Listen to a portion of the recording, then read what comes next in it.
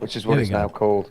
I think we're The now broadcast running. is live. Right. I think we actually have shite happening. We have So- shite happening. Oh, Yes. So no more talking about those people in the chat like we were. which I Never wasn't. would. Well, there's one or two I wasn't. Hebden talking about. Bridge. Yeah, Hebden Bridge. Oh, plans are afoot about Hebden Bridge, but I should say nothing. Oh yeah. It's like that, is it? Oh, Do you know what? Yeah. So after thousands of issues, Big ones. huge, Big huge, issues. huge horrible issues. what was that? You need some tissues. Are you I know somebody did that once to a big issue seller. What was it? Do you want tissue, mate? Oh, I thought you said big tissue. Yeah, didn't go down that one. No. Oh dear. Probably got punched. No, it's kind of a faint chuckle, like yeah, whatever. Then he Yeah, threw you've a heard couple that of one quid. before. in Of course, Ball I've not heard that magazine. one before, have I? Yeah. Oh, God. Bloody wags. Oh, not wags. He's going to be in the chat when he. Sorry, wags. I didn't mean that. Sliced the top of my thing with a bread knife yesterday, and I keep catching it. It's just fucking sore. Supposed to slice the bread. I know, I was, and then it carried on and got my finger. Don't do that. It's not a good idea. No. It's quite painful. Yeah, pink bread's not always that tasty, is it? No, it was all right. It's kind of Wouldn't healed you? now, but Do you know what I saw in a video yesterday? And Oh, yeah. I got really nostalgic about it.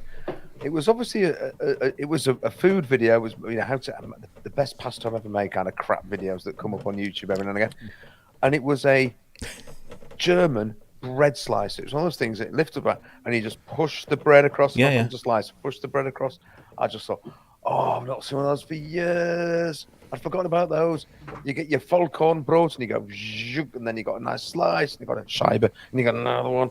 And I used to love. I could sit there and just slice me Vollkornbrot, and it was almost like a hypnotic thing. Breakfast was such a ritual for me when I was in Germany. It really was, because in the flat that I lived in, my flat was up. It was a roof flat, but down at the bottom of the entrance onto the street, on one side was a Bäckerei, the bakery, and on the other side was a Metzgerei where you could get all your sausage and your schinken and all your stuff.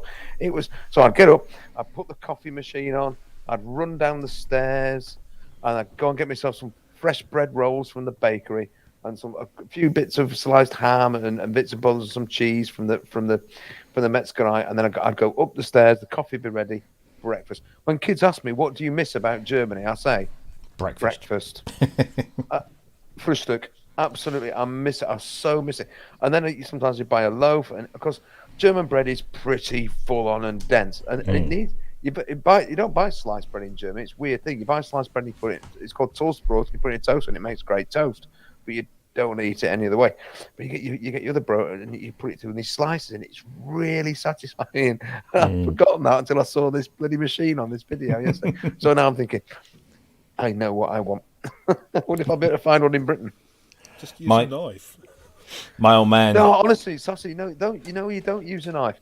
You'd be there for you got your no, you get your machine. You go, and off comes this beautiful, nice, beautifully cut scheibe of broad, and it's just. But you don't just use a knife. It's a wonderful invention, and one of those things that just makes life worth living. A bench-mounted circular saw. A little bit like that, yes, but I would. Yeah, that's what it is, Sassy. Actually, yeah, right. That's exactly what it is. My old man used to But have with safety guards, the with ham safety slicer. guards, so Robbie can't cut his finger off. You know those big ham slicers? Oh, they're fantastic. Yeah, my old man had one in the restaurant. He used to get the Parma hams in, the proper full-size thing, and then just boom on there, stake it in, and then just get, and he would do it with consummate ease, and it'd all flop out the other side, and he'd put it on the tray, and the tray would go in the fridge, and then he'd do one for me and one for him, and then we'd do another lot, another tray, and that would go in the fridge, and one for me and one for him. Oh, but it was just like the thought, just seeing that spinning blade. It just gives me, because I've seen people with wounds from previous injuries, and it's just like literally shave the top of your finger right off. as quick as you like. Horrible Well, it things. adds to the flavour anyway. Yes, indeed. You cannibal sassy. There was nothing like growing up in a restaurant. It's just the most amazing thing. So you're not the full pilot today, Sass? Sorry? You're not the full pilot? Not flying any aircraft? It's bound to kick on at some time. Because it's Unplug it. loving quiet at the moment.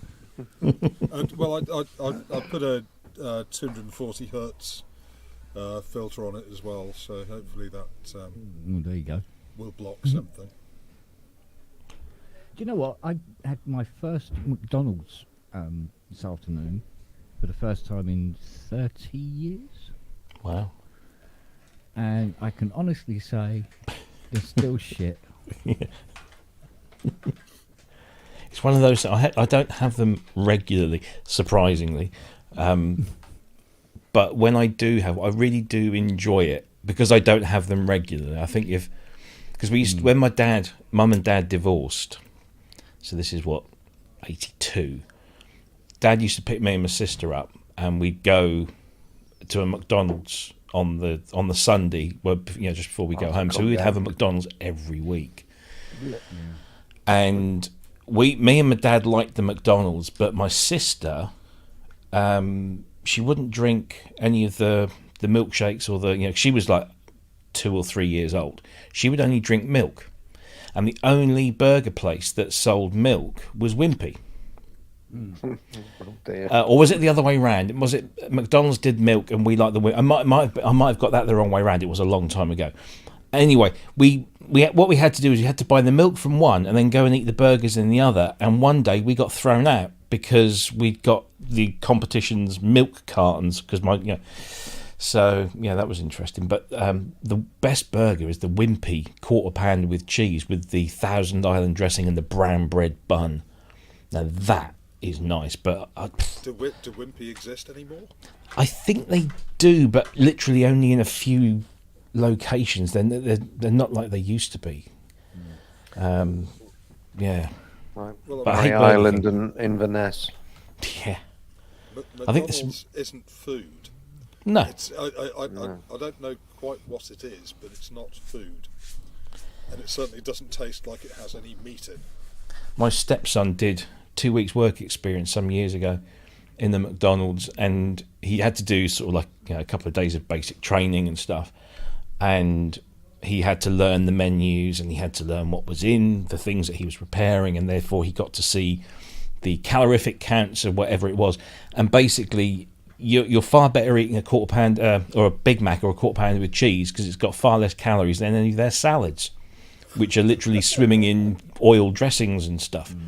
So you're much better off just having a little burger.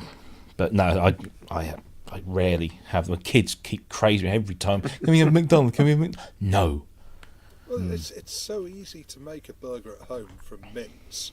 Then at least you know what's gone into it. And if you want something like a Big Mac sauce, just get some tartar sauce, add a bit of mayonnaise and a bit of ketchup and a bit of paprika. Well, they do bottles of the burger. I forget which brand it is. There's a bottle of just like burger relish that is exactly the same as the Big Mac sauce. Tastes exactly the same, but yeah. Reminds me of that Eddie Murphy sketch when he's going on about wanting a burger and his mum wants to make the homemade burgers. She says, "Go and give us a Wonder Bread." Brilliant. Was that in? That was in Raw, I think. Or was it Delirious? I can't remember. Yeah. Don't remember it anymore. I'm not sure that American bread can actually be classed as such, can it? Well, yes, indeed. Well, I must admit, I spoke with Richard Hilton last night. He hit me up, and we were talking about all sorts of bits and bobs and everything. And I mentioned this can't hear anything out of the headphones on the Mac Mini Oh, yeah. issue, etc., etc., etc. And we went through his loopback software. And he sent me pictures of what he had on his screen compared to what I had on my screen. Totally different. And in the end, he turned around and he said, "Look, the only way you're going to get around this is an audio interface on the back of the Mac Mini. That'll do. Yeah. He said going in the old lining is not ideal by any stretch of the imagination. So, without even thinking about it, I went on to Thomann and bought this audio interface, little baby thing. And he says to me, he goes, "Wait a minute, you had another audio interface, didn't you?" I went, "Yeah, I've given that away." He went, Does that mean I can't have it now? "No, of course you can have it." Sorry. I was going to ask you, I said, do you really mean that? No. Do you really mean that? Yeah. Right, no, he doesn't mean it anymore. He's going to keep it. Yeah, no. And Right. because that's a big 19-inch rack thing. He said this little thing would just sit on top of the Mac Mini and look cute. I was like, oh, it'd be a good idea to test how well Thomann have dealt with the whole Brexit shit. Very bloody well. Shit. And haven't they just? Yep. No messing Really. about. Yeah. Quick buy. Thanks very much. Cheers. The It was only a- difference. It was is a bit of a mess in January last year, but Yes. it's got sorted out now. They really they went to town on the whole thing, and their website now is just it's just like using it before, and you get the price that includes the VAT, and even if you buy something over that stupid, was it £235 limit? There's this kind of limit. If it's under that, you pay the tax direct, and if it's over, they have to pay it. Basically, they just take care of everything, and it's all done, and the prices are still great, and the shipping threshold, the free shipping threshold's gone up 50 quid, which is fine. And the only difference I found with this thing, that I had some stuff arrive Monday or Tuesday, is that the shipping took a couple of days longer because it goes through DHL. Are they using DHL? Yeah, well, over here, yeah. Oh, well, to be honest, I'm glad about. Well, you're saying, because they were using UPS, and Correct. They are just They're awful. cock. Yep. Don't even On- don't get me started. Excuse me, folks. I'm Oh, just yes. gonna have to duck out a little bit. No This worries. is my dad's in hospital, or was in hospital. Oh, Oh, cool. now what buttons do I push? That. Yeah, that one. By which time the phone's rung up. Yeah. Yeah, UPS. So yeah, they use. Well, it was DHL for me. It seems like it's an end-to-end thing. They're big enough to justify that. And it was I've got people in the absolutely chat saying that my microphone's quiet. It is a bit. Is it? Just drop it down a little bit. Hang on. No, as in physically, not the volume. Oh, right. Okay. Is this any better? Not really. No, it's not, is it? No. All right, let me look at myself. There you go. Yeah, that's getting really loud now.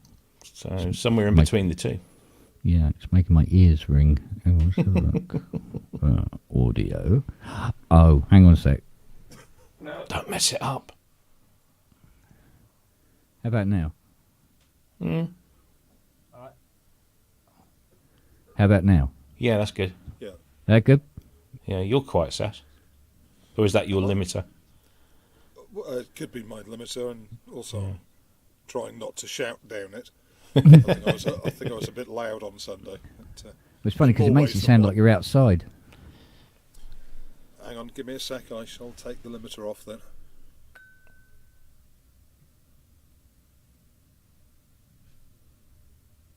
No, he's gone completely. That's buggered it.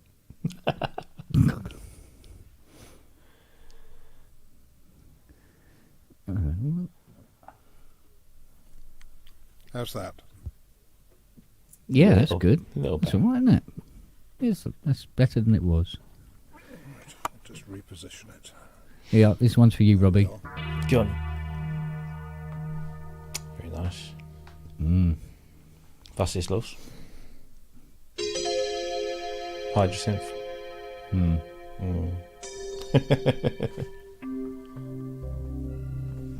Oh, that's a bit there. Sorry. What? Ooh, Does sound very good. yeah, it's a lovely sounding piece of kit, I must admit. I showed it to Dream synth. Sumo today, who's Daniel Miller's assistant. Oh, yes, Sumo. Yeah. So, because he come up to have a pee and everything, and on the way back down, he's gone, "Oh, is that your studio in there?" I went, "Yeah." He goes, "Do you mind?" I said, "No, go and help yourself. I'll go and have a look." And he has a wander around. He's looking at everything. And he goes, "God, bloody hell, fine." He goes, "I thought Daniel had a lot of stuff." I said, "Yeah, well, what he's got is very expensive, actually. I think you'll find the Sinclavier over in the corner and all that sort of thing." So, Just the one. yeah. So I spoke to Daniel again today. Oh yeah, And it's like, yes, absolutely. fantastic. And I've also told him that I sent your email. Yes, yeah. Thank you. Got that. So so it won't be a shock. No. Who the hell's this? Well, unless I send him a dick pic Well, Again. Oh, again. Yeah. This 'Cause this the time other- it'll get through. He said to me on the phone today. He goes, he says, is it live or recorded? I said, "Oh, it's live." He says, "Oh, I better watch my language then." I said, "No, it doesn't fucking matter at all, mate. Don't worry about it. We can bleep them out." he is a bit of a god. Yeah. Yeah, he's a lovely geezer, really is. So Sumo came down, brought his missus with him because she wanted to meet Charlie, who sang to her for an hour and was just all over her like a cheap suit. This the dog, I'm guessing. Yeah. Not heroin. Yeah. The husky. Not heroin. And she gave me one of these little knitted Ukrainian Oh, very nice. flag things, which I thought was quite nice. Thought I'd have some of that. Yeah. I don't think you can see that on my. Oh yeah, see it. Done that on. That's about all I can do, really. Yeah. So. Well, we're looking to, if push comes to shove, take somebody in, take a family in. Yeah, if I had the room, do you know? I'm serious. I seriously. You see these people on the news, just like, give me a van or give me something, and I'll drive over there. And I love driving. I love driving across Europe. I have seriously considered. I honestly thought the situation would be over by now. I mean, it's like all these situations. It's not the idiot politicians who suffer; it's the people, Yeah. and that includes the Russian people. I mean, Oh, yeah. you know, they're all having to deal with arseholes running their countries. Did you see Arnold Schwarzenegger's video he put out in the last day or so, pleading to the Russian people? Who's just like, sort of saying, you're not seeing what's actually going on. You're not being told what's going on. And it was actually, I thought, oh God, it's just going to be another one of these kind of celebrity things. But it was actually quite moving because he started off by kind of framing it that when he was a young kid wanting to be a bodybuilder stroke weightlifter, his biggest hero was this Russian guy. I forget his name now. And he met this Russian guy, and he said from that moment on, I had the greatest respect for him and for the Russian people. And when they went to film, what was it? That film that he was in, that was Red something. But anyway, he filmed this film in Russia. It was the first American film to be allowed to film. Red Heat. Yeah, it could have been that. Yeah, Yeah. Where he it was played the a first Russian- American film to be allowed to film in Red Square. And he said he did all these like workshops with kids, and this great Russian weightlifter would join him. Obviously, he'd long retired, and Arnie would do these things. And then it was very impressive without being overly schmaltzy or. Yeah, it was very, very cool. And I hope they subtitled it all in Russian. And I don't know how it's going to get out there, but hopefully it will. So he wasn't the usual virtue signalling No, celebrity. he was Arnie doing Arnie. Don't Got a lot of I got a lot of time for the guy. Got a lot of time for him. Yeah. Even politically, because politically we're not really that aligned, me and him. But Well, he is a Democrat, isn't he? no, he's a Republican. Is he a Republican? I thought he was Yeah. governor of California. Yeah, Yeah. they're generally the Republicans are usually governors of California. It's the senators that are Democrats. Yeah, but I mean, being a Republican now doesn't necessarily equate to what Republicans used Well, to be no. like 20 years ago. But Arnie's more old school Republican. Yeah. Has a slight sense, of decency and working for the human good, rather than what did somebody describe him as? Oh, I saw this brilliant description of Donald Trump today. Straw-topped blancmange, something or other. It was just It's so insulting to a brilliant. blancmange. Yeah, well, quite. But I just thought, what a brilliant way of describing him. Anyway, Mm. a little bit of politics. What did you think of the Behringer demo, Rob? Do you know? It sounded nice, and he's clearly multi-tracked a lot of that because it's only a 4-voice. And I'm thinking, why would you want a synth like that that's only 4-voice? And he didn't demonstrate the joystick, which was telling because it's a Prophet VS clone. Yeah. Well, I think it's possibly still in prototype Indeed, stage. indeed. Which then just sort of further underlines this thing of why the bloody hell are they? Why don't they just make these things and then tell us about them when they're ready?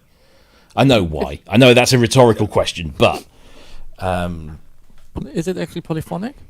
4-voice. 4-voice. It- Yeah. Because I was always unsure if it could be paraphonic because it's all just homophonic chords Well. and nothing really exciting that could tell me whether it's polyphonic or just paraphonic. Nobody really knows, I guess. Yeah. I mean, it just says 4-voice, so I'm assuming it's 4-voice polyphonic. I mean, why would you want? Well, The a whole bunch of the 100 other stuff buttons ain't sounded announced. good. Well, yeah, it sounded good, but then It's going to it be would very be nice limited. to know whether if it's not actually polyphonic, then I sort of don't get the point. Otherwise, yeah. I'd be but it's actually really cool. If they had done something that was like 8-voice polyphonic, so you could fully exploit, what the original did, then fine. But I think this is, not for me. Josh is saying it's paraphonic, only has one filter. Oh right, okay. Yeah. No, it's an odd one. It didn't sound awful. If that's exactly what we were hearing was that, then it didn't sound awful for $99.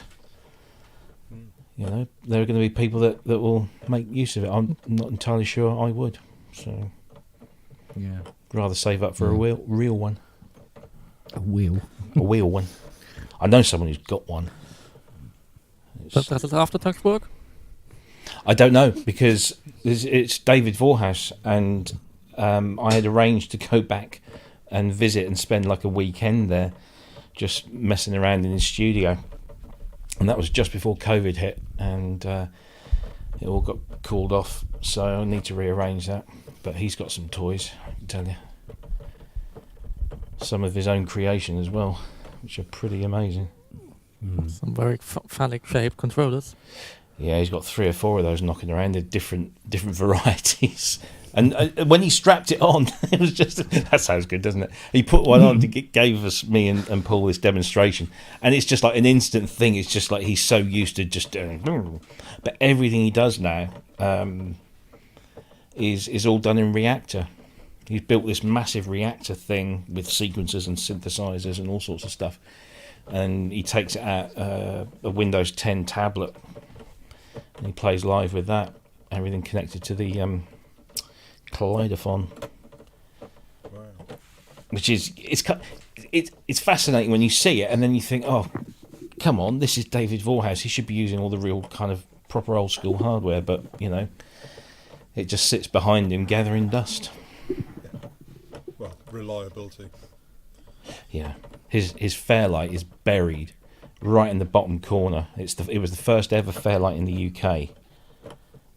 He bought it off of Peter Gabriel. Peter Gabriel got it first as like a demo unit, and then David got pally with Peter Vogel and said, "Come on, do me a deal." And he said, "Well, I can sell you that one that I loaned to Peter Gabriel." So the very first Fairlight in the UK, and it's just sitting there underneath a PPG Wave, a DX7, and a couple of other bits, not even plugged in.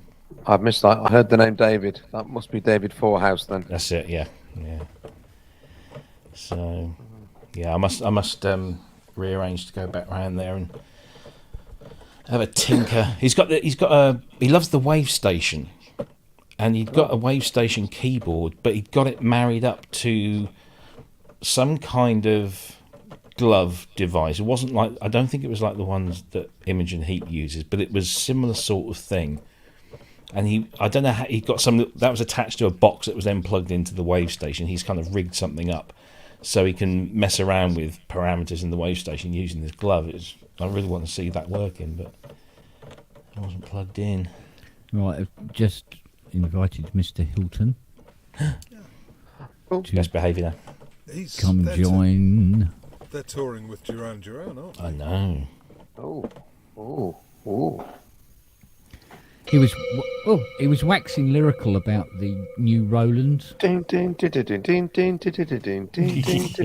was a bit like that, wasn't it? Yep. Was that Love in Itself? I think so. It was, yeah. Which, what, the new Phantoms? Yeah, is it the 08? The 06. The ever confusing Phantom range that consists of the Phantom 6, 7 and 8, the Phantom FA06, FA07, FA08, and now the Phantom 06, 07, 08. Yeah. Jesus, whoever did that was one of the things shooting. he really liked about it, apart from they did a lot of the features that he needs for one of those boards touring, was you can download cloud instruments into it. Yeah, that's the big thing with this one. Yeah, so he needs to ask you a couple of questions on that. Me? Or I suggested, yeah, because you've used Roland Cloud. Oh, right, okay. People, yeah, not Roland Keyboard, but No, But it's only technology, isn't it? They have it. not 100% sure. Some of them. no, Or do they actually support like ACB now? it's supposed to do some really, really clever stuff. Right, here we go. 1,000 impressional sounds, blah blah blah. Translated with further expansion available through Roland Cloud. Doesn't say how.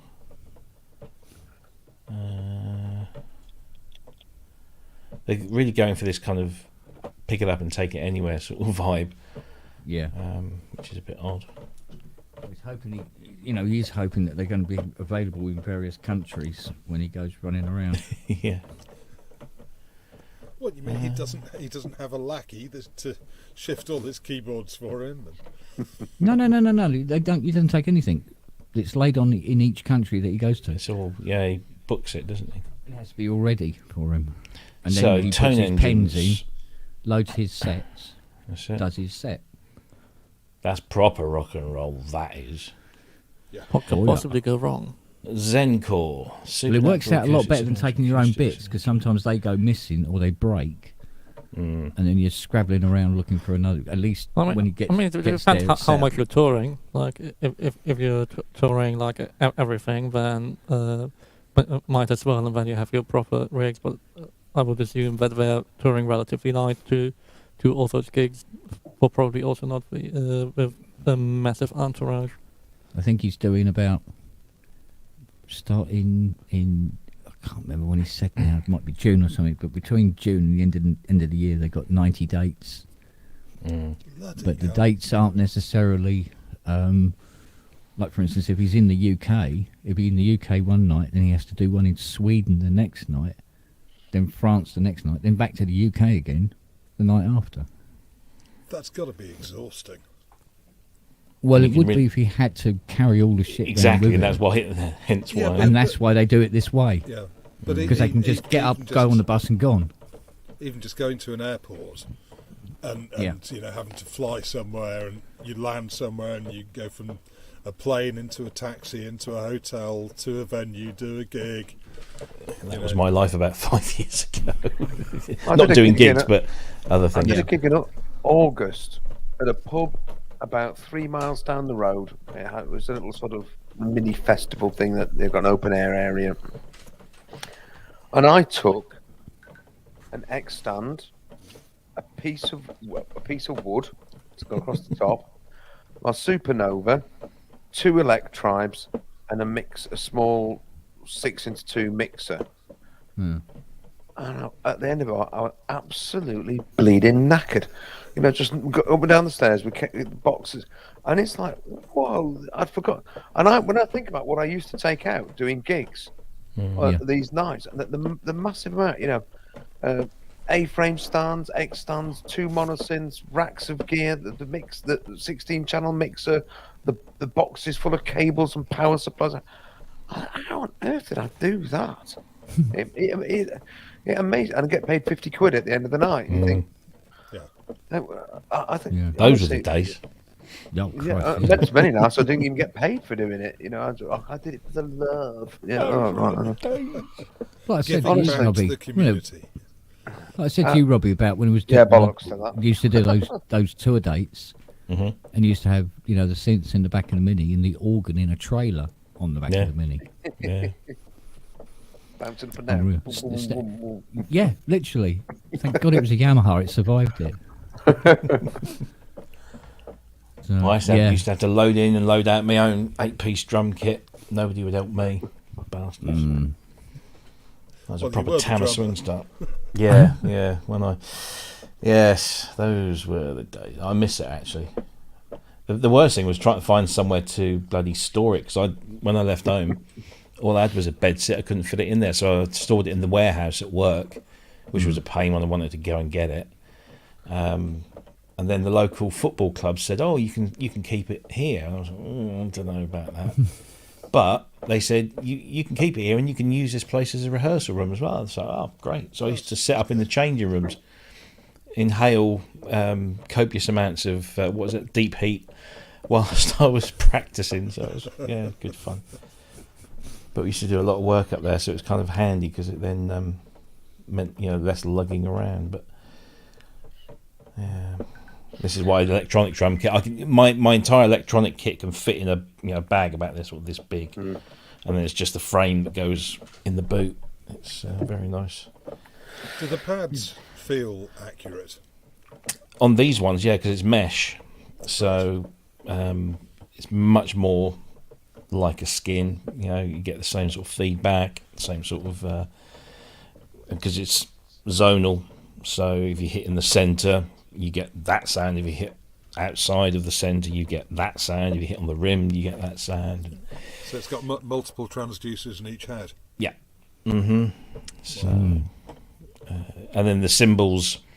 I mean, my first cymbals, electronic cymbals, were just like quarter wedges things.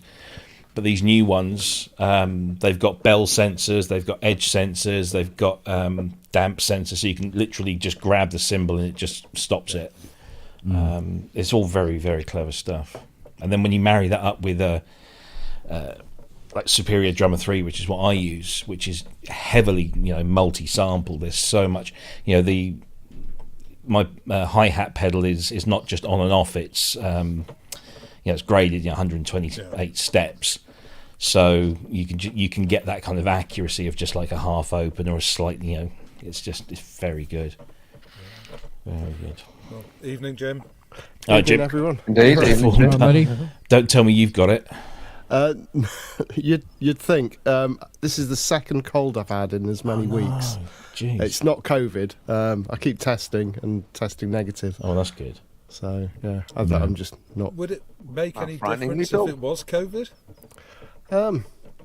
Yeah, possibly. We'd be asleep at the You moment. can still you Yeah. can still self-isolate. You can still choose to say no, I can't do that. Well, I think I'm We've been effectively told that we're- self-isolating anyway. So Yeah. Hey, Randy, what at your school? What is the policy if a pupil comes down? Do they have to self-isolate? Do they have to stay away, or because hasn't it now changed? They don't have to. I mean, there aren't really any restrictions anymore. No. The guidance from school is that if they test positive, they should self-isolate still for the recommended, whatever it is, 5 days. And the same for staff. We've been told if any of us test positive, we just say, I've tested positive for COVID, I'm going to self-isolate, and it will be absolutely fine to do that. There'll be no recriminations or anything like that. I mean, it's just, they're still going with it. I mean, I do. Self-isolate from a nice beach on the south of France. Or something. I mean, you could, but you wouldn't have a job when you got back, would you? If you got found out, I mean, that's happened, hasn't it? Unfortunately, 1 or 2 people have already tried that silly trick and then wondered why they were out without a job when they got back. No. I mean, a lot of these things. I think there's been an awful lot of trust built into it, and of course, if you abuse the trust, then Oh, absolutely, it goes away. So I think people are sensible. Well, at least I hope people are continuing to be sensible. The reason I ask is that my wife cleans at a school, Yeah. and they've literally had 2 classes wiped out because of COVID, and they found out that what it was there was a parent. I don't know what the situation is at home, so I'm not going to speculate. But anyway, got 2 kids. They both got COVID, and after 2 days of looking after them at home, he couldn't be bothered to do it anymore. So he just sent them into school and didn't even tell the school. And so, just in a primary school, they're all fairly close together, and there it was. Yeah, Teachers and it's and everything. it's people not taking responsibility, and unfortunately, that's where things go a bit pear-shaped, isn't it? You've got to trust that other people are going to do things right, and when they don't, Yeah. We've had a few, spikes, haven't we? Well, I was well, it's reading. bound to be when you think about it. Well, Tuesday, I think we had about 75,000 new cases in one day. Yeah. I think it's gone up again because I Mm-hmm. report in that Zoe COVID study every day, and what did they say? They said something along the lines of it's the massive at the moment. Yesterday there were 268,704 daily new cases based on PCR and LFT test data. 2.8 million active cases still in the UK. Well, I mean, to be perfectly honest, with the Omicron variant, it's probably going to work out better if everyone does get it in the end, because then we at least have some element of herd immunity, which is really the only way that you can deal with viruses like this in the end. Until it mutates again, it'll just become another flu virus that'll mutate every year. You can do it, sort of without. Well, effectively, you can get herd immunity through vaccination. You don't actually have to have had it. But the vaccines didn't stop you getting it and didn't stop you passing it on. Yeah, well, neither does having antibodies. It's like so. The flu cold. vaccine. The flu vaccine How doesn't often guarantee have it. we all had the common Exactly. cold? We've got herd Or immunity. flu. But the common cold is different every time. Yeah. And I mean, COVID's just going to become another common cold eventually. It will eventually get grouped into either a flu virus or a cold virus, thankfully, and it will just get on with it like we normally do. Well, yesterday, the UK had 89,700 new cases in 24 hours. And America, who seem to have got it all under control again now, had 6,000. And they got 5 times the population. China is shutting whole cities down. Yeah. There does have to be a point that you have to say, look, we can't carry on doing this, but we need to be careful doing that. So let's find, hopefully a middle ground where we just have to accept that, if the Omicron variant isn't as deadly as the previous ones, and we just protect the vulnerable and the elderly, and as we do with the flu virus. Exactly. And we just carry on, and it will. Yeah, but you know just what? It's become hard to say that to the 138 people that died from it yesterday. Yeah, I in the know. UK. Yeah. Innit? Exactly. That's But- the thing. They go, But oh people no, it's died all right. from flu. People died Yeah. from flu. Yeah, true enough. And there is this thing with those figures that it's died within 28 days of a positive COVID test. Yeah. It doesn't always mean that they died of COVID, that it might have been something else, but they also had it. So it's all they very might- sketchy. The figures aren't, it's they're not black and white. They're not listing comorbidities either. So Yeah. Yeah, but I mean, you used to do this thing, right? One time a day, like somebody go, oh no, don't come near me. I'm absolutely, I've got such horrible flu, right? And that wasn't a problem. But if it's COVID, all of a sudden, everybody's got a fucking problem with it. Do you know what I mean? Once you're told, it's this typical human reaction. When you're told you can't do something, you want to do it more. Yeah. And it's just the way it is. And there used to be a time when you got a cold and you were quite happy to ring up work and say, yeah, I'm just going to take the day off today because I'm feeling pretty rubbish and I don't want to spread it around. And they'd be cool with that. But now it's the the way that the world is and society is that you expect to be going in every day of the week, and you mustn't. I'm not going to let a cold beat me. No, but there's somebody else who might get it worse than you. Or, you're spreading it around, and just take a day off. It's not going to, it's not going to hurt the business. So, but then here's me. I office population of 1, so I don't have to worry about it. Give it to yourself. Yeah. Good evening, Rich. Hey, Dave, babe. Good evening, Mr. Hilton. Hey, everybody. Jeez. Hey, everybody. You hear How's me it all going? right? Yeah. Yeah, fine. Yeah, Okay, very good. clear. Good stuff. Greetings.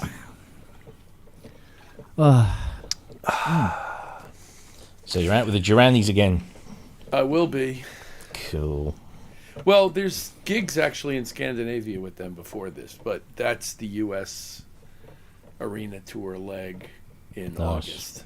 That will be later. And also we're playing Hyde Park with them in July. I believe it's July. Okay. Cool. One of those small, intimate gigs. Yeah.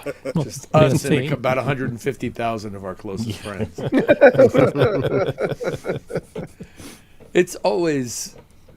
It's a remarkable. I don't even know how to describe. You walk out and you look out there, and the voice in your head just goes, "Holy shit! Look at that!" I mean, it's not. There's not any component of fear at all to it for me. It's just. It's like looking into the Grand Canyon or something. It's A sea of people. yeah. It's just It's got not this surreal, how the hell did I end up here kind of quality to it. Yeah. I'm trying to get my ears right. I think I don't I know. remember looking into the Grand Canyon. It was the only time that, that phrase took my breath away. It literally did. Because you don't expect it to be as big as it fucking is, and you don't expect it because we parked in this small parking lot because there's loads of them kind of dotted around the rim, and I wasn't quite sure what to expect. We all got out and we sort of walked this little path, and then literally just boom, it's there, and it's this vast hole in the ground that's as big as London or something. It's just massive. Yeah. It's funny because I've actually never been to the edge of the Grand Canyon. I've flown over it. That's as much that'd as I've be seen cool. of the actual Grand Canyon in my own country. We couldn't afford the helicopter ride, so we did the IMAX instead. We got an IMAX cinema see. there, so you can fly over it without actually being in a helicopter. Well, That was cool. yeah, but anyway, it's there's that holy shit aspect to looking out at I bet. something like Hyde Park full of people and thinking. These are 150,000 drunk these are the Englishmen. gigs. You're not like Yeah. working your way up to the next level of gigs at that moment. Yeah. You're kind of just agreeing that these are the gigs. Yeah. Everything else is small by comparison. Well, it's all good though. It's the funny thing is it's all good, and to me, from the standpoint of how I approach what I need to do, it's all the same. Whether it's 6 people or 150,000, I'm delivering the same thing. What would you rather do? Would you rather play Hyde Park 150,000 or a couple of hundred at Ronnie Scott's? I don't want to have to choose. But you've got to. No, I don't. No, I don't. Yeah, that's And correct the answer. thing is, Mr. Hilton. He doesn't have to choose. He could do He's going both. to do both anyway. So So we No, but I'm just- saying, what would you prefer to do if you had to make the choice? I'll tell you. Well, I won't say. I don't know if I have a preference, but I will say this: Don't collapse that the wave it's function. in many cases more intimidating to play for a small number of people than it is to play for a gigantic number of people. Yeah. Now, Yeah. other people's this is a your mileage may vary kind of statement, and Yeah, other people yeah. may feel completely differently about this. But for me, there is no safer place in the world than being on stage with my fellow band members playing that music to happy people who are soaking it up. And all of that's good, but when you're really close to people, everything seems to be a bit more magnified, and so you're a little more, you feel, as odd as it may seem, a little more exposed. Because the size of the event kind of makes the whole experience different in terms of the way people perceive the total sum. You still have to play well. I mean, you still have to deliver at the same level, but I don't know. For me, it's always more nerve-wracking sitting in a living room with a grand piano and 4 people behind me than it is getting out on a stage in an arena or in a park like that, at a festival or what have you. It's I don't know why that is, but it's always been true for me. And of course, it's nice just going to a Duran Duran concert. Well, there's that too, and plus they're my friends, and I love to see them. They're very nice to me and very nice to my family, and we've had a lot of great experiences together over many years now. So there's a personal aspect to it. I like these guys, and they're nice to me. So I'm looking forward to that. We've had tours with them. In 2016, we toured U.S. and Canada on a arena bus tour kind of situation, and did, I don't know, 40 or 50 gigs probably, and it was great. We all got, close, and again, I always enjoyed them. They're very nice people on the tour. In their band, the band members who are not, the main 4 guys are also really nice people too. And the crews get along great. I know they're crew guys, and we all get very familial on tour in our band. Almost no matter who we tour with, we end up feeling some degree of social closeness by the end of the tour, or maybe hopefully not hopefully before the end of the tour. And have nice social times, even if it's just catering dinner, dinner at catering in the arena where everybody kind of comes together. Does your wife tour with you? No.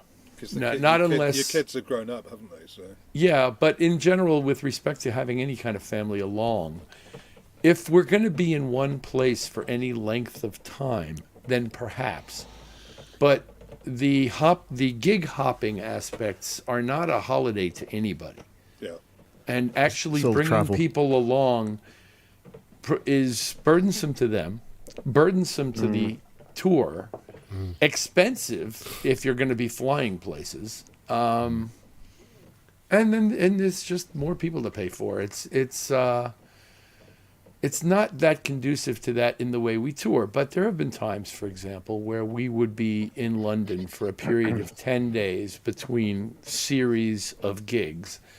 And in those 10 days, we might have 3 or 4 1 or 2 hour appearance-based things or performances that we had to do that weren't full-on shows. And so for the bulk of those 10 days, it's not work days. And in a situation like that, I have been known to fly my wife over, and she'll bring her sort of job with me and work from our hotel room, and we'll stay together for 10 days because I actually have some time to spend, and it's not hell on wheels for them, for the person you're bringing. Yeah.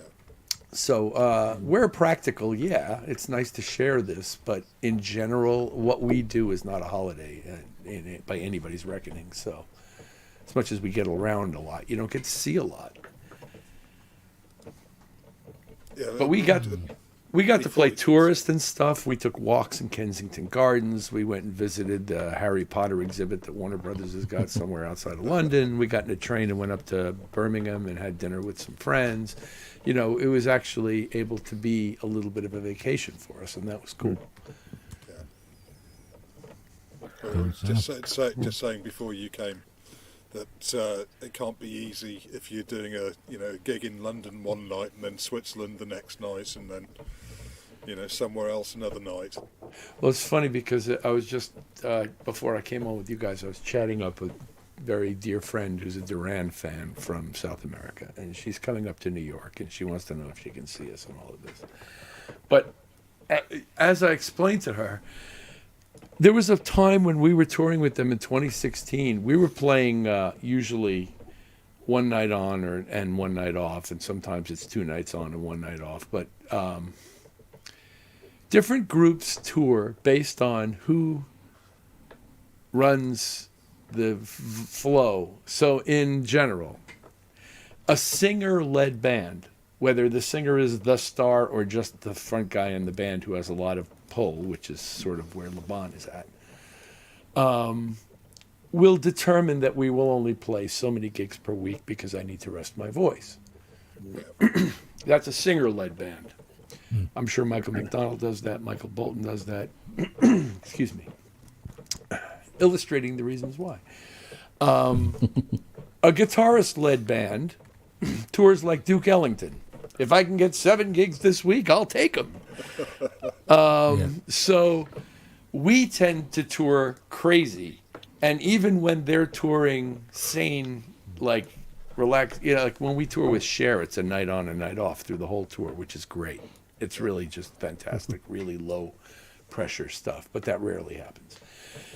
So there was one time in 2016 when in between 2 Duran Duran gigs that had 1 day off in between them, we flew to Gstaad, Switzerland and played a wedding on the day off. Now, we're not talking about going 2 cities over in the United States here. We're talking about private planes, cross-Atlantic flights, no time when you get there to do anything except play the gig, and then get on the plane for the gig the next day back in the States. Gstaad is the high life.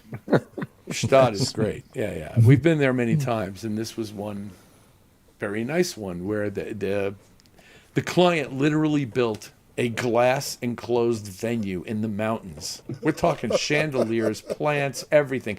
A venue was constructed for this wedding and taken down afterwards. Wow. Switzerland, eh? So clearly there was some cash involved in the transaction that brought us there on a day off between 2 Duran Duran gigs in the United States. So we sometimes things get crazy. But mostly it's nice when it's, especially as I approach whatever this age is. It's nice 23. Later youth. Yes. So it's nice to have. There's something incredibly civilized about touring with Cher, where you play a night, you have a day off, you travel at night, you end up in the next city with the day off the next day. Does she And need then her you play beauty the sleep? show, and then you do the same thing to the next city, and you just keep kind of city hopping with days off. It's very nice. Yeah, they have to plug Cher in for 24 hours after a gig. Well, you know. Oh, no, she's still close to the top of my list. Has she got one of those tanks like in Boba Fett? Yeah, rejuvenation tank. Whatever it is, it's working. She, of all the people we've ever toured with in arena tour contexts, she is the one who sells tickets Oh, God, yeah. better than anybody that I've ever seen. Every market, every seat in every market, all the way up to the sky, is filled with people, and the demographics are as broad as they could possibly be, as far as age, as far as ethnicities, as far as it just doesn't matter. Everybody loves this woman for all of the things she's done, and it's pretty remarkable because we get to win over crowd. You know, our job as opening act is to win over the crowd every night and get them warmed up for the big show, and I really quite enjoy it. Enjoy the challenge. You have like 55 minutes to make them happy and get out. It's a pretty cool. You're in the, you're in the bus or the bathtub by 9 o'clock at night. I've always wondered about support acts. Do they stick around? I know, like small gigs and stuff. When the support act is really, trying to make a connection, they do hang around. But It depends. When you're leapfrogging gigs, typically you're not sticking around. But there are cases where you can, and where the opportunity arose. For me, it took a while, but I finally did see Cher's entire show. I mean, I watched them sound check like every day, so I kind of know what it is. But I was enjoying. I really wanted to see it, and Honey was able to go with me, and so nice. So we sat and watched the whole show. Oh, and happy birthday to the fine lady as well. Thank you. Yeah, happy birthday to Honey. Thank you very much, everybody. Yeah, that's right. She's 39 again. Mm, And rightly so. why not? I've got a red carpet moment coming up. Can I just say this? I'm chuffed to bits. He's on the porch relayed. I'm off the porch laid the red carpet. Now, on Sunday, I'm going to a film premiere. Ooh. I've been invited to the film premiere because a piece of my music has been used on this film. Nice. And it's How a cool. film. Awesome. Yeah, no, not that my musical output amounts to very much, really. It's just sort of, Excellent. Oh, good Load on of- you. yeah, I know. But it all relates back to a very good friend who passed away, and a lot of mutual friends did an album, an in memoriam album for him, and I contributed a track to that album. And the music from that album has been used essentially as the soundtrack to a film about it's called Felling, and it's about the cutting down of trees in Sheffield and the big protests that came about. Oh yes. Yeah, so that's been premiered in Sheffield on Sunday at Sheffield City Hall. And those people whose music's been used have obviously been invited along to the premiere. Nice. So I'm sort of dead chuffed to bits about that. I mean, Yeah. obviously it's only by Right. association. I knew nothing about it. It's happened. So I'm going along to that on Sunday. Oh, yeah, I'm chuffed to bits. Awesome. How can you Congrats. tell? I've been itching to say. So are you going to get yourself an IMDb entry then? Make sure they spell your name right. Yes. Yeah, thanks, Robbie. I know your story about that one. Yeah. No, I've got to get myself a tuxedo from somewhere. No, I haven't really. Anyway, My movie premiere Are you a was PRS launching member? with Amazon Prime. that's right, Jim. I'm a what? Sorry, Robbie.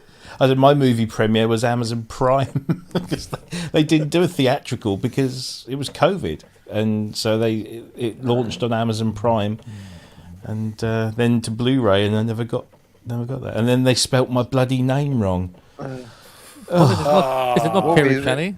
Rob Zucchini or something. No, it's was it? Piricelli. But they'd replaced the U with an I. Even that- though I'd that's signed fine. like all these documents and everything with everything on there, no, they still got the flipping name wrong. Oh, well. Well, it's probably Well, easier that's to just change your name. It's so easy in the UK. Well, yeah. Deep hole.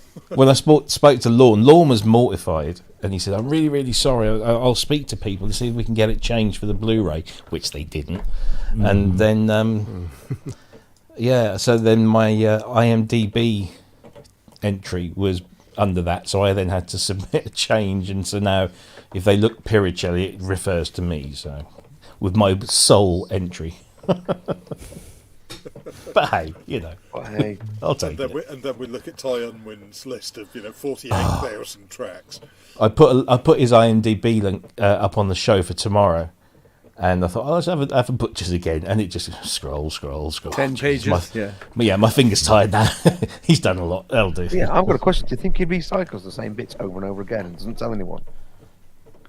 Oh, don't Rob's know. shaking. Yeah. Ask him I had- tomorrow. I had He's on the asked- show. I have asked him that. Unison Shaking MIDI his chord head, pack. Unison. I did ask him that once. What was the answer? Go on, Coat. It's Oh, I like, can imagine. basically, it was like, fuck Foxtrot off. Oscar. Fuck off. Yeah. No, No, because but he'll just write to, if he's, I mean, he'll write to picture anyway.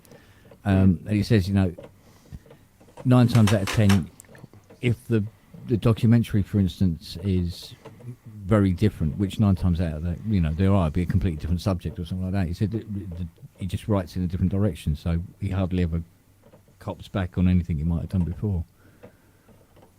But I don't know. Yeah, it's one of those things. I just think, how does somebody do that day in, day out? It's quite amazing. I mean, some people just have that, and I have to doff my cap, because the music is amazing just to hear.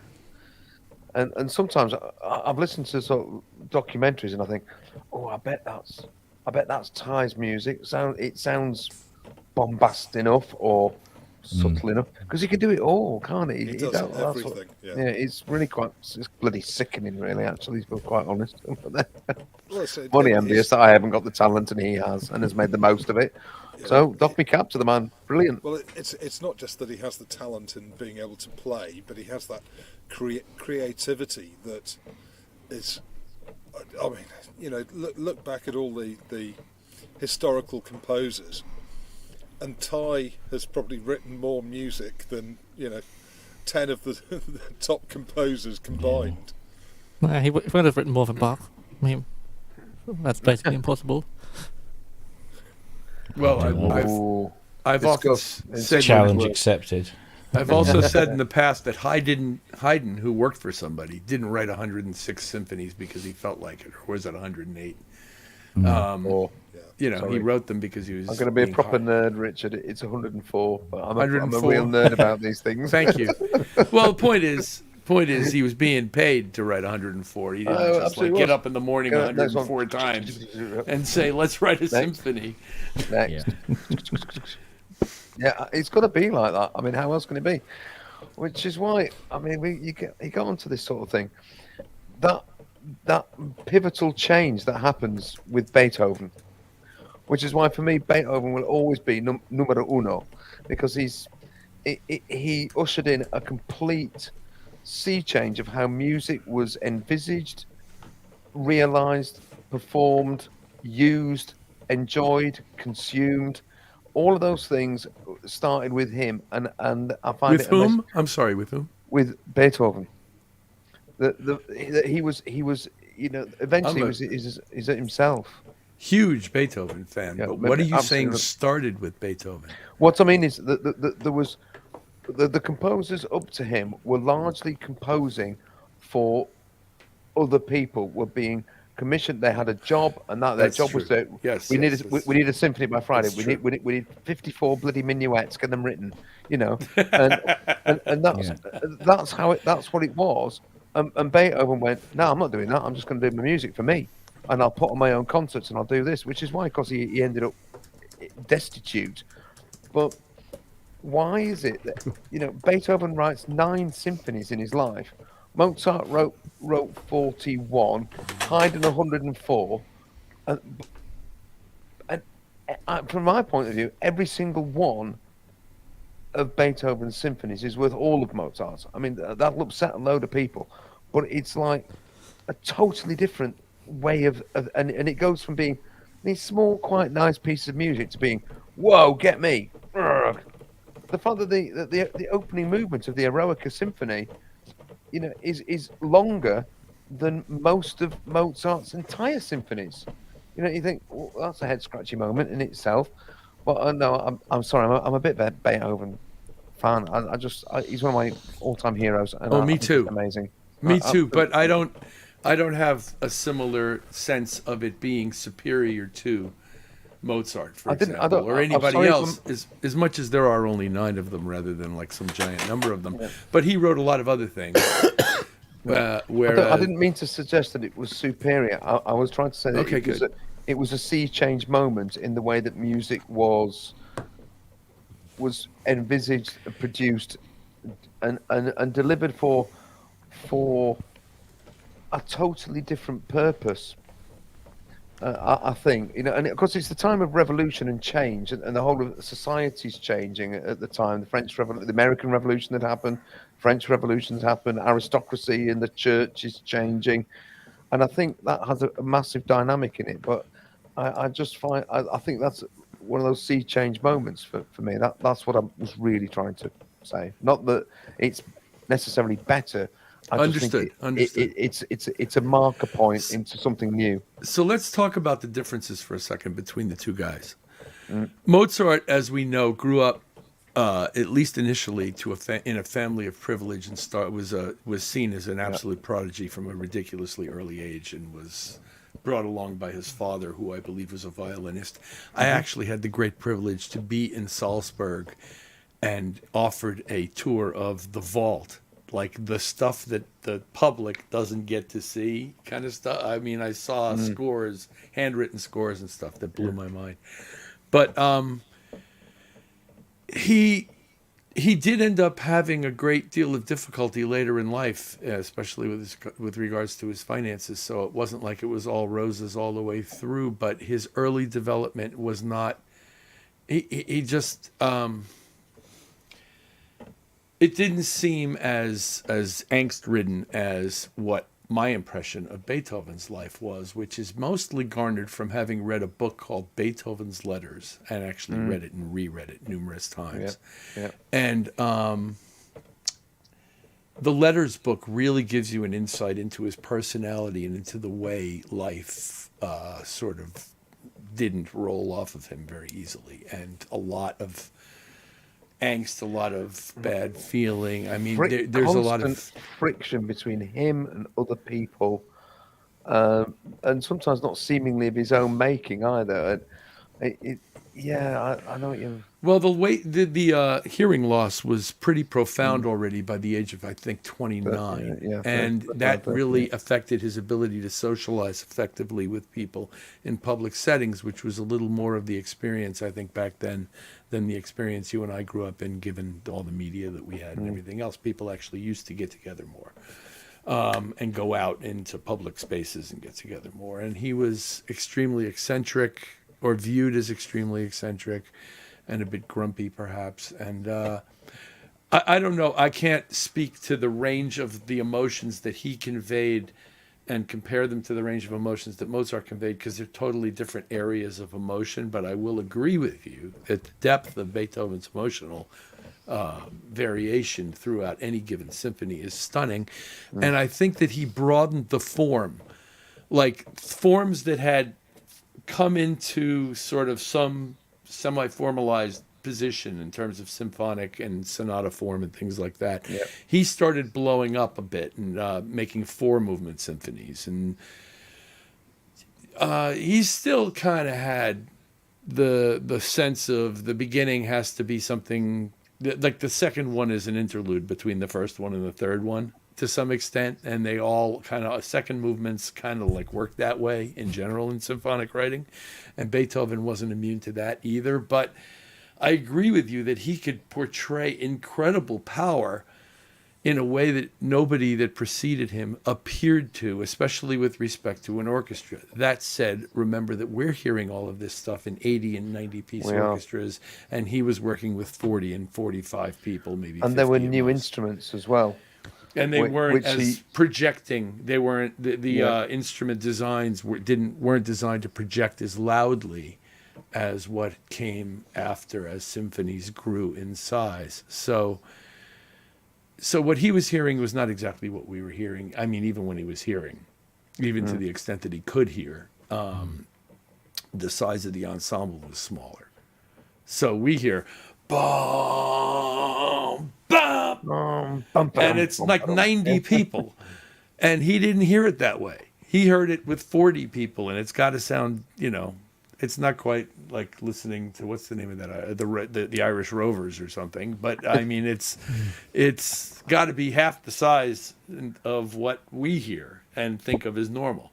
Well, that's why I say a certain timpani line, and a famous timpani line, sticks out quite a lot when it comes back in the third movement. Where if it's with a big orchestra, then it might not stick out as much, and you might think, why does this never come back from the first movement? Which symphony line? In the Ninth Symphony? Fifth, the opening, where of course, because the way that Beethoven supposedly wrote, considering they found many openings, he basically ignored the opening, wrote something, and then came back later to try and put an opening that he thought would actually work. And apparently there are many, many openings for the fifth one, until he goes to use something from the third movement, where the timpani line is sort of a background. But that's mainly the modern recording. So yeah, if you would half that orchestra, it would probably stick out a lot more and make a lot more sense with it being this dramatic opening. Yeah, but it's that. I mean, that the fifth. You're saying you did a copy and paste? Yeah.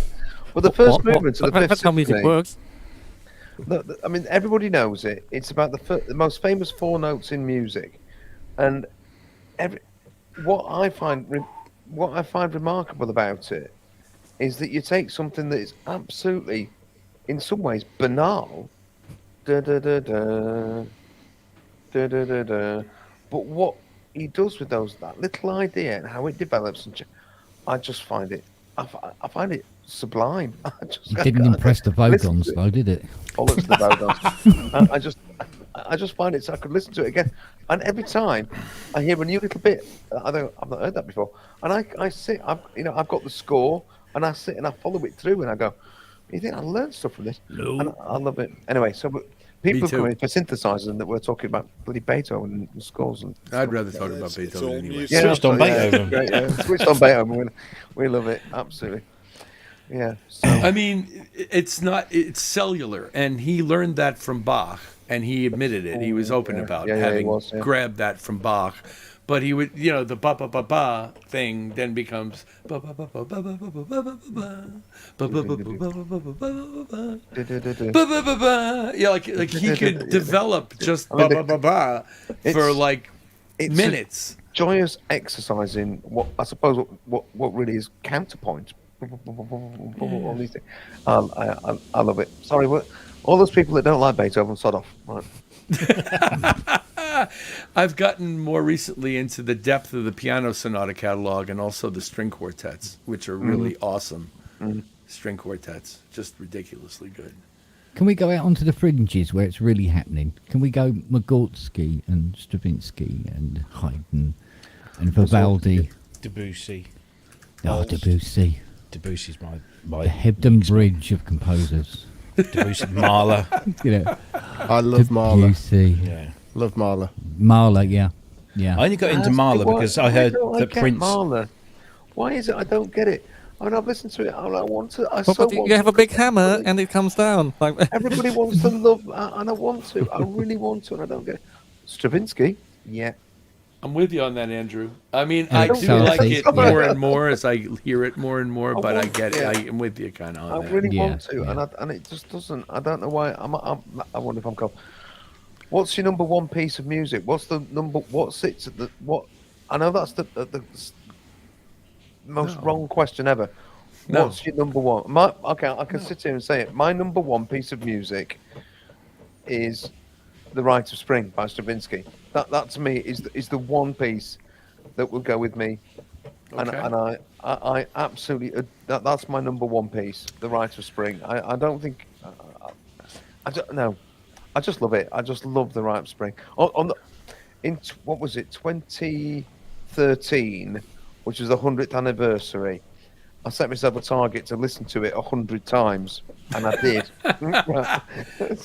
Didn't you just want to switch up to like Petrushka or That's what Firebird you- for a minute? Yeah, well, Petrushka and Firebird come first. Yeah, Petrushka and Firebird, then Yeah, of course. then the right. But no, one at least one of the times. I'm trying to think. Was it? No, twice that year. Twice that year, I went to hear it being performed live by an orchestra. So that was two of my listens ticked off. you know. But yeah, I'm a bit mental about that. I do. Oh, I do love Stravinsky that. is awesome. He took the form to a whole nother level. He actually picked up where arguably Beethoven and the people who came in between him and Stravinsky left off. He really did lift it up a whole nother magnitude of order, more dramatic and more cool and more The layering interesting. of. I mean, we talk about not necessarily polyrhythm and polymeter, having different instruments playing in different time signatures. If you look at that, I mean, I have tried. Oh my lord, it's almost impossible. I don't know how anybody conducts it. But the score of the Rite of Spring. I mean, you've got sections which are in like 7/8 over sections which are in 2/2 over sections which are in 3/4 and sections which, and they're all in different time signatures and it all comes together. It's just like that's why you do section oh. rehearsals. Right. oh, don't be- That's where section rehearsals become a really important part to actually try to make it work. Because, but it's to me it's a joyous thing. Anyway, but then, did he intend it to sound as precise as it sounds nowadays, or did he intend it to be more of a loose thing? Because Mahler, I can't remember which piece it is. There's one where he wanted the strings doing some crazy runs, and he was Yeah. disappointed that they over-rehearsed it, and it sounded a bit like they were playing it properly rather than a bit loose, which he Interesting. intended to write it. Very interesting. I never heard that. That's very good. So, a couple of things. First of all, as regards this last topic about what the conductor may have intended, I actually have and found a recording from 1927 of Holst conducting the planets, oh, which was recorded in Wow, England, about that. actually. oh, right. And it's very interesting to hear his vision of tempo in this thing, because you know how typically now if you go to see it performed, it starts with something along the lines of bum bum bum bum bum bum bum bum bum bum bum bum bum bum bum bum bum ba ba ba. Well, his version is ba-ba-da-bum bum bum bum bum ba-ba-da-bum bum bum bum bum bum bum bum. It's like much faster, much faster. And I checked it against pitch because, as with all recordings from days gone by, the speed of the thing, the apparent speed of the thing, depends on whether or not you're actually hearing it at the speed at which it was recorded. So I checked the pitch, and yes, the pitch was accurate, and yes, he did hear it much faster, particularly that first movement. So you do wonder what Beethoven was conducting when he could hear. Or he needed a piss and he just wanted to get it over and done with quick. No, I thought that was only for a conductor to get to his mistress in Manchester. Oh. And then to Allegedly. your question about favorite pieces, I can't do the favorites thing, but I can tell you that when I was 3 years old, I heard a record that had 2 piano pieces that set the course of my life that I remember distinctly to this day, one of which I've actually played. And the 2 pieces are the number 4 Chopin Prelude in E minor, Yeah. which is a very short piece, but just a great, beautiful, just lyrical, wonderful. That chord sequence just it was all romance for me from there on out. And the other one was Beethoven's Moonlight Sonata, as it's called. Those are my two too. Absolutely, Richard. Those I can go to my piano stool and sorry, it's in the room now, and I will dig those out, and I'm telling you the piece ding ding.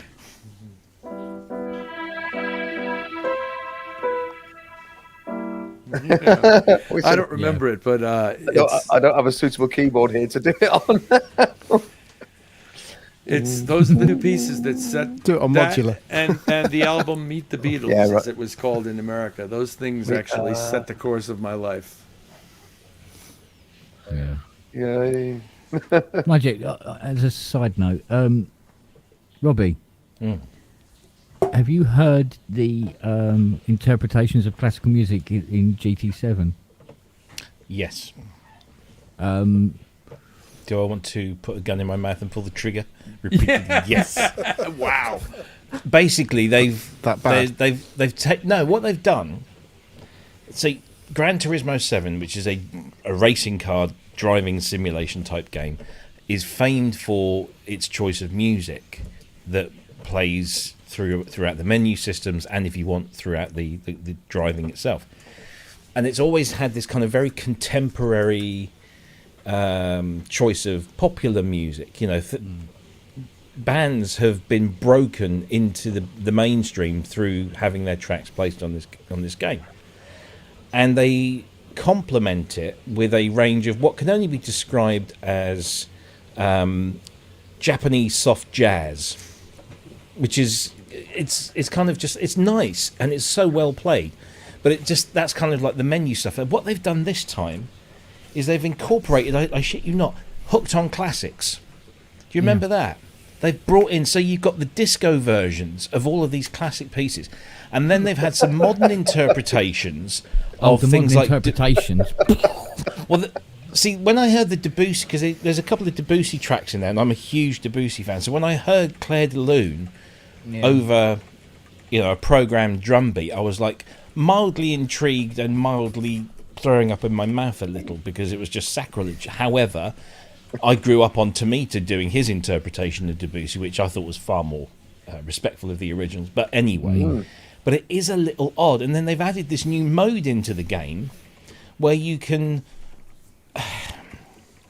basically, it's called a BPM mode, and you drive your car and you've got this track, which is one of the Hooked on Classics disco, from the thing in Saturday Night Fever, when they did that, and it's and every time you pass a gate, you get a few more seconds on the clock, so you can hear more of this awful music. It's just, it's not very good, but I turn the music off in the game, so I don't have to worry about it. It makes you want to crash into the tyres, doesn't it? Really? It does a bit, yeah. Oh, it's over, thank God.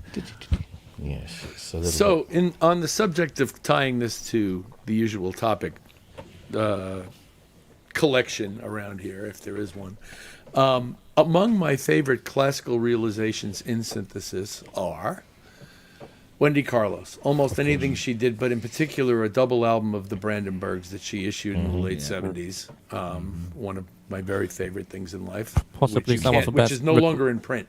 Pardon me? Possibly some of the best recordings of the Brandenburgs in any. Yeah, I agree. Right. Yeah. And Patrick Gleason did a version of The Planets on an Emu modular, and I thought it was brilliant. Absolutely tasteful and brilliant and well executed and pleasant to listen to, and didn't have any switched on kind of, giddiness about it at all. It was a serious piece of work. I thought Tomida's first release internationally, which was Snowflakes Are Dancing, which Snowflakes, is That's Yeah. the one. That's the one. is to me the best thing he's ever done. And and the reason why is because he's not ostentatious about it at all. Yeah, it's And pure. he really is sympathetic to the playful nature of Debussy's writing, and it suits him. In everything he did subsequently, it was ostentatious in the extreme to me, and I found it very hard to listen to. B-side of Cosmos is actually quite nice. Okay, well, I'd like to hear that. I've never Yeah. heard that. Wendy Carlos's Sonic Seasonings is also great, but it's not an interpretation of something else. It's an original piece of music. Yeah. Those are some of my favorite classical interpretations. It's a challenging freaking thing to do with electronics and make it stick, because Funny it's enough, so it's challenging to listen to Tomita because the A side of Cosmos, he plays the Star Wars theme. yeah. Well, Yeah. And then on the other side, he has some of the Brandenburg, and it's like, hello. who knows what his record business life was like at that Yeah. time and what demands were being put on him. I mean, I'd like to think that it wasn't necessarily his idea, because there were a lot of remakes of Star Wars. Miko Minardo famously did a disco one. Yeah.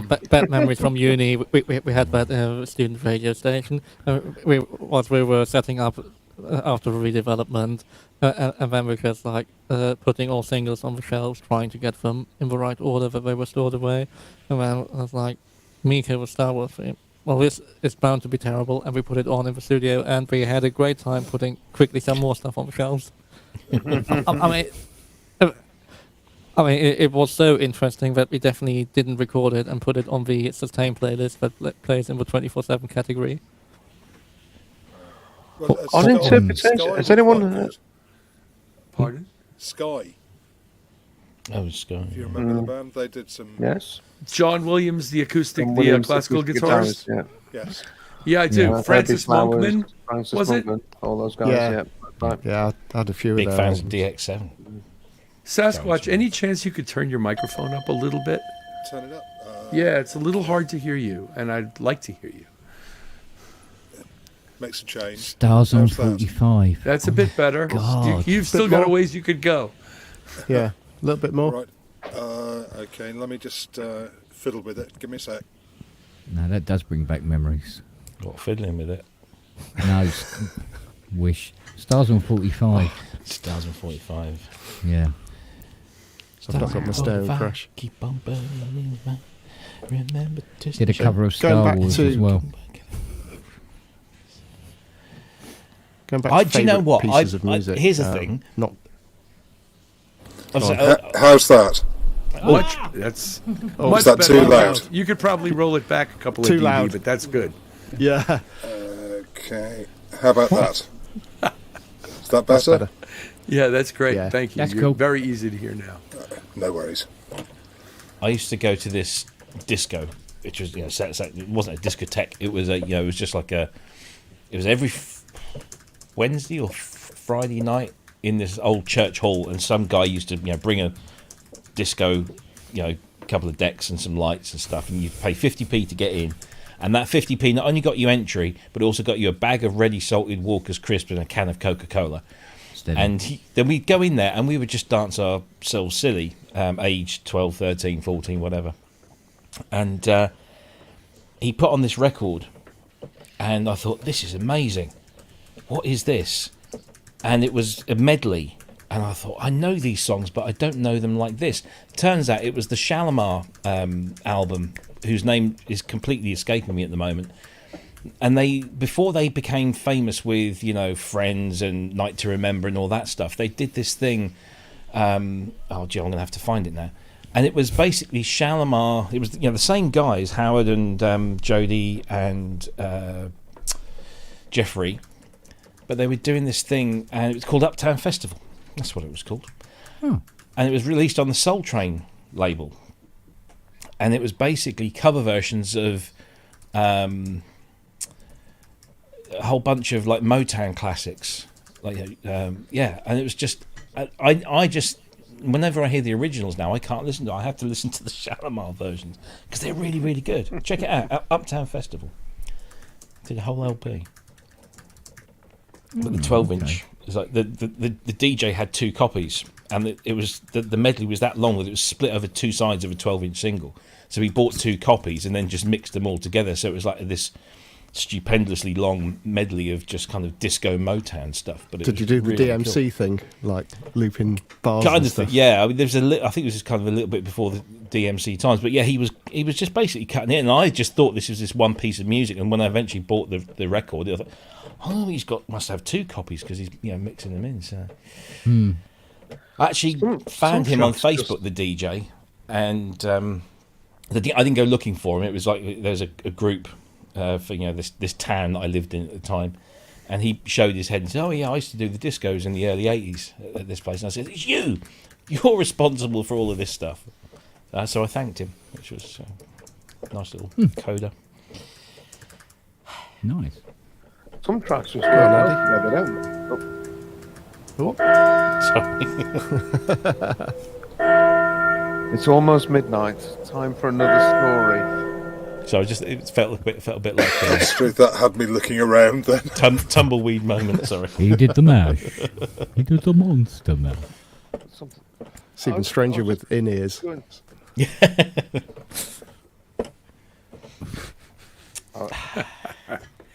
I jump in? record! Not this record! Not this record! Sorry. Guess he was filling his stream deck up with bits. Sorry. We're all amateurs compared to Dom Hawkin. With this I know. Yeah, I can't recall. Yeah. He is I've the got- jingle king. I've got Kent and Ty on the show tomorrow, and 0 jingles. They're gonna feel awfully naked. Gonna have Well, to Dom start wants to hiring record Dom my- to come and bring jingles, even if he can't speak. Can I jump in? Because I wanted to say about tracks sort of fitting Please. together that would seem like unexpected. Way back in the Chillage People days, that was a group I was in. We were messing about with doing something with Our Friends Electric, and we chopped it up, and we'd done this, and we'd had to put everything into recycle to try and get the chorus to be at the same speed as the verse, and all of this sort of. We've done all this. We're messing about with this to do essentially a cover version to finish a gig, sort of thing. Rupert was messing about on the computer doing stuff, and I was bored, and I was having a rummage through his record collection, and I found a copy of I Love Rock and Roll by Joan Jett and the Blackhearts. It's just a 7-inch single, and I went, there's an a cappella bit in the middle of this, and I'm going, da, da, da, da, da, da, da, da, da. I love rock and roll. Put another dime in the. I got, that's going to work. That is going to work. Rupert, let's stick this on the turntable quick now, right? And we did it. We sampled that up and put it in, and not only did it fit absolutely brilliantly, but it was in key as well. We didn't do anything with it. And Joe You invented mashups. No, we didn't. It was already being done. It was already being done, and it was a thing. And I just thought that works really brilliant. So we did that, and it just fit. It just slotted in great, and it just made this thing that was just not really going anywhere suddenly go in this different direction. And then I was having a quick rummage through, and I found, guess what? The nice salmon pink version of Being Boiled, and I went, oh, do you know what? Do-do. That's going to fit as well. Rupert, stick that one on. So what we ended up with was a mashup of Being Boiled, Our Friends Electric, and I Love Rock and Roll, and it was great. We had a right good laugh doing that. Yeah. Well, sometimes just things that fit And together. then I mean, Richard okay, X same did key. his thing. Oh, Well, yeah, do you know, no, it's no, funny no, you no, should yeah, say that quite. because Ken Pierce posted a video on his thing, and it's a half-hour documentary about this, about how Eric Prydz and the Call on Me yeah, track, that was fantastic. and he goes through like where it all kind of stemmed from, and Thomas Bangalter from Daft Punk was. And it's all about all this kind of cross-pollination, who had the idea first thing. And it didn't really kind of do it for me, because at the end of the day, it's Steve Winwood, and he did it first, and he did it best, and everything else is just like stealing those little bits or getting him to re-record them, as Eric Prydz did. But the theft bit I thought was It's quite fascinating stuff. Fascinating stuff. But in the comments, this one guy pipes up and says, well, me and so-and-so, we were working on this mashup of a Diva and Gary Newman's Our Friends Electric. And yeah, he Freak Like Me. Yeah, and he took Freak Like Me, not he, this team that he was with took Freak Like Me and Our Friends Electric and put them together and thought it really sounded good, sent it to the label. The label said the label said yes. The Diva's management said no. And then somewhere in the process, they sent a copy to Richard X because he was something at some other label. And of course, a couple of years later, what pops up? Sugar Babes, Gary Newman, mixed by Richard X. Yeah, and Richard X was the A&R man That's at it. the original label. Yeah, that's it. So I know Richard X personally, actually. Right.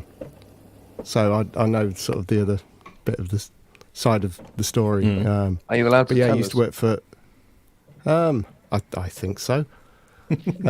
Just from my understanding of it. So we actually put it out as a white label. He used to work for Fresh Records, that's it. which were kind of like a house label. He was like an in-house engineer.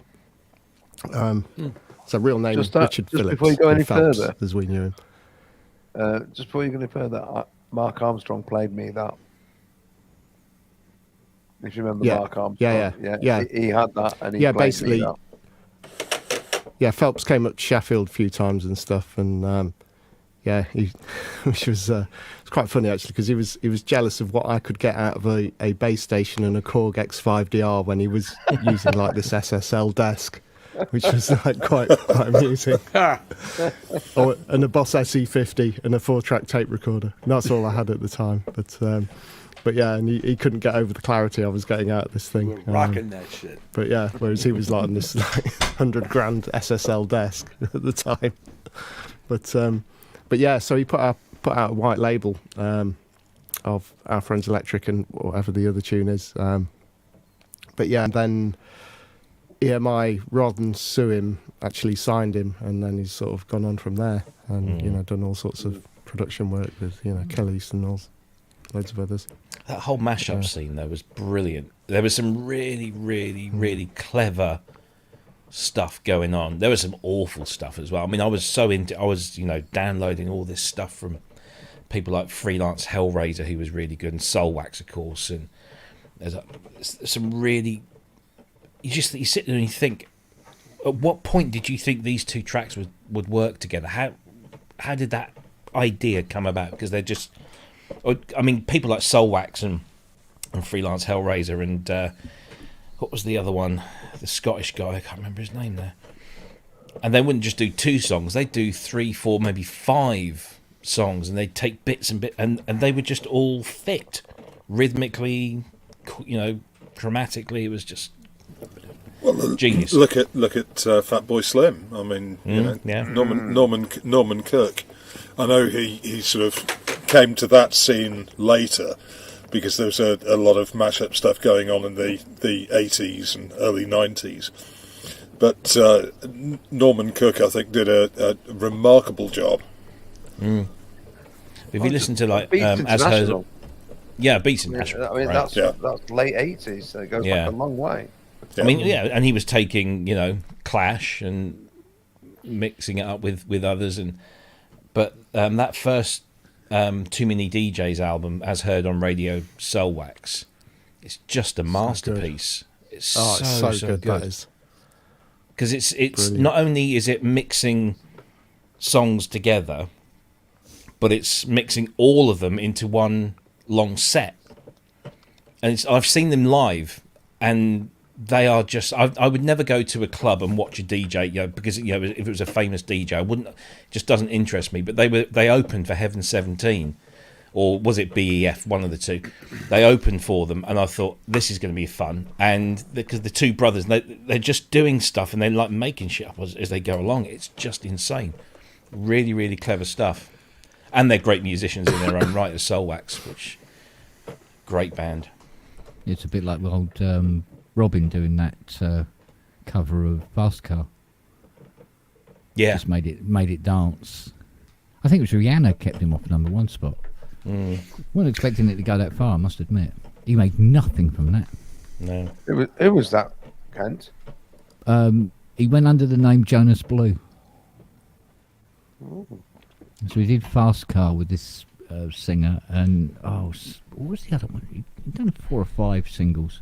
They all did really well, but what's her face got all the royalties, and he got 1%, and he gave it to the singer.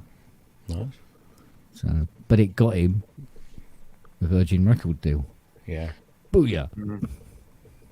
But I'll tell you, Which this is week what- I've been listening to a lot of Steve Winwood and Spencer Davis Group because of that video, because it's just so good. Good stuff. Steve's great. Yeah. Oh, you So know, guess to- what I found under the workshop when they knocked it down? Oh, I don't know. Let me think. A One of Moog Steve Winwood's modular. guitars. Not Steve No, Winwood. it's not that big. Steve It's Winwood's not that- Hammond. Chris No, Wood. it's not that. There isn't that much space. Okay. But what I found was a tube of 25 SSM 2030s. No, you did. Ah, I bloody did. I can buy a proper Street Rev value, 2 now. street value, mate. 290 quid a chip. Bloody hell. Yeah. Are the legs rusted or. No, Wow. sealed tube. My legs are a little rusted. And what I was telling you, Richard, last night, wasn't it? We also found this little Philly Calder organ, because I've been Oh, yeah. to the parts really? some techs cannot reach, and in the right in the corner, I found this little Philly Calder organ. Nothing special, just sort of like little wooden finish, and it's got like 2 dials and 5 switches on it.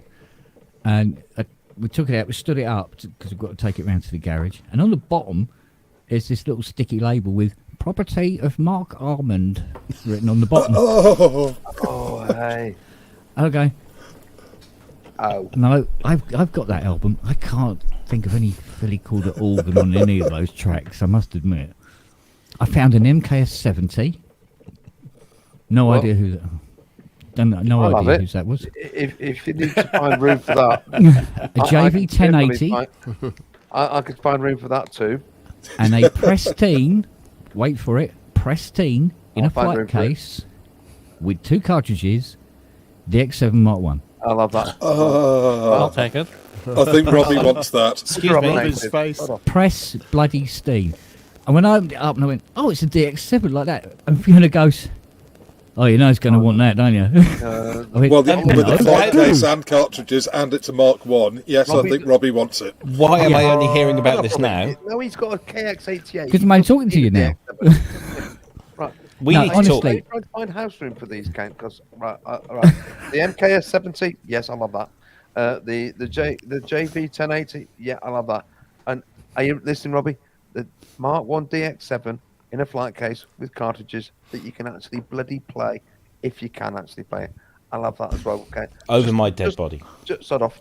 Just Well, we've I just can be buried them arranged. all again in the garage for From the my moment. cold but- dead hands. Do you know, Kent, have you any idea who these things actually belong to? Me. No. Kent, you The didn't give legalities Robbie. of this are You didn't give mental. Robbie keys, did you? Oh, I tell you what. I know where he lives. Yeah. Somebody will come around in 10 years' time. I know "Put the his MKS 70 security." Back, and you go, Well, do you know, if somebody does come round in 10 years' time, they can fuck off again, can't they? Really, basically. Like, piss off, because your storage charges, mate, go well beyond anything that was ever worth, okay? off you go. That's true. You know what I mean? So Robbie, the security can be bought off with some dog treats. Yes, I exactly. also That's found. exactly. Kent, I'm on holiday. I in a couldn't fortnight. believe this. I gotta get a found visit. a box of 9 Vernier dolls for VCS3s, Wow. brand spanking new. Oh, really? Yeah, sets of speakers and 4 reverb tanks, all for VCS3s. Jesus. Where do you Still get these wrapped. things from? Thanks I a lot. don't. Well, the stuff comes in and blah, and Stuff comes in and blah. yeah, it all gets a bit hazy after a while, right? Oh, So dear. Yeah. it's quite funny. I had to put the CNC machine out onto the because we got decking now. Ooh, look at him, right? So we got decking, and so Proper put this huge CNC You machine can super out. glue on the- yourself to that. Yeah. I'll let you know this summer. And then place lots of things on it, like heaters and, you've got these big magnifier lights and stuff like that. So it's all lumpy with electronic components. And then we put this tarpaulin over it. I go out there this morning and little Noah is on top of it, fast asleep. Is that Pixel Dog? No. Little boy.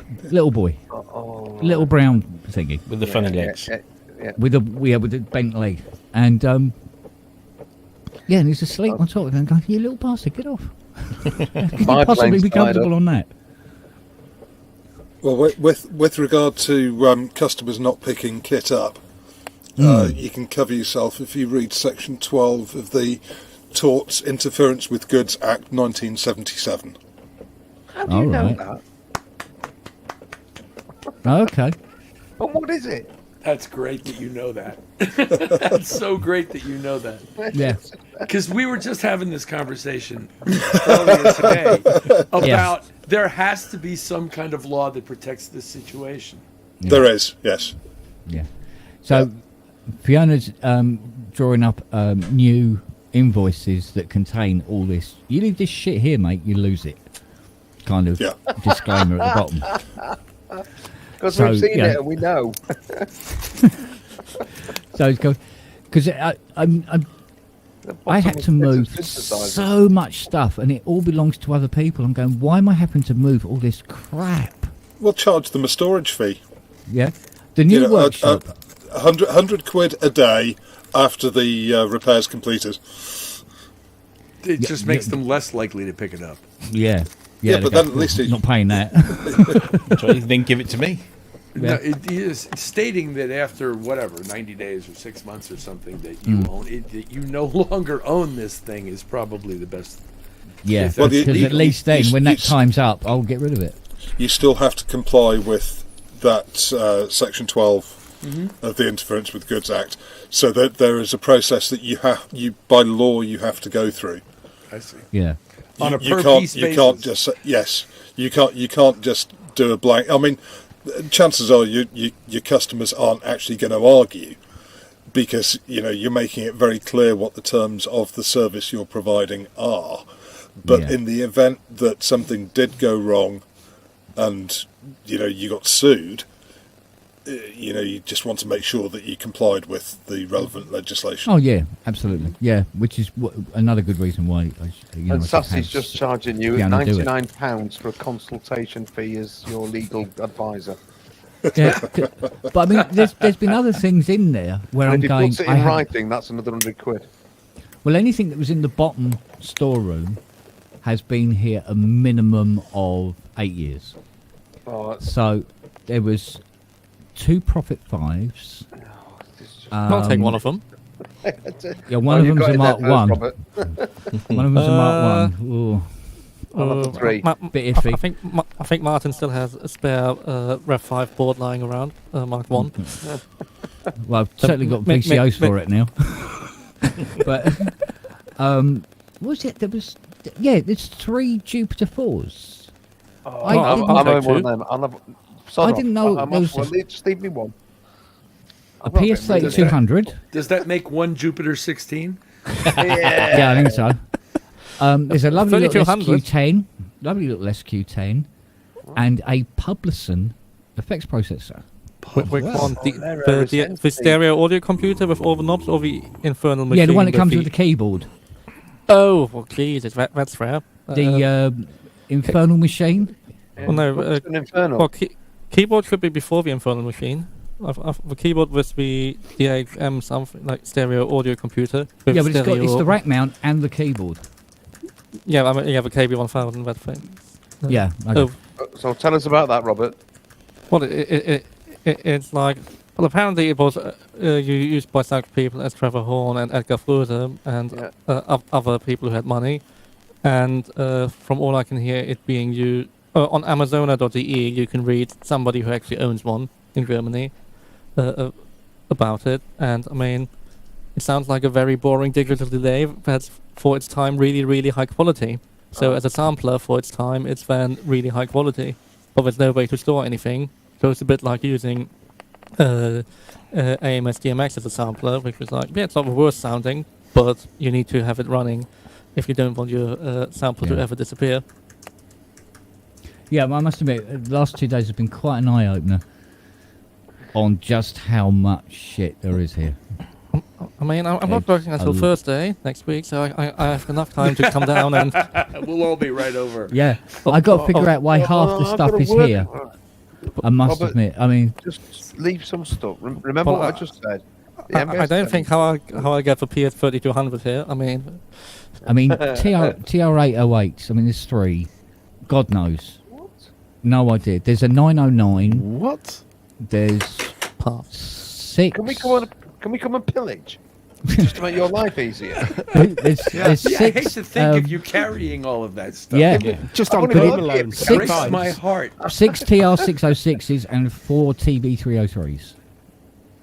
Parts. Whoa. Don't know. Stupid, Ken. Look.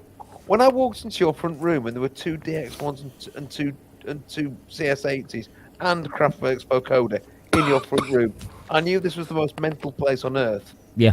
But you've just made it even more mental. Yeah, you wanted to see the attic. He's got the remains of Vladimir Yusachevsky in his attic. Laid out in a mausoleum. Yeah, it's mad. Absolutely mad. So, Yeah. but the new workshop, holy crap. Wow. Double How's it coming on? glazed. Well, it'll be here next Thursday. So it's Sassy's just sent you the legalities through just so you can't actually get away with it. yeah. So butchers at that. Oh, bollocks. Don't you actually have to contact the relevant people? You So do, I bet you yes. don't know who they are. Some of them can might you do say- a general? Can you do a general thing like, "Hey, I've got this stuff. Some of it belongs to some of you people out there. Come and get it." No, I If you think don't, it has to before be the where you 31st have of March. confirmation from them that you informed them. Yes. Well, Right. no, you have to make best efforts. So if you can't actually get in touch with them, but you can prove that you tried to get in touch with them, then you're covered. Yeah. Because there's a couple of pieces that I'm trying to get in contact with the people. Yeah, and I can't they're not getting no get this response. thing. That CS80 Or guy, it's out. no response, none. And that's been here 5, 6, 7 I mean, years. how can you forget about a CS80? I mean, jeez. Well, the thing that is- the question Well, I mean, that that people Vangelis guy me had like 8 actually. for a while. How do you forget it? I've got a funny feeling that through no fault of my own, that COVID is making me very rich. Yes. I think that there might be customers like popping it because I can't get hold of this one guy in the States. I cannot get hold of him. There's another guy in Sweden who owns the Malta Monica. Nothing. Well, how's this? You send it to me, and I'll look for him. Yeah. It might take a decade or two, but you know. You know. Yeah. How long? How old am I? Man, this is just But then one of the most crazy awkward, bonkers. one of the most awkward things I had to move yesterday was that bloody Wurlitzer Sideman. The Oh, half-ton bit of kit, yes. the half-ton drum machine. Oh my Looks God! like a nice Carlos. doorstop. It is, and it broke my bloody trolley. It broke the trolley. Wow. So I can't go an hour without a trolley. I have to have my sack trolley. So I went to RS this morning, I go, right, how much are the sack trolleys now since I last bought it? Oh, they're now nearly 400 quid. Oh, Jeez. Why don't you just go down to B&Q or something? They don't do the trolley I need. It has to. It's a 3-in-1. It's a tri-state, so it's got. Oh, two, right. It's got to be pneumatic tyres. Otherwise, you Yeah. rattle the CS80s to bloody bits, and you have to bring them back in and tune them again. And then it goes into like a triangle thing, so you can wheel it along. we use that to get the And- DX1 out of them. Yeah, and it has to be able to support 250 kilo. And RS are just they're just taking a piss now. Well, it is coming up That's a to discount, the end of the tax year, so, it might be worth investing in one now. And Well, I have, but Or is- I found another company that's got the exact one, except they do it where because the one I have at the moment, the wheels are on the side of the trolley, if you know what I mean. yeah, Whereas the one I always wanted the first time round is the ones where they're Underneath. inside the trolley. yeah. That way I can get them through the little door in the front room in one go, rather than have to take the trolley out, bring it in, drop off the 80, bring it through, collect, and drag the 80 in by hand, which is so much fun. And so yeah, it's just the kitchen, the front room, oh god, everywhere. It's just, oh my god. But it will be all over soon. Mm. How I'll long be is it going to make? ruthless. How long will it take him to build the new workshop? Well, they Well, reckon it's going to take a while. Well, it takes about 3 to 4 days, I reckon, to assemble this thing. Yeah. And So 2 weeks. yeah, so and the Well, no, guys it's a flat pack one, presumably, effectively. after a fashion, yeah, it goes on this like girder base, Yeah. and then they build off of that, and I think it's got the whole front is glass, and it collapses, so whatever they call Yeah. it, that Trifold folding glass. door. Yeah, Yeah. exactly. Yeah, and all that jazz. So, at the moment, the dogs are enjoying running up and down the garden as fast as they possibly can, chasing tennis balls. They're loving it, and It's unrecognisable, that picture. yeah, I know. But this morning, I jet washed the garden because they were bringing all the sand in, and everywhere was gritty. And That- it's just the Saharan sand. Oh, it's where they made all the for the decking, where they make this. Oh right. Did 'Cause cement base. my car has got a nice coating of Saharan sand at the moment. Oh right. Because it all came across in that Yeah. storm What- rain what- last night. Why is this suddenly a big thing? We always, throughout the 70s and 80s, I can remember us having sand deposition from Saharan winds. Yeah. It's just, Yeah. it's nothing new. Slow Hasn't news been day. for a few years. People forget. There was quite a lot this time though, because even my windows here were covered in sand, and my car. I mean, it's horrible. My car is like it's tungsten silver, so it's kind of like has a. It's not silver. It's kind of goldy silver sort of thing. Yeah. But you can even okay. still see, it's kind of sandy. But like on all the black bits, like the roof is this big panoramic glass black thing, and it's just sand. It looks like I've been at the beach, and yeah, it's horrible Hmm. stuff. Jet wash that at the weekend. Well, where I live in the northwest, and I presume Andy probably has the same up in Sheffield way, that something is only in the news if it hits the southeast. If you could have fish falling from the sky in Sheffield and it wouldn't get reported. Southeast? Who cares about Southeast? It's all about London. Well, I live Yeah. in either. Oh, there's some truth in that. Yeah, really. It's the weather forecast. It's when people say, oh, what bloody awful weather we've had today, and I've been going, have we? We've had glorious sunshine here. What are you on about? Yeah. But don't forget when they say, they'll say, and the weather in the southwest, the southeast, and then there's just the north, and it's sort of, well, where exactly does the north start? North of the M25.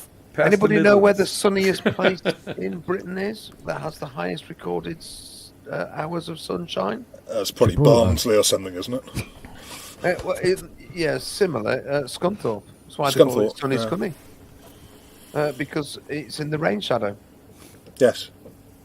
It doesn't rain enough.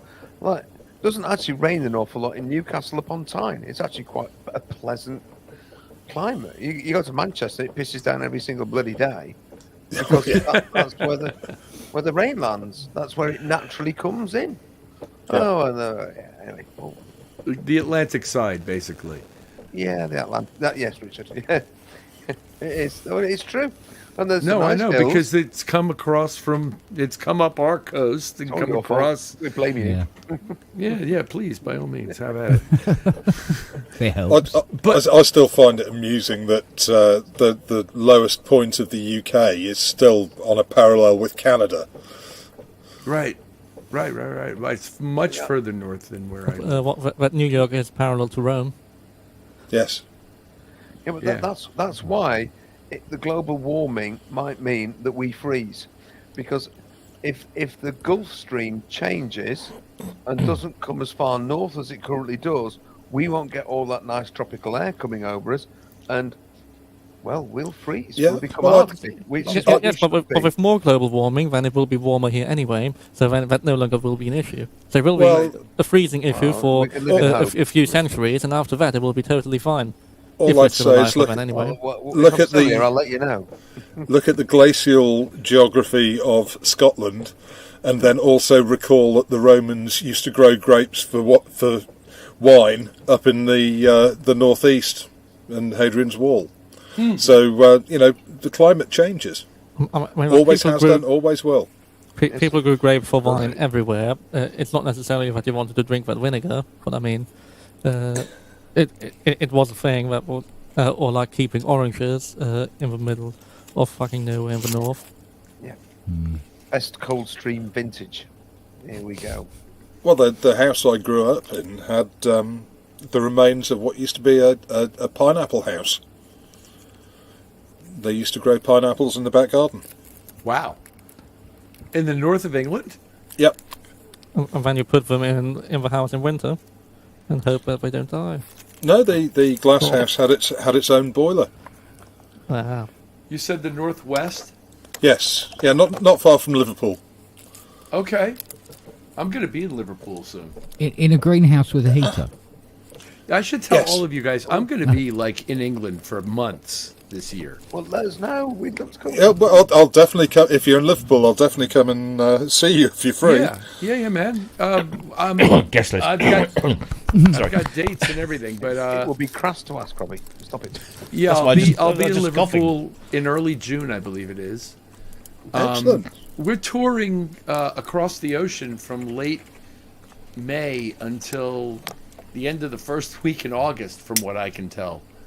I mean, there's some of it that's on continental Europe, and there's some of it that's in Scandinavia, but there's a lot of it that's in the UK, and there's some of it that's in Ireland, and there's some Scotland up in there, which is, I realize, UK. When you're doing Gaddesden. Gaddesden? Yeah, Gaddesden Road. Number. Yeah. Well, getting World of Adventure, right? Charlie That's Charlie not- wants to sing for you. Stick a pin in it. Yeah, so I'd love to see, any of us who are around when I'm around, if we can be around, Yeah. because in my scheduling life, I'm totally subject to other people's rules. So it's when it depends on, for example, I know I'm in Liverpool the day before I have to play there with a day off. That much I do know. So Yeah. Liverpool's a good shot. Do Yeah, you 'cause know which wasn't it day a couple of years PST ago you're you did playing? Pardon me? didn't you do Robert. a Sonic State podcast from here, didn't you? One A couple year. of them. Yeah. I've done it, I think, twice. I've gone Better to set Bath, up gone now, out to mind. Bath, and we've all kind of gathered in the room together. In fact, I Yeah. remember distinctly two of them. Yeah. Yeah. Yeah. But if you do that again, we've got a better setup now. They'll be able to actually hear you. See that like What it do was you- last time. It Oh, didn't come really? out very well, that last podcast. Oh, I guess I wouldn't know because I was there and it sounded fine where I was sitting. Yeah. But Yeah. I saw it back of I may even have been wearing this sweatshirt at the time. impossible, yeah. But it's really sweet because, people travel what are to you guys considerable distances to come and join, so we can all be together physically, which makes it a little more special for us. So people, traveled. Yeah. Tinley came. Hey, Tinley.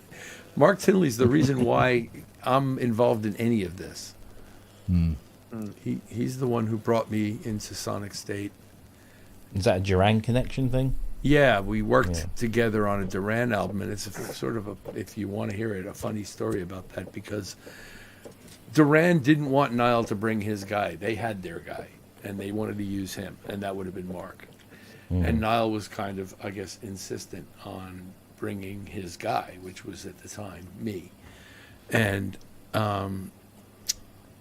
when I arrived, I was having dinner in my room with a friend of mine, unrelated to the project, when I get a call from the front desk telling me that Mr. Taylor would like to see me in his room upstairs. But which one? And so, well, exactly. And I have met one of them briefly previous. So cheeky me says, "Come on, Ant, we're going upstairs. You want to meet some guys from Duran Duran? Because I'm not going up there alone and leaving my friends sitting here." It's just socially the polite thing to do with my guest is to, all right, well, come on. So we went upstairs, and John Taylor answers the door and doesn't remember me, and that's fine. And he invites me in. And Andy Taylor is inside, who I've never met, but heard a lot about from Bernard Edwards in particular, because he produced Power Station. So they basically asked me, it's like the Inquisition. What are you here to do? And I, of course, said, I'm here to do anything that makes the project better. Whatever you guys need me to do, either as an engineer or as a musician or a computer guy. And it, I guess that was on some measure satisfying to them, or at least they couldn't figure out a good follow-up question after I had answered it that way. So we talked for a little while, and I guess, and they never even commented on the fact that I had brought my friend up with me. And so we ended up going back downstairs and finishing dinner, and the next day I went to the studio where I met their guy, who was Mark Tinley. Now, as we all know, Mark Tinley is not like most people that we know. Depends what people you know. Well, no, He it really doesn't isn't. depend on, it doesn't depend on anything. He's just not like most people that we know, and he's a wonderful, wonderful man, and I love him dearly like a brother. So don't mistake this. Wiggly's in the Hey, chat. Wiggles, Anyway, hiya, Dom, how you feeling? I hope you're well, Dom. So Tinley and I hit it off immediately, and we fall into this rhythm of how are we going to work together, where he gets to contribute the way he's valuable, and I get to do what Niles brought me to do, and everybody's happy and cool. And we start to set that up. And it's not long before I realized that their Pro Tools rig is not really up to this current level of 2002 task of preserving this album. And so I present to them the fact that they need to upgrade some hardware in order to make this work with what we've brought and what we're working with. And they immediately agreed. And I later found out that Mark had been trying to get them to do this for months. And so this new guy from America walks in and just starts pitching them on the idea that they have to drop 35,000 pounds on gear that they don't have. And they're like, okay, sure, where do I sign? And then, like, he's back there going, how did that happen? Wow. We ended up having a really great time all together, working together, and now those guys are my friends, and now we tour together. But it was an interesting experience in the way that I got settled into this whole thing. And the people who objected the most strongly, I later found out, are now my best friends in the band. So there's a happy ending. Roll credits. No, I'm better. Sorry. Hello, evening, Dom. Dom. Oh, Wiggly! glad you're better. Hey, Mr. Hilton. We I- missed you. I thought it said We did Hiltonius did one eroticus for a moment. As No, I read. no. You don't think I would do that?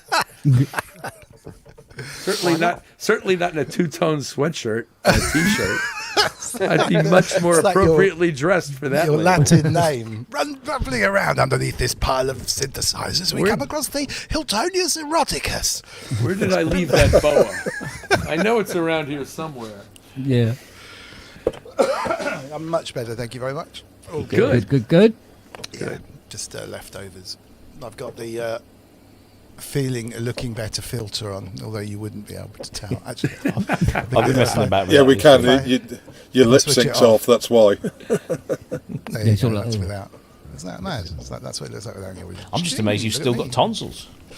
I know. Most people our age have had them out. They kind of stopped doing it because someone was quoting me the statistic. It's like you'd have to be surprising in how many hospital children die. 7 times in order to pay for the operation. So you've really got to have bad tonsils these days for them to actually justify Oh God, yeah. taking them out. It's something like 7. They did my son quite quickly. He had adenoids and tonsils like I did when I was a kid. He had lots of trouble with his adenoids and tonsils. So they said, well, we're going in for one. We might as well do them both at the same Yeah. time. So. But yeah, I had tonsillitis like repeatedly from literally just after being born for the first few years of my life, and then they just said, "Yeah, whip them out." And, I had my tonsils out, and when my daughter got to the same age, she had suffered really, really badly, and I thought, just have them removed. And the doctor said, "Oh no, we don't do that anymore." And I said, "Well, how many times does she have to have tonsillitis before you remove them?" And he said, they need to be really diseased. So I said, "Have you looked in her throat?" So he looked and said, "Oh yeah, maybe we should send her to a consultant." And I said, "No, don't. Why do you need to palm it off onto someone else? Just book it in and have the operation." But he wouldn't do that. So we had to wait for a referral to the consultant. The consultant took one look and said, "Why didn't you bring her in sooner?" So, yes. Yeah. Wow. Hello, oh sorry, I never said hello to Jim and Native and just everyone else. Hello, everybody. I've got Dom. I've got an unboxing for you. You've got to guess what's in the box. A Timberwolf. What's in the box? Timberwolf. How big is the box? How big's the box? Yeah. It's not furry Yeah, you gotta underpants give- again, is it? Little photo. It's Oh, it's square. not another one of Okay. Inky's drum machines, is You've it? got an Akai It's Force. an NPC, isn't it?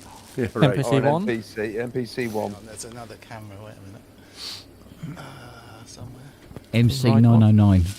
It's one. Chipped out on the 77. packaging. Oh, you've got all black and white. You've got all Swedish I like it. film noir. Artie in here. Right, hang on a second. Look out, Ingrid Bergman's coming.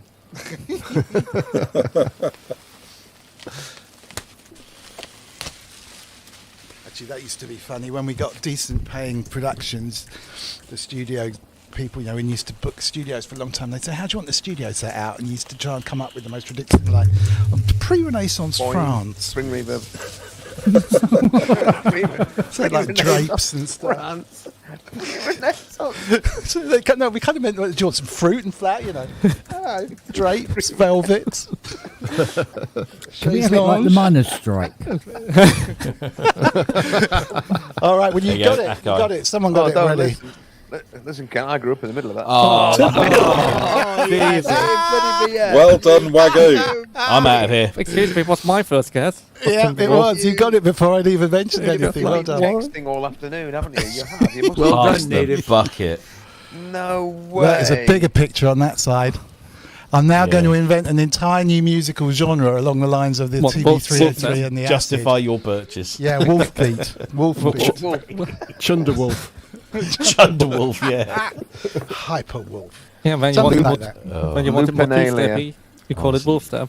Wolf Step. If you ever take the Hungry mick out like of a the wolf. DX7 again, Yeah. It's good. It's good. It's Romulus absolute Remus. state of that, honestly. really good condition. So, What, the Yeah, box is hopefully, yeah. fantastic, Well, yeah, guys. to be fair, I haven't looked inside. You might get a better sound out of the box. Did you get a good price for it? Where's your drum kit when you need it, Yeah. Jim? Come on. Oh, I'll go and get it. Hang on. How much was it, if you don't mind me asking? I overpaid. Couldn't It say was this up. $2.20. Anything you pay for a Timberwolf is overpaying. No, I paid like 220 when they have been like 160, 180, but they're shooting up. Every time I keep talking about them on Sonic State, they just go up the next day. You're a self-fulfilling prophecy. Exactly. I thought, all right, 50 quid. I've got to Confirmation bias. just unplug myself. Yeah. Well, it You know, seems in good condition. I don't think I've ever actually heard a Timberwolf. You're in. Well, Ramsey You are in for it. demonstrated it It's at some gorgeous. point. It sounds There's one really to, nice, and that's Kent the problem. left, I It think. just sounds really nice. You Yeah. want it to sound bloody awful, and it doesn't. It actually sounds nice. Beautiful. You can't do anything horrible with it. I mean, it's a bit inoffensive for what you think of it. Exactly. You can do Exactly. horrible Solid. things with it. It's Yeah, it's built well like built, a isn't it? tank, isn't it? It's got. He's even Come on, put Dom, stuff it's under cool. there. Look. Look at Yeah. that. That's properly packed. Oh, it's got a brilliant picture of a wolf. Oh, Kent's got his now. Have you been to get yours there, Jim? Have you? And it's still got the have. stuff on the LCD. I guess he plugged it in and hated it. As will you. So tell me, what is so horrible then about the Timberwolf? It's Just boring. limited, Nas. It's limited and fairly dull, but what it does is actually quite nice. You can get nice sounds out of it. No, but you really need some pulse width control. Like, not even modulation. Like, at Yeah, least some there's pulse width nothing- control. No, there's nothing. It is so limited. Because it's just it's frustrating. just four 303s in a box, but don't sound like a 303, It's not even even more that. dull. But you have the switchable square or sawtooth filter Yeah. with limited envelope. I mean, We just have to. You're gonna have to send it to Kent to get the Kent Spong upgrade he's on got it. one. Dom. Yeah, Well, I know was it is. thinking mean, fitting the it's teensy or it's something working- inside. You can get a little pulse width mod going on. And Wolf Step will be born. but like if you actually had individual LFOs per voice for pulse width, Hmm. you could actually make some really interesting stuff with it. Well, I guess you could just, like an LFO, Yeah, yeah. Just get two more hands. just get to more. But if you can figure out the sequencer, Dom, you're doing better than I ever could, because I had a go, and I just couldn't work that sequencer out for love nor money. Well, we'll see. We'll see. For the money, I think, 4 oscillators is a good And that's start, it. isn't it? You'll get a nice Think lush about it. sound. It's worth more in scrap. Do you know what? No, honestly, One way of looking at it. the metal and the wood. And the knobs. Mind you, you do know the wood's plastic, don't you? Oh, yeah, I do now. Yeah. sorry to spoil that for you, but it's done really well. It's good plastic. It's proper, isn't it? It's like that stuff from like very 70s. I think we used to have a camping table made out of this stuff. What? Like that Well, kind yeah, that's what happened to it. It got made into a timber. It's melted down. I'll tell you what, you will turn it on, you'll play it, and you'll go, yeah. But for another couple £100, I could have had a Cobalt 8. Oh! True. That's what No, will happen. definitely. I want to tinker inside, see what's going on. Use it as a donor synth. Stick a teensy in there and just use the pots. Well, I was thinking of sticking something in there and seeing if It's it cheaper ways of doing that, though, isn't it? keep the Put oscillators. a Teensy 4 in there, and Yeah. then just pretend to. Oh, look at this timber! It sounds Don't amazing. make it pretend to be something else. I'm more interested. Kent, you talked about sticking various bits in it, Yeah, that's what I and, mean. and that mangle the analog that's in there. That they So make if you do Yeah. that Well, with if I like put a a mod in it, £50 it will kit, mangle it, yeah. it. and suddenly you've got this monster monophonic 4-voice thing with LFOs and PWM and a filter. And I a could probably decent just keep filter. going and end up with a new type of white anaglyph. What the analog right? Yeah, the Wolfie glyph. Hey, it's got a howl knob. Yeah. Didn't know that. Yeah, but it only That's the works sound when you make when you hear it. It's literally called does howl. nothing- What- it does it sounds nothing like until Matt you Berry actually exploding. go to 10. And that plastic thing they wrap it in, that's what you use as a poo bag.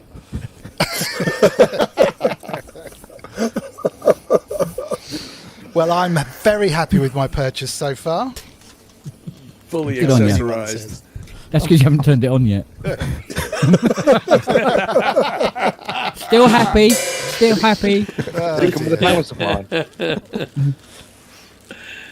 Mr. Hilton, did I hear you coming over to the UK just as I was about to connect? Yeah. That sounds yeah. brilliant. I'd love to meet up. That would be Yeah, I would love to as amazing. well. I'd like to as well. Really yeah, I'll good. be over a lot this summer. Oh, fab. Well, just let us know, and I'll We'll be in head over touch. wherever you are. Yeah. We'll be in touch. Yeah. We're up the road from If I Gatwick understand here. correctly, you're in the southern part. We're really yes, Central? in between the bottom of England and London. So London, obviously, in the south bit, but we're really right. close to Gatwick Airport. Okay. So I'm Got literally it. about 5 miles from Gatwick Airport. So if Very you're good. flying into Gatwick, It's only about half an hour from me. I Yeah. never, No, I exactly. almost never fly into Gatwick, but I know where Why that would is, and anybody that's want not to? far from anything. that we Yeah, could- yeah. Nothing flies into Gatwick anymore. Not drones anymore. maybe. Apart from package holidays with Torre Merlidos. Yeah. Not since we swore off Ryanair and whatever that other one was. That Oh. EasyJet, I see over EasyJet. occasionally. Yeah. Sleazy No, Jet. so it's been very quiet around here. Now, Qantas, you might die. What then? Visit life jacket? Visit life jacket? Visit life jacket soon? I saw a picture of Singapore Airlines' new first-class bed suite on the A380. Yeah. Well, that's the not the part of best that, were you, airline as I've well? ever flown. Yeah, Singapore and Emirates is a pretty close second yes, sometimes. yeah. I love flying Emirates. Not that I do that much anymore, Yeah. but they are very, very good. They made. I've flown on 380s with 3 different carriers, and the Emirates configuration is just the best. Even in the cheap seats, it's just the best. It is. Yeah, it's Yeah. very good. Well, British Airways, yeah. I flew Singapore Airlines to Singapore and then on to Perth, and I fell in love with every single one of the flight crew. they Especially the men. they weren't any. I have never seen such spectacular looking aircrew in Yeah. my life. Yeah. Yeah, just And, wow. and the other service elements are good too. But I mean, the seats are comfortable. The food is exquisite. Yeah, It's an experience. to rock an airline. When There I are worked many. in Australia, I was doing some coding out there, and I went to Australia for about 4 months, and took the family out there, and they had an amazing Hi, time for guys. like 2 months. Hiya. Hey, bub. Hi, Ian. So they both, like Lula May and Sophia, could go down the beach. We just got an Airbnb in Coogee Bay, and I would have to get the bus into Sydney to go and do work. It was brilliant though, but we were lucky enough to fly out there, proper class. I think it was the first real time that Lula May had been away, and so you get the beds and all the rest of it. It's just absolutely brilliant. But since then, like the next time we went away, we took an EasyJet to Portugal, and just as we were kind of in with everyone trying to cram in, Lula May's going, "Where's the bed? Where's the bed?" It's like, got that. First world problems. Ruined. Don't say that. Should be a course how to prepare your child for EasyJet and Ryanair. Oh dear. Could have been worse. Could have been Aer Lingus. Where's the seats? Where's the carpet? Where's the windows? My favorite thing about Aer Lingus is the lecture you get. Like the school principal stands in front of the class, Yeah. basically treats you like misbehaving children before we've even left the ground. You will, you will, you will, you will, you will, you will, you will. Yeah. Hey, I'm it's taught by correct. Irish nuns. I relate. Yeah. Oh dear. Yeah. The problem with these discount airlines for someone like me is that I don't physically fit in the seats. My knees are, sort of wrapped around the shoulders of the person in the seat in front. I see. Well, you don't need Wow. needs. That's Well, random. yeah. I mean, I could always just break them and fold them under the chair, I suppose. Kind of like those guitars that come apart. Yeah. You'd have So to I keep take those it you're, legs in the taller than I overhead am, then. baggage. I'm tallish, yeah. Yes, taller than I am. Yeah, Ireland does many things well, and I love it there. But flying an airline is not among their best things so far in my life. It's not quite as bad as Aeroflot. Okay. But Aeroflot was an interesting experience, I see. and one that I will never ever repeat again. Well, you can't now. Well, when you're sat and you look and you can see the panels flexing and light coming through. It was a turboprop, not a jet, so we weren't actually pressurised. But it was that was interesting. Yeah. Well, yeah, you might think that Aer Lingus is not run very well. You want to try the ferry service. Oi. Oh. It's got one of the ferries. Which one is it? Challenger. Never ever gets to Dublin. Challenger. Yeah, it's called Challenger, and it not a never great gets to name for a Dublin ferry. on both engines. One engine always fails, and it comes in sort of like sideways into the port. What's in a name, eh? As long as it doesn't like disintegrate upon launch.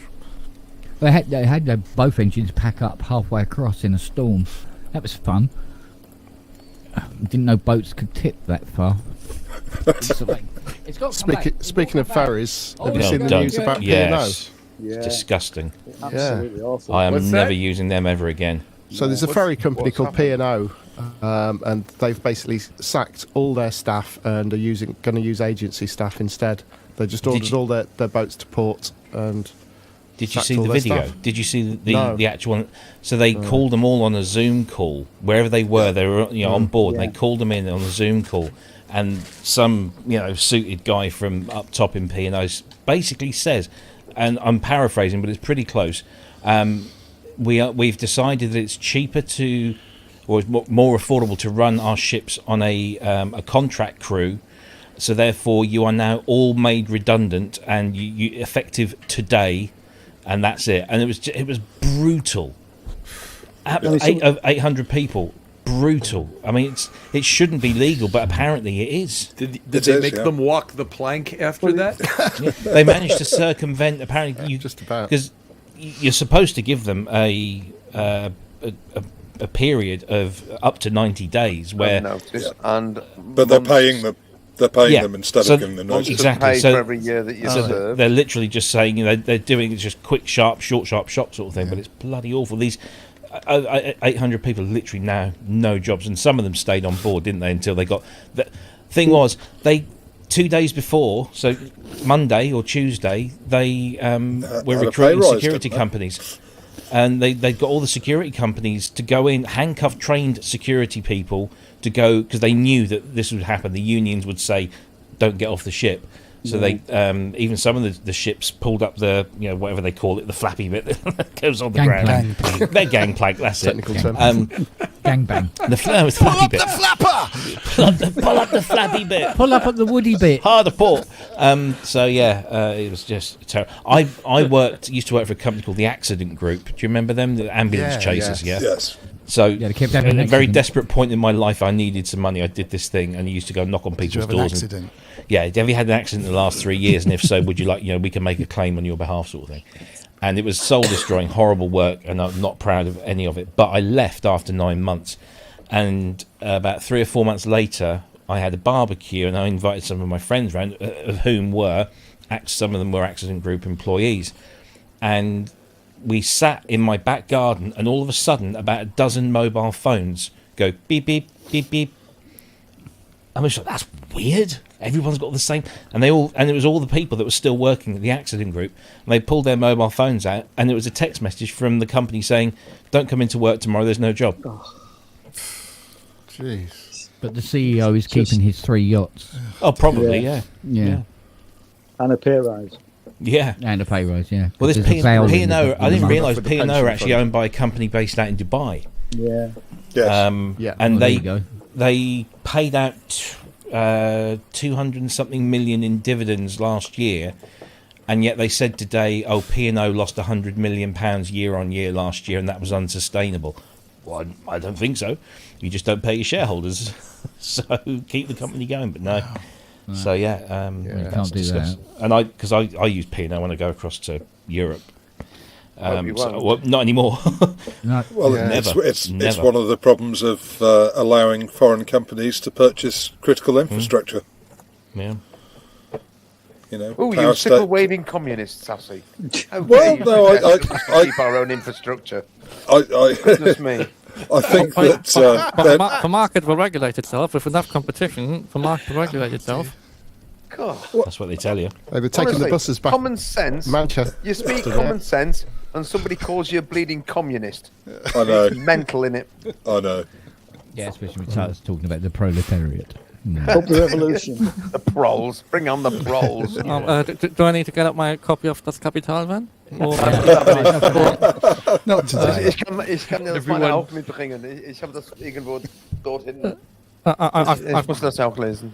well, I've been starting reading Rosa Luxemburg's Accumulation of Capital in German, during the shows, which was always fun. I mean, reading a different language whilst you're hearing other people around you doing thespian bits in English is always exciting. But then reading those sorts of works makes it even more fun. So I'm gonna go for another tangent now. One of the most fascinating things that I ever did in my degree was a comparative study of Das Kapital and Mein Kampf. Now, at the time, Mein Kampf was seriously restricted. The university had a number of copies, which were photocopies of Mein Kampf, Wow. which you had to sign for and give back. So, so you had, and the bottom line of that was, Das Kapital is reasoned political philosophy, and Mein Kampf is a rant. And that was about my essay, really, on those two things. I'm just Didn't he write that? What did you get? Oh, I passed it. It was all right. It was fine. Well, I mean, Didn't he write that while he was in London? I did. Yeah, Who? He lived in London. Marx. Das Kapital. No, Das Kommunistische Manifest. Yeah, I can't Communist forget. Manifesto he did in London, didn't he? Yeah, Das can't remember. I can't remember. Maybe he did write Das Kapital in London because he'd had to flee from Germany, hadn't he? Because he'd upset people. I know he ended up hating London, but then Well, why everybody who wouldn't he? lives in Doesn't- London sorry. ends up hating it. I know the feeling. Yeah, What? you will hate It's London great. for one reason or another. The best thing about London is if you don't live there, you can go away. Yes. Look, always- absolutely. I love it when I'm there. Brilliant time I on love my it. last I love it when I can leave. I love London. I love the affordable housing in London. It's great. Where's that? Great. Yeah, I love having so much space. Yeah, To read cardboard the box. Yep. I had a brill day on my last visit to London. We went to Borough Market, and I bought from a brilliant little shop on Borough Market. Some A everybody three-bedroom sassy. Some fab, Grand Charlie. some fab guanciale, some Yeah. fab pecorino romano. Okay, and it was great. And on the back of this guy's laptop was a Strymon sticker, and there was a sticker for Arturia, and there was I'm thinking. So I spoke to this guy. I said, "Hang on a minute, what have you got on the back of your laptop there?" And he went. So we ended up having this great conversation about all this synth stuff and all these different things. He was dead in his computer for that, but so I went to Borough Market and I bought guanciale, pecorino, and had a chat with the stall holder about synths. Absolutely brilliant, loved it. We then went into Southwark Cathedral. That was amazing. I've never been in there. That's well worth a visit. And then we went to the British Museum and I saw the Rosetta Stone for the first time in my life, and had an absolutely brilliant day. And then we got on the train and I pissed off out of London. Amazing.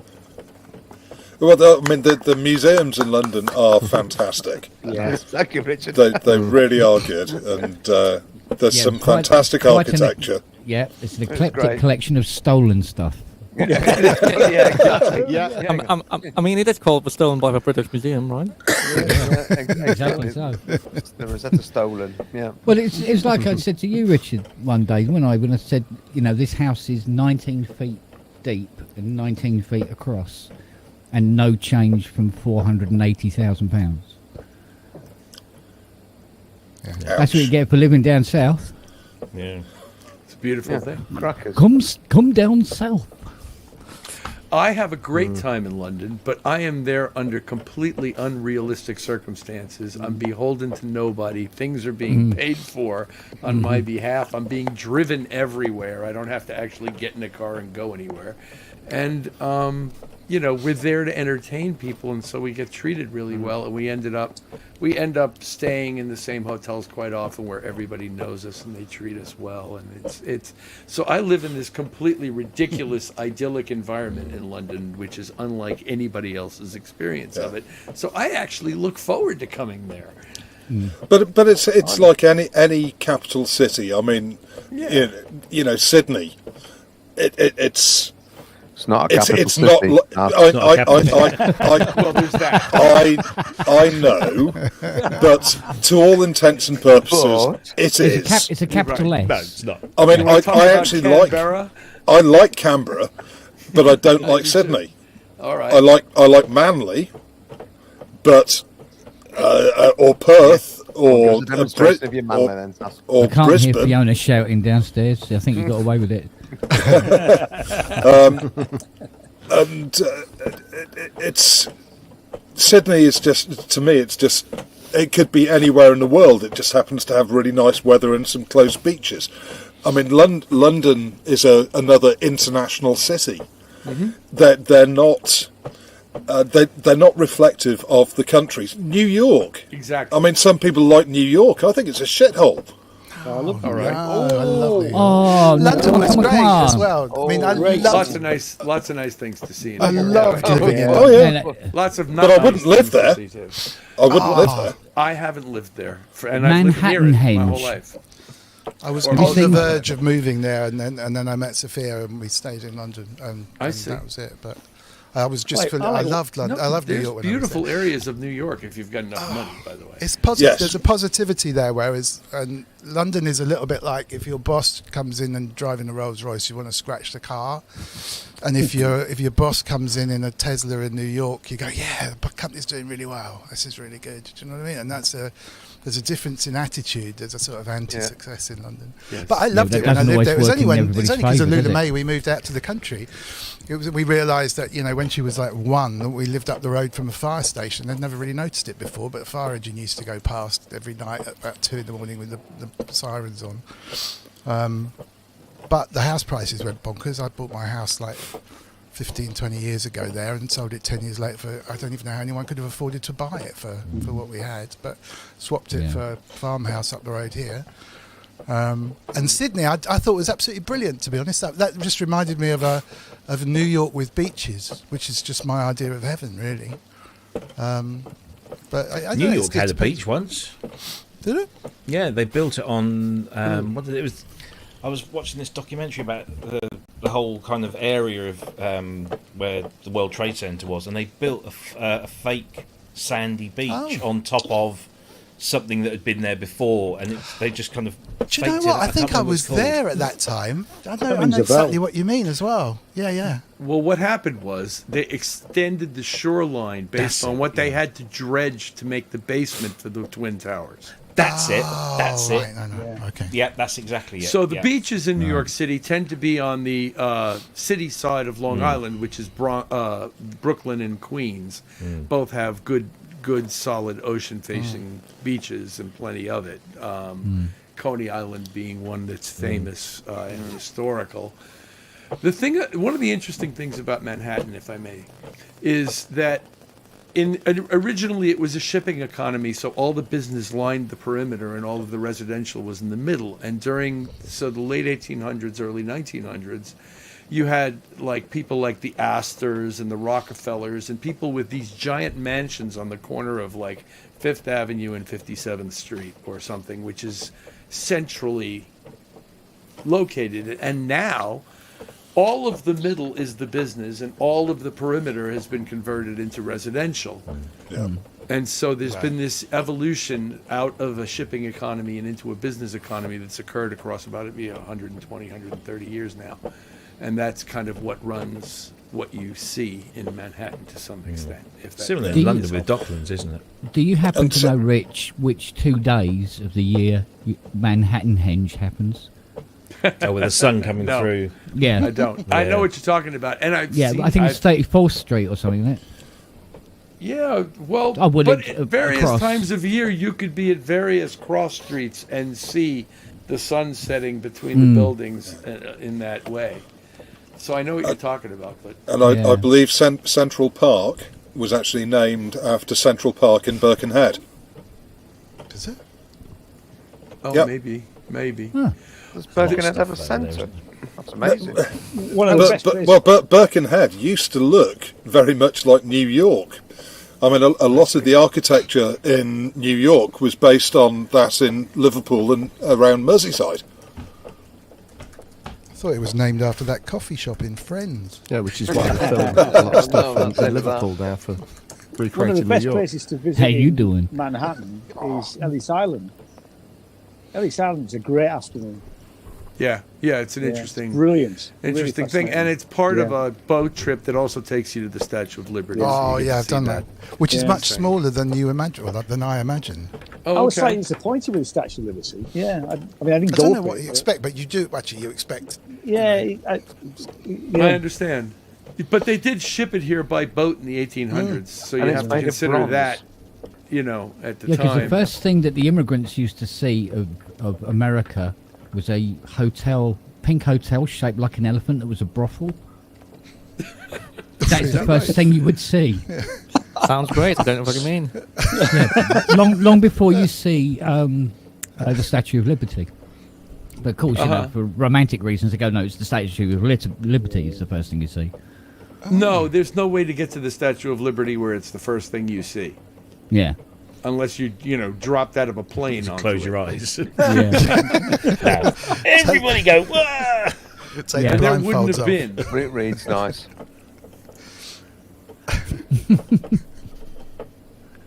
Oh dear. On that note, gentlemen, I'm going to jump out because it's my bedtime now, and I've got to get up at stupid o'clock in the morning. So Very good. lovely chatting with you Lovely all. to As see you. always. Cheers, Andy. Yeah. Take it Good easy. seeing you. Yourself, my you friend. Take care, everyone. Take care. Cheers, Andy. Tim, Bye-bye. Tom, Bye, Ian, buddy. Robbie, And- Kent. Good night, everyone. Try.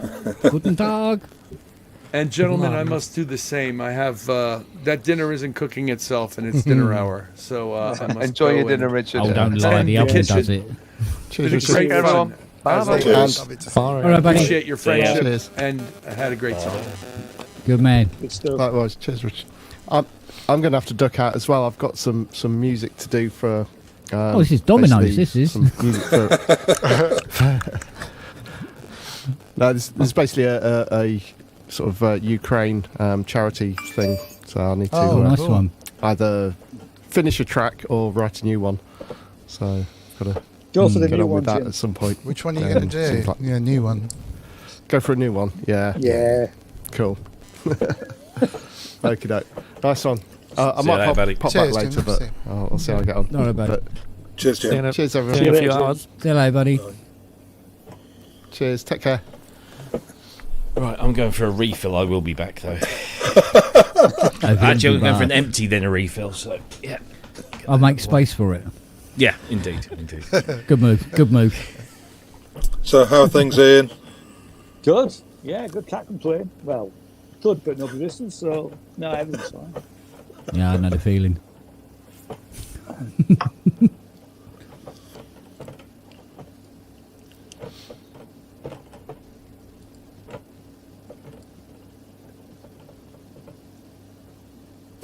So I was just wondering what that noise is. What's My I was brain. waiting for the tumbleweed. Yeah, it was waiting. Oh, I right. thought it was like one of those, you know, like the old washing machines, the old ones, the upright ones.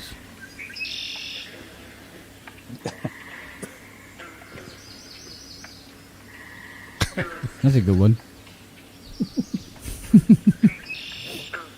It's a 3-minute loop, so we're good for a while. Yeah, that's okay. Keep us Well, going. it's either that or tumbleweed. Yeah, I couldn't. Exactly, yeah. It's hard to get a sound of tumbleweed. Yeah, it doesn't make a great deal of noise, does it? A very poorly duck in the background. It's a Jean-Michel Jarre Zuluk type duck. It's like a springy duck. I tell you, it's good background. It does More work, cat- actually. Yeah, Needs more cowbell. Yeah. I don't have one of those at the moment. Oh, there you go. It wasn't 3 minutes. But by the time it runs out, if it's really lasted that long, you've lost all the viewers anyway. Yeah, well. I don't think the show is about viewers. Actually, all I don't about think the it's viewers. shower. It's not even a show. It's just a chat. Even that's stretching it. Come on. I'm trying to set up Ableton. I've been using Logic non-stop, but I want to do some live stuff. And there's this thing called Crossfade Loop Synth, which is an Eventide plugin, and it's something that Beardy Man uses. And it's a really neat little live looper, basically. But it's one of those synth plugins that you have to control via MIDI, and that's fine on everything apart from Logic, because it's quite hard to route MIDI into an audio VST in Logic. And the way they normally get around it is that they have a side chain available, so you can push the audio into the side chain of the VST that can be controlled by MIDI. But this particular loop synth plugin doesn't have a side chain, so basically won't work in Logic as far as I can see.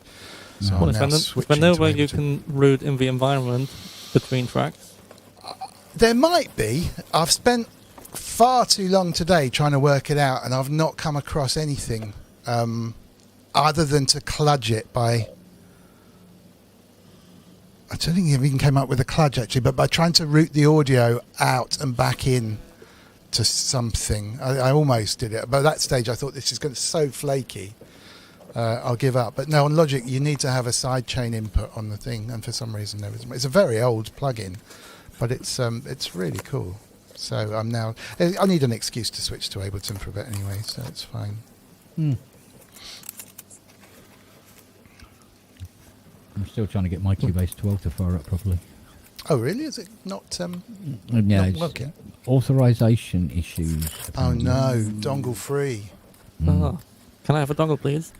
That's a Bring shame. it back. Well, dongles did work.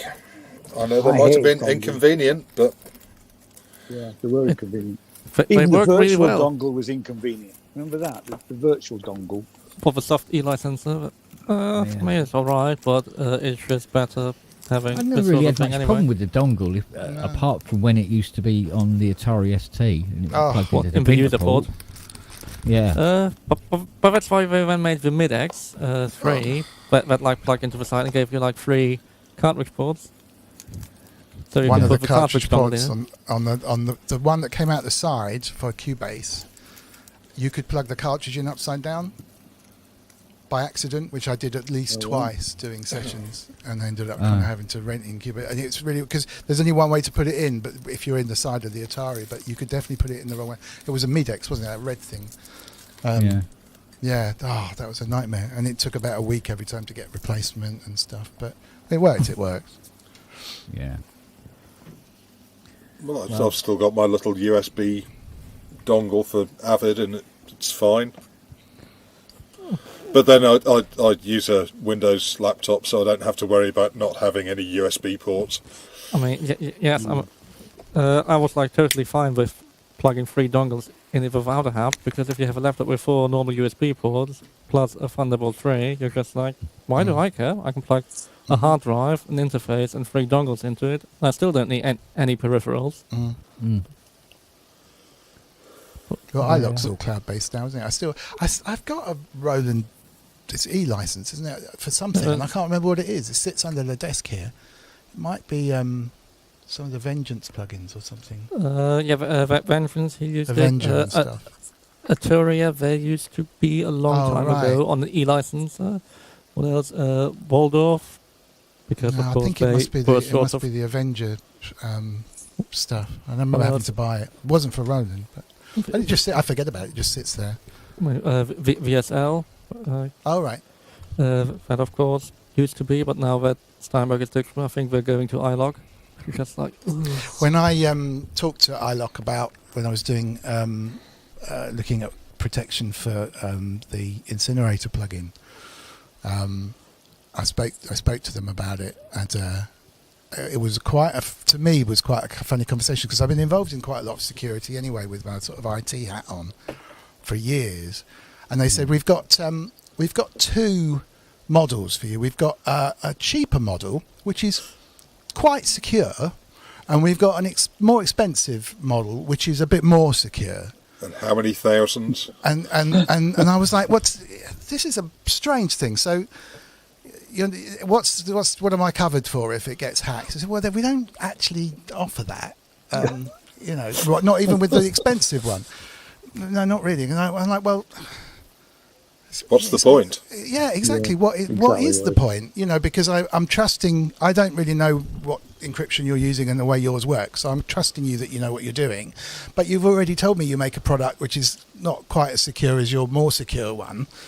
It's like it only has to happen once, and the whole thing's just ridiculous. And I'm putting my users through pain for it. So, yeah, I didn't do it in the end. It's just a strange sales. I guess it's honest, but Well, it's like you could buy a lock that has maybe only 3 pins, or you can buy a 5-pin lock. They both do the same job, but one is inherently less secure. yeah. But you see, because I had that conversation with the guy who came around and fitted the locks to our place when we moved in, which was for insurance purposes, and so we did all the things the insurance had said. You need to put this kind of lock on the front door, and you need to check this and check that. And I was chatting to this guy, and I was saying, if I was going to break in, I'd just smash the window here, and I would just climb through the thing. To which he took to me was like, oh, I'll sell you some, anti-window smashing products or whatever. And I said, but that's not the point. If someone does that, I'm going to get my insurance. I'm covered. Do you know what I mean? It's a means to an end. I'm not going to be so paranoid as to brick up everything and live in a fortress. So it's a balance between feeling security is a state of mind. Secure enough, Yeah. And so that's fine. But with this is like, well, there's absolutely no guarantees. And I get you can't guarantee it, but you should team up with an insurance policy and say, well, look, do you know what? We can cover you up to the first 150 grand or something, or whatever it might be. And we trust our product, so therefore there is something in it there. Whereas just saying you can't have a secure product with 2 levels of security, but no come up. Do you know what I mean? It's crazy to me anyway. So security is a state of mind, and it's about putting things in place that decrease that concern. Because no security company worth their salt will say our thing is 100% secure. But like you say, you'll have service level agreements in there of some description that will say, well, we've got confidence in it, comfortable to that level that you're doing your best, and if it happens, and and they'll have insurance policies. But I mean, I work for a company that secures some of the biggest facilities in the world, and there's no way that even we would ever say that anything that we sell or anything we provide gives you 100% security. Well, it will reduce the risks, but that's it. Yeah. If someone has designed something with enough effort, someone can re-engineer it. Totally. Well, to be honest, I designed the security on Incinerator in the end, and I'm happy with it. It's probably as strong as the weaker one they were going to sell me, I guess. But at least I know what's going on and how it works, and and you can support it. Yeah, exactly. I should probably license it at some point. Pardon? I still got the license code. I could probably actually activate it at some point. Yeah, good, do it. No, I think I installed it, but when I was opening it up in some weird host, in Xavier host, and which is never good. I mean, it could only read VSTIs, and I forced it open in there, and then I couldn't license it. And then I was just like, well, I'm not. I'll send you another one. This is fine. No, I was just like, well, I'm not surprised it's not working because I'm using a host which really only could read VSTIs. Right. You can make it unhappy to read VSTs. I was just like, oh, this is not working. Great. That's cool. And then I moved on again. If it was correct, I'd kind of be able to disengage. I think that's the point. I'd be able to switch it off, or and it's not a huge enough product to worry too much about it. But it was an interesting process because they take a sizable royalty off of your product. Yeah. Which, when your product's 20 quid, is too sizable. If it's a £150 plug-in, then okay, But it certainly wasn't worth it. Clearly, should be making your own cloud like Waves or. God. iLog now, or who else has their own cloud? Or Steinberg basically is it's a cloud, but we're not calling it cloud. but then you have to pay for the cost of supporting the infrastructure for the cloud, whether it's a shared server, rented server. You can't host a cloud server really at home if it's a commercial product. So you're looking at, using AWS or something. It's soon adds up. Yeah, it's not cheap. I'm loving the kind of code-free stuff that's around. There's so many things they like if this then that kind of services to connect things together, or you can just run a very simple app. So like me and Nick at Sonic State have been working on trying to connect their IRC chat to YouTube and that kind of stuff, and just mash up everything together. And you don't have to even run servers anymore to do that kind of stuff. You can just go in and there's a service called Pipedream, which is like a paid but open source version of If This Then That. So if it doesn't do what you want, you can just code it and then check in your code changes, and it's just so brilliant. And it's so reliable because you can then sit back and not worry about the server breaking because it's someone else's problem. And also there are so many free tiers as well. You've got to go some, actually, if it's only one product you're doing it for, before you even have to pay any money, which is cool. But the whole cloud thing changed. Well, when I wasn't doing so much music, I had this company that was working in the gambling, ended up in the gambling industry of all things. And we were, it was a friend of mine who had a company doing content. He used to run Maxim magazine, and he got involved with some of the Maxim was sold in the US, which he was running, and he came back and he got involved in some of the gambling companies over here, trying to put together another magazine, and that went into effectively almost like a little promotions company for these gambling companies, trying to get you to open an online account on your phone or whatever.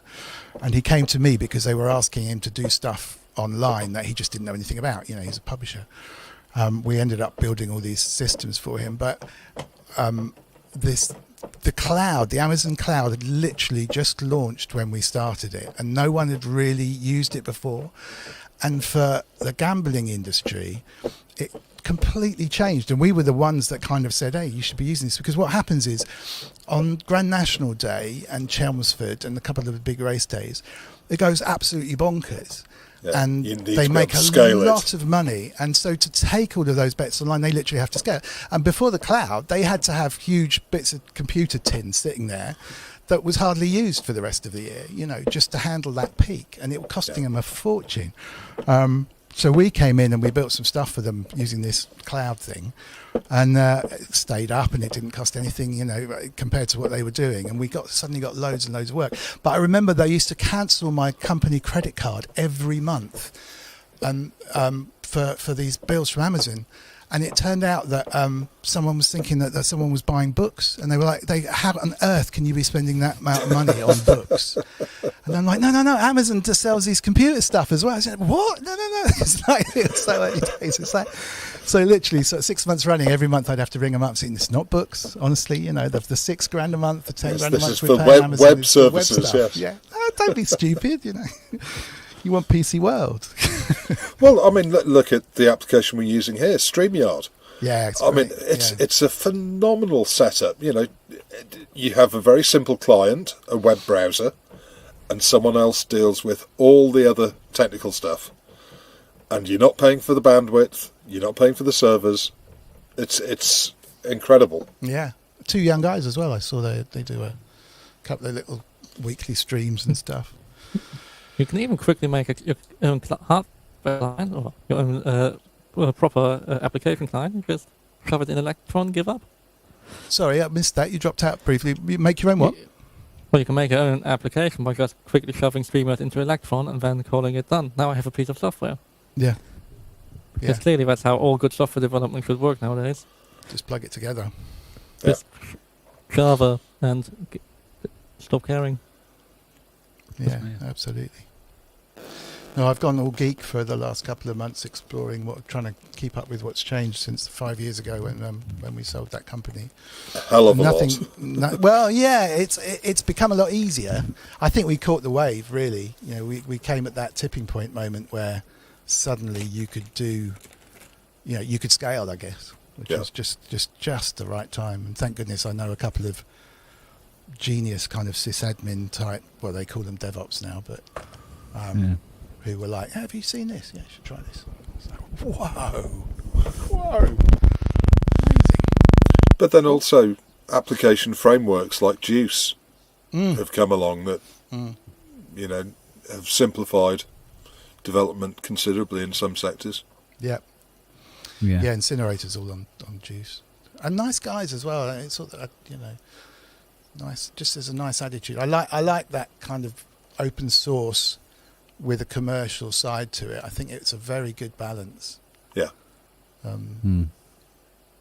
Because I never used to contribute code back, but I've started contributing code back to stuff, you know, if I've had to change something to make it work, and it's like you actually feel part of a team, and people are so like nice. It's just really good, and you don't mind paying a little bit extra if you know you're using their hardware or something like that. It's it's a good one. But also with the, you know, little micros like, you know, the Arduino, the Teensy, the Raspberry Pi. It's really opened up a whole new sector. Yeah. And you see what some of the guys are doing with the Raspberry Pi and Juice, and I know. It blows my mind. To, the guy that's behind the Noodler, and he's working on a that's Teensy. That's a Teensy 4. It's a Teensy, I think, yeah. They're looking at a Pi, working with a Pi for a particular product that he's looking at, and I was, when he first told me about it, I was like, oh, can you do that with it? Isn't it a bit underpowered, you know? And it's like, and that's before I knew that was a Teensy doing the Noodler stuff and all that. He said, no, you should see what we can do on the Noodler, on the Teensy for audio, you know, not just Noodler stuff. So yeah, it's incredible, absolutely incredible. Things have come of age. I think we're in a nice little state at the moment where, you know, you can really start hacking stuff together. Well, if we could get something with chips on it. Chips in, yeah. True. Did someone just say that one of the one of the foundries has just been shut down because of COVID? Oh, really? Mm. Well, another chip manufacturer type thing, or? Yes, I think so. Gosh. Oh, super. Oh yeah, it's all great. You know, when capacitors that they used to literally give away, they now want considerable sums of money for now. Yeah. Oh, great. Yeah, because there's a lot of things that are going to be buggered up by this chip shortage still. Well, it's not going away for another year or so, is it? No, and it's just more and more delays. People can't get valves now because they're all made in Russia. Yep. Yeah. Although there's still quite a few in Poland, so I expect the prices of those to go up. Yep. Yeah, it's a pretty shitty situation all round, isn't it, for electronics? Mm. Indeed. Yeah, well, it'd be an excuse for me to take a couple of weeks off work then. That'd be cool. Yes. Sorry, I'm waiting on deliveries. Yes. Well, we've got whole product lines that were supposed to launch last year, and they're all, you know, based on card readers, so they're all built out in Malaysia, and everything's designed, everything's planned, all the tooling set up. It's just sourcing the components. I mean, we're raising prices on certain things where we have to, but we just can't build the stuff. And we've got our backlogs. I mean, you know, they are. I mean, I've got to hand it to the guys; they're doing a fantastic job. But the backlogs are insane. And the only saving grace is that most of this kit will get sold into new build, you know, premises rather than replacing old stuff. And they're all falling behind as well for other reasons. So it's like everyone's falling behind. So it doesn't really matter as much as it's not just us. But we've got stuff that we were supposed to launch, and what we're having to do now is go back to older designs, which we know we can build with existing, you know, parts and supplies, rather than the new fancy stuff, which well, it's certainly put me off wanting to, you know, to do the R&D stuff now. and probably carry on doing the repairing a bit longer because of it. Yeah. Because there's no point in R&D stuff and then can't build the thicker. No, true. So, True.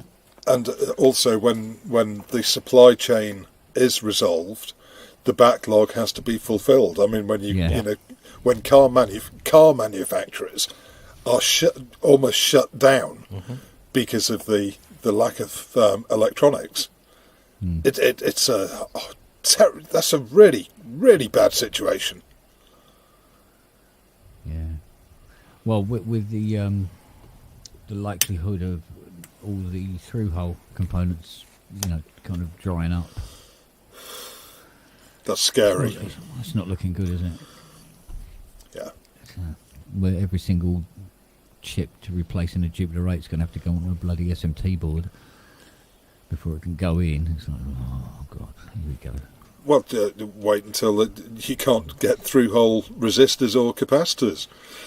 You can imagine, or diodes having to solder a surface mount piece onto a daughter board, just so you can replace a resistor. I mean, funnily enough, that's one thing I'll be all right with. I got absolutely millions and millions of resistors of different wattages and sizes, and oh god.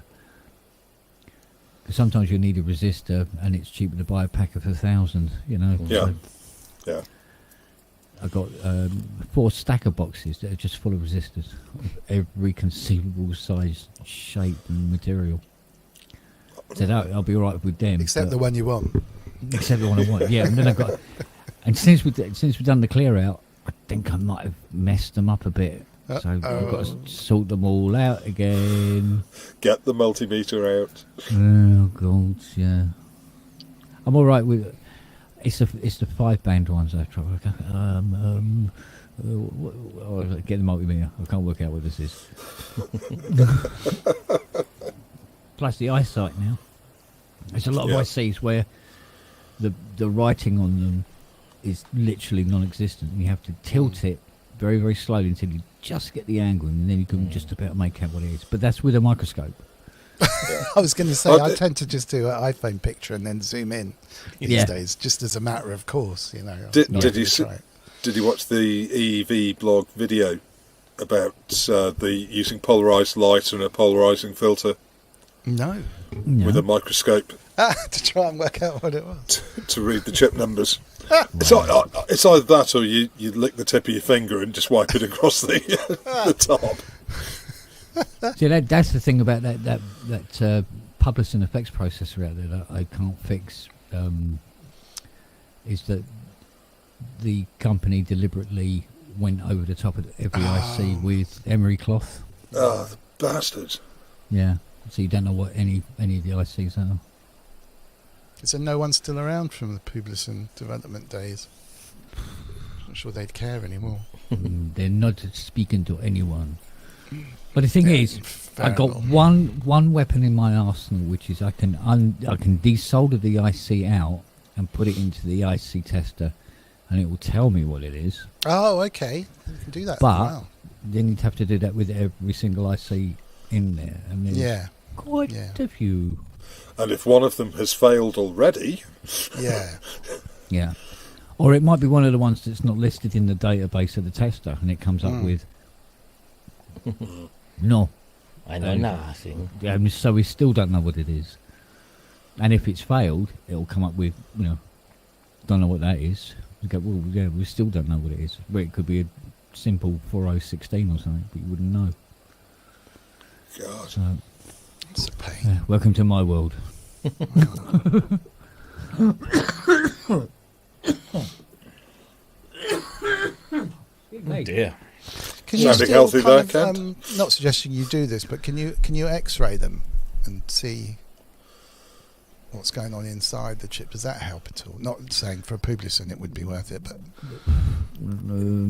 depends what type of chip it is. Yeah, probably couldn't do it with an EEPROM. Well, that guy did it with might not be a good idea. Oh no, right, of course. There was that guy that did it to the DX7 chips. Yeah, used X-rays. And that was fascinating Yeah. stuff. I mean, what Yamaha were doing was pretty incredible. for the time. Yeah. The thing is, Hamsters. not every company necessarily puts a designator on the wafer that you can then actually look up. Right. I see what you mean. So, sometimes it would be marked inside as well in a tiny way on there. Yeah. Gotcha. In some form or other, yeah. But then the thing is, it's all the other pots. They change the way pots are made now, or they do very limited runs on stuff, especially encoders for some reason. You'll get one company uses one set of encoders, and you finally can't get those encoders anywhere.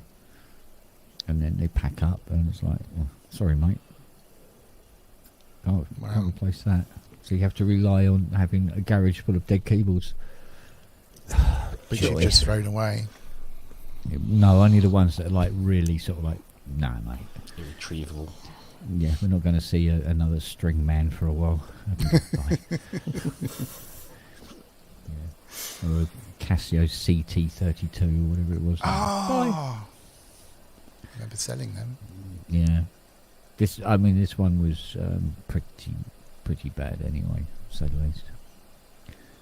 But so I decided to hang on to a few bits and pieces that I was going to chuck. Oh, good. I thought, you never know, that might come in handy. It won't, but you never know, do you? No, it's worthwhile though, because you're guaranteed when you've thrown them away the next week, someone pops in and goes, "Do you know what? My MT32." Or whatever it might be. Yeah, exactly. Yeah, exactly. You're guaranteed for you had it for 10 years, and then I wish I'd kept it. Well, just for a laugh, because one of the machines that was in the bottom workshop, which was a multi-moog, I remember restoring it, and the guy never showed up, so I stuck it in the bottom workshop, but it was still there.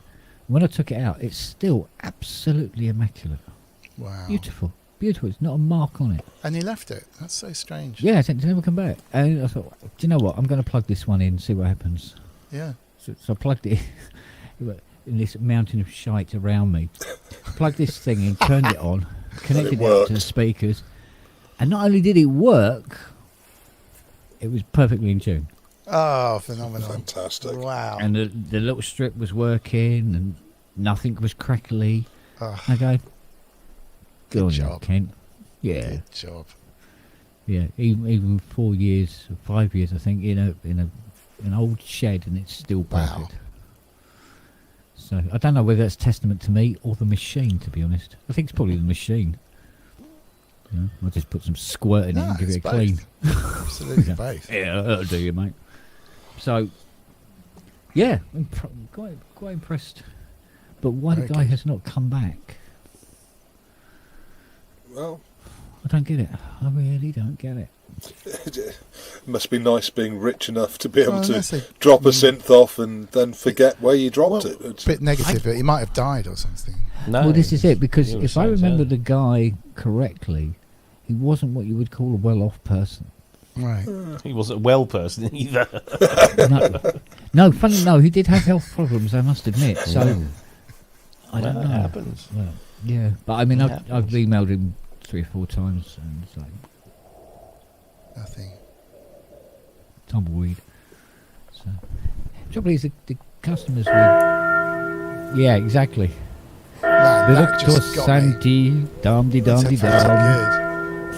So realistic in these cars. That's a DX7. Scared the living daylights out of me again. I mean, literally, it's coming from my window over there.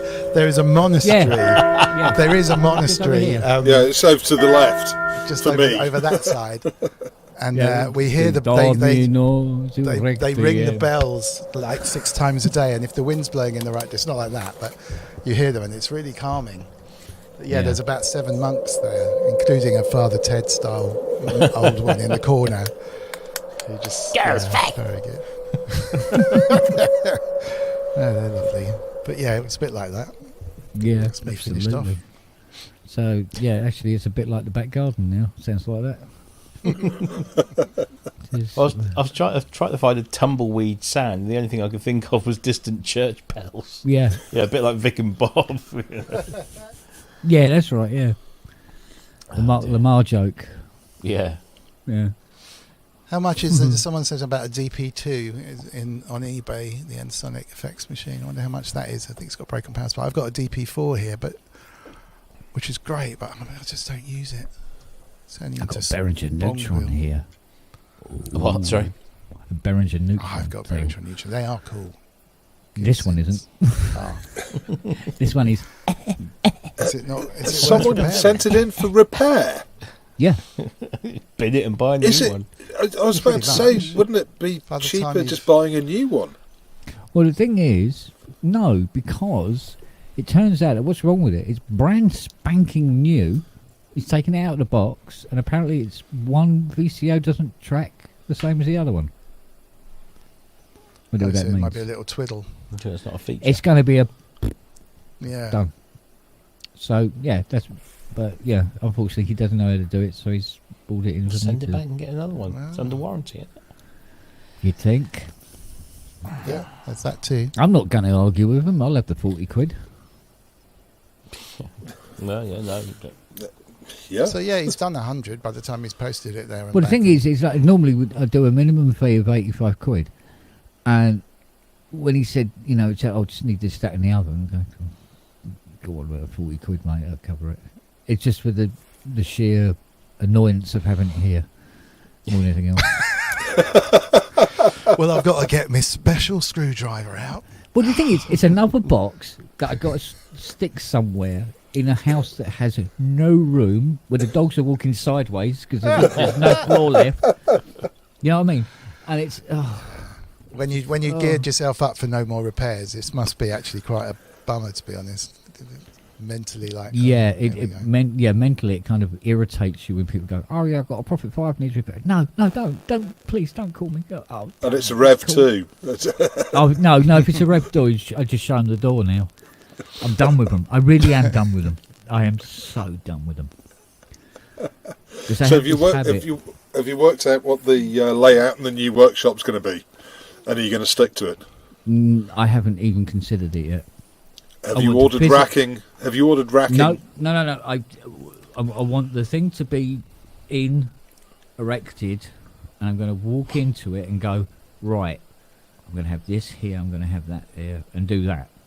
I'm not going to plan anything, because every time I plan something happens where I have to alter it. So I'm not going to plan it. I'm going to wait until it's all here. A recommendation: Costco normally do really good racking, quite reasonably priced. Are you building it where the old one was? No, it's right down the bottom. Oh, okay. Well, I didn't know where the old one was, to be honest, but it's like it's in your house, effectively, in your grounds. Yeah. It was about halfway down the garden on a big standing that we put in. It's going to go right down the bottom, and then it's going to astroturf the whole thing. Nice. So the dogs can run around like absolute lunatics all day. Excellent. Which they love doing. I'm going to say, how is that different from normal? Well, they won't be traipsing crap into the house. Yeah, well, as far as Nellie's concerned, I mean, what a lunatic dog! Oh my God! Oh, bless her. She's so mad.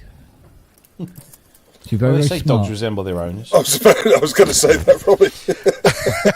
Well, it's low hanging fruit. Yeah, it was an easy one. That one. Yeah, although I must admit, I don't go around sniffing everybody's arse anymore because it was frowned on.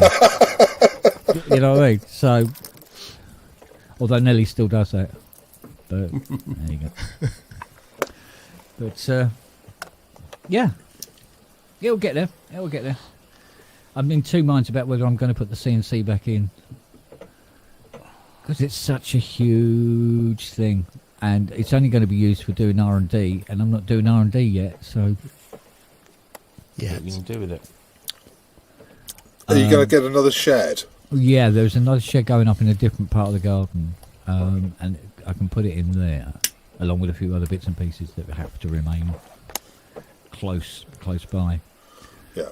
And then I'll leave all the R&D tools in there until R&D time comes around, whenever that is. Because it's 3 3D printers. It's 2 CNC machines across. So much stuff. Wow. Just Why do you have 3 3D printers? different jobs. One for each dimension. Yeah, one does. Yeah, yeah, one does the ups, one does the lefts, and one 3 does times the as fast, isn't it? Yeah, and that's not including the lathe. What, Well, you've got proper everything engineering, I Dave? want. I would probably just sit and look at it as well, but you've got everything I want, all of that stuff. And then I would just sit in there and just go, oh, what am I going to do now? I Yeah, want a that- 5-axis CNC machine. I don't know why. I just want a 5-axis CNC machine. They are so wicked. They're just so brilliant. Yeah. The thing, Just the being other able thing to. is, well, the other thing is we've still got to buy these. Get this Voltaire. That sounds good. What's that? What the Voltaire one does is you take like a blank PCB, put it in, and it paints the tracks onto the PCB, and then bakes them. Then Does it drill? Yeah, it does it all, and then you put another cartridge in, and then it puts down the solder tracks Oh, wow. for the SMTs. You place the components, and then it bakes the board and solders all the components in place. It does absolutely everything. So what you pull out is a board ready to go. How much is a Voltaire 1 then? 3.5. Well, I can see how that makes sense. Yeah. After you've So been and- sending clearly a few out. you can make SMD adapters quite easily. I don't know why you're complaining. Yeah, exactly. Well- That's your Jupiter 8 sorted. Get Yeah, but the baking. thing is, when it comes to R&D, and I mean, I'm thinking about. Well, I was thinking about doing that super duper CS80 upgrade, which somebody's already gone and bloody done now. So there's other things. I got a million ideas of. Yeah, the things I wanna CS80 try market out. is restricted to a certain degree with the number of them out there. Yeah. Okay, it's you're targeting a rich market, but a limited. And you've got to one, remember so- that the guy that did that thing requires you to send him your CS80 to Holland, where he will Yeah. do all of the work. Yeah, but it would have been no different for here because Yeah, it's such but- an intrusive Yeah, kit. but if I'm Yeah. a CS80 owner in England and my only option is to send it to Holland, I'm going to be reluctant. Whereas if Kent's going to do it in the UK, then there's There ain't that many 80s left in the UK. No, exactly. So and well, And it if I is did take worldwide. it on, and the guy in Holland decided, oh, do you know what, this isn't worth doing, and I carried on with it, the guys in Holland with CS80s are going, curses, Yeah. in Hollandish. But So, also, there you say- it stops your being a Dutch division. CS80. Well, you Yeah. voided the warranty, haven't you? Yeah, Yamaha if you will build come a after you. If you build a self-tuning Volca board, though, now there's a massive market there. Yeah, but how do you insert it? That's right. Bend over. What, the Volca? Yeah, I mean, yeah, there's loads of little mod type things you could do. I know it's, Totally. it's pissing about in the wind with a lot of these things. They're sort of like ones and twosies. Honestly, Kent, you But and me, then- mate, we're going to change the world. Yeah, But then look at something like Widdy. we make the Take a Wolverine. drink. You I know, just finished. why, Didn't last long. but wireless MIDI has been tried by Yamaha. It's been tried by Roland. I really Probably, like the Audio probably a one. few other companies. If you ever use VM Audio one, that actually used proper analog spectrum. So I mean, it's probably the lowest latency one there ever was. Yeah, but it's like I've got one. It's a big old thing. Yes, I mean, but then a modern radio mic is like, I don't know, tiny these days. Like Electrosonics, which you could use. I mean, they're the ones that they're like smaller than a lighter. So I mean, it's not an issue. It's just at that point you're paying for proper spectrum if you actually want legitimate Yeah, but quality. it's not an issue with Widdy. So Well, yes, if you want any quality, you need to pay for proper spectrum rather than a shared spectrum. have you used Widdy? You don't know where I would want to use it. Where Well, if you have an LED No, I'm wall just behind, asking how you form an opinion on something you haven't used. That's all. it uses 2.4 gigahertz, right? It's Bluetooth. Bluetooth 5. Yes. Yeah, I understand. If you have an LED wall on stage, and you happen to have a spectrum analyzer because Yeah, you're trying to find any have you channel tried it? to I haven't. I know that Bluetooth doesn't work if your noise floor is too high, and I know that the Yeah, but this with the isn't, spectrum. this isn't standard Bluetooth. I know with the spectrum analyzer Yes. that there's Yeah, so much noise that you can't get it through physically. Yeah, no, I understand what you're saying in terms of the spectrum being very, very noisy in the sort of environments you work in. I mean, there was the same issue with in the early days of radio mics and wireless guitar. Well, I'll just say Starlight Express press night, the most infamous moment in theatre history. BBC turned up 15 minutes before the end of the show and turned all their radio mics on. Fantastic. And the show ended very Car 4, car 4. Pick up outside Starlight Express. But old, what's his mush? Rick Wakeman. One of his moogs used to pick up cabs. No, that was his hip. Yeah, literally. Or a filling. Brilliant. Who was? It might have been Dave telling me about it or something. But it was a big gig. I think he was doing Henry VIII, was it 6 was Henry VIII sort of thing. And it's all this. Yeah, I'm on my way there now. All right, mate. Coming out the PA. Oh dear. Yeah, pick up from Mrs. Bourne and so she there, right? Yeah, all right, mate. That's what dodgy diodes do for you. Oh, you gotta love them. You don't get that so much these days, do you?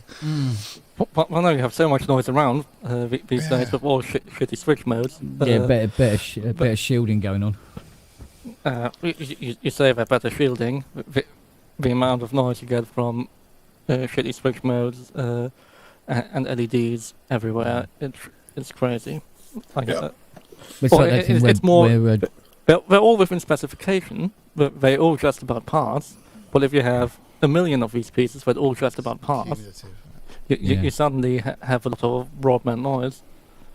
So you're working in a theatre. Sorry to interrupt. You're in a theatre, right? I didn't know. Yeah, I work do you just try and wire everything as much as possible, and then only use non-wire when you could have to get away with it? Realistically, you use only wireless ever when you have to. If you can't get the wire to it, the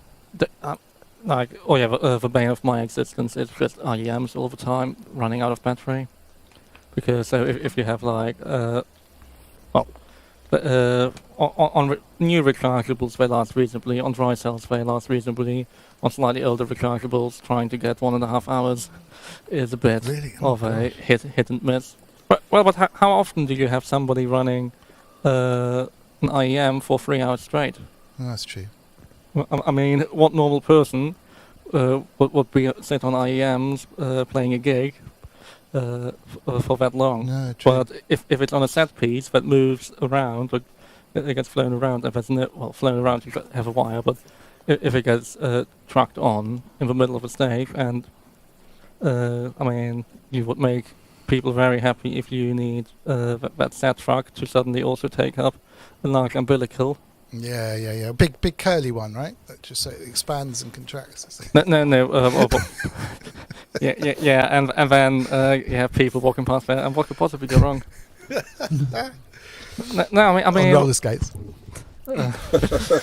Only in Germany these days. I think I had a mini in a few years ago where I said was talking about with the diodes go microphonic, and it would transmit the hammering of the keys out of the output. Yeah.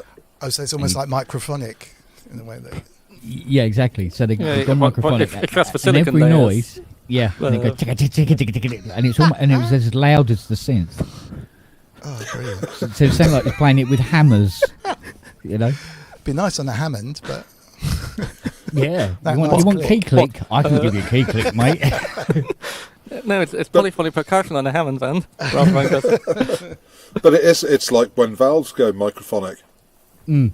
It can really bugger up your sound. My it's like spring reverb which I was actually over Well, that's there. intentionally microphonic. Well, yeah, that is microphone. But no, I think I remember. I can't remember if I mentioned it whilst I was on it. But I bought this Fisher Space Expander Reverb, which is the old King Tubby one with valves in it. Have you got that going yet? Yes, and luckily, it sounds really good, and it sounds different to a normal, remarkably different to a normal one, like in a really good way. So I'm very, very pleased. I'm going to do a little video on it. Yeah, But, well, I hear that. it has the original valves in it. They're made by the same people that made the actual Spring Reverb itself. Fisher valves in there. So they've literally lasted.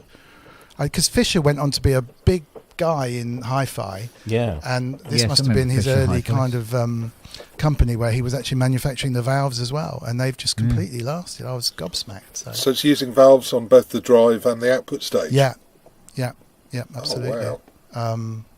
It's like a small vintage radio where when you turn it upside down, you can see all the point-to-point wiring and the valves and stuff, but at a much smaller scale. It's got 3 EC, whatever they are, the kind of two EC something, or 82s or whatever they're called, and another one in there. But yeah, they're branded Fisher still, and it does sound like. I've got a stereo. It's not the Vestax one, but it's a BH one. It's called, with very similar tanks, and it sounds like a Spring Reverb, and it sounds fine. And then you put this on, and there is something middly and warm and dubby about it, and suddenly you go, hang on a minute, this actually does sound like the records, and it's instantly noticeable. It's not a subtle hi-fi thing. So yeah, really, really, really pleased. I do find it odd that you can pick up a good Reverb Spring unit for 30-35 pounds. Yeah. But if you want to buy a Reverb unit, you're looking at £300-400. Yeah. So there's an idea for you, Kent. Start producing £100 Spring Reverb tanks with the driver and the output stage. Now, this is the one thing that Fiona keeps saying to me as well. She goes, you do realise that everything that you try to manufacture here is going to cost a bleeding fortune. Yeah, that's true. There's no such thing as a, cheap manufacturing in this country, I'm afraid. So I'm going to have to go sort of like Weird and Wonderful. Yeah, maybe make boutique, they call it. I tell you what, we'll make the Anaglyph as a modular, a monthly kit. Sell it with a magazine or something. Oh, remember them glorious days. Free binder with issue 1. That would be brilliant. And the top C comes with the top C issue 1. This week. Yeah, the first bit you guess is the last piece you need. Yeah. Out now on Marshall Cavendish. Yeah. In episode 4090, the VCO chip. Yeah, bloody hell. But the thing is, if you can produce the PCBs, populated PCBs, relatively cheaply, then really it's just a case of getting someone to fit the PCB into a case. It doesn't. Manufacturing doesn't have to be expensive. Well, if the product is design it. if the product where is the simple. cases coming from? Where the cases coming from? Well, there are plenty of places you can buy cases. But the Anaglyph is going to be boutique, so you go to a nice, very hipster place with a guy with a hipster beard who charges hipster prices. But then you can say, "Oh, it's boutique, it's hipster, it looks beautiful." Yeah, I mean that's literally the only way it can be done. Is you have to make it so fancily that people won't throw up immediately when they see how much it costs. There's a pause before they throw up. Yeah, that's for something like the Anaglyph, but for smaller products like, say, Spring Reverb, or the idea that we talked about on Sunday, a joystick connected to a Teensy outputting MIDI, they're not particularly complex. I could do that as a second product. Because I still fancied the idea of making the voice cards on, printing it onto glass, smoke perspex or glass or something, and just making it really weird and sort of like, but there's a limit, I think. Yeah, there is a limit. So. because you know the prices can escalate extremely quickly, as we found You out when we could've- did the controller. But all the fiberglass substrate for PCBs, I mean, that in theory could be very see-through.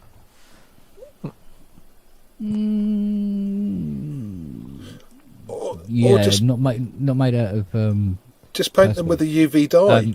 out of thingy. Yeah, I mean, you could make them weird. I know that there was this thing of recently in the last 10 years or so of doing PCBs in funky colours. Oh yeah, black. Ugh. Yeah, and Oh, purple and yellow. Best and is I've stuff. ever seen white with white silk screen. I thought, yeah, Yeah, well done. Really. yeah. I bet that was done by committee. No, to be fair, I actually have to say, give me a yellow or green or red. They're about enough contrast. But black ones, like if you're then trying to. If I Just can't double- follow the trace, I don't Yeah, want yes. it. You know. Yeah, Yeah, tracking a trace on there is. That's joy with a multimeter. yeah. Mind you, I did manage to fix that Synthex copy thing. Saxis? Rack mount. Yeah. I still can't pronounce it. Where, you know, when you put the wrong size screws in to hold the wooden inches. Oh yes, It yeah, takes it one of goes the through the ICs. PCB. Yeah. Yeah. Well, what I found Great was industrial interesting about design. it, I thought that was going to be quite hard to repair. It turned out to be very easy to repair it. What took all the time was trying to get the board out of the case. It's bigger than the aperture of the case. Oh, for God's sake! So they glued some wood in or something after they fitted the PCB, or No, what it is that you got the sockets on the back which go through the holes, and to get it out, it's got to come forward, but you can't bring it forward because the board's in the way. So you have to come up to come forward, but you can't go up too high, otherwise you can't get the sockets out, and then the uprights hit the case as well. I literally had to literally bend the board to get it out of the case. They've made the aperture so small. It took just as long to get the ball back in it as well. I thought I was going to break it, either taking it out or putting it back in, one or the other. And so, but it was really stupid because it was set to 7 voices in the software. So I'm not quite sure whether it was a case of like, yes, you did damage the IC, but it didn't hurt it and it actually still worked, but it was set to 7 voices. So I don't really know. So I might have fixed it, I might not have. well, that sort of issue is possibly going to become bigger in the future. I mean, with something like, you say you've got a Neutron. Well, you know, you can upgrade the Neutron with firmware, and it's sort of, you know, is the problem with firmware or is the problem a hardware issue? Yeah. Well, that's been happening more and more now where, you know, somebody brings in something that's got issues and it turns out that what it needed was the software resetting. And then all the issues that it supposedly had went away, including things that makes it look like it's got like a jumping, encoder or something. Yeah. Bonsoir, monsieur. Indeed. Howdy ho, everybody. Hello. Hello, buddy. Evening, Goddamn Andy. day from hell, I tell you. Work. Uh-huh. I got my buddy. I got my sledge. Do you know, for a Very second I nice. thought he was going to pull out a Timberwolf. Oh no, I have a Rhythm Wolf, which is the OG. Oh. Well, I With thought the you had a howl and all Timberwolf that already. bullshit. It's terrible. It has the worst Timberwolf hi-hats and on anything I've Hydra. ever used. Oh, dear. Anyway, Yeah. missed the classical talk earlier. You guys are talking about classical music. I guess it's my favorite subject, but I missed it. So Where were you? Yeah. work. Well, something's got to pay for that addiction. That's right.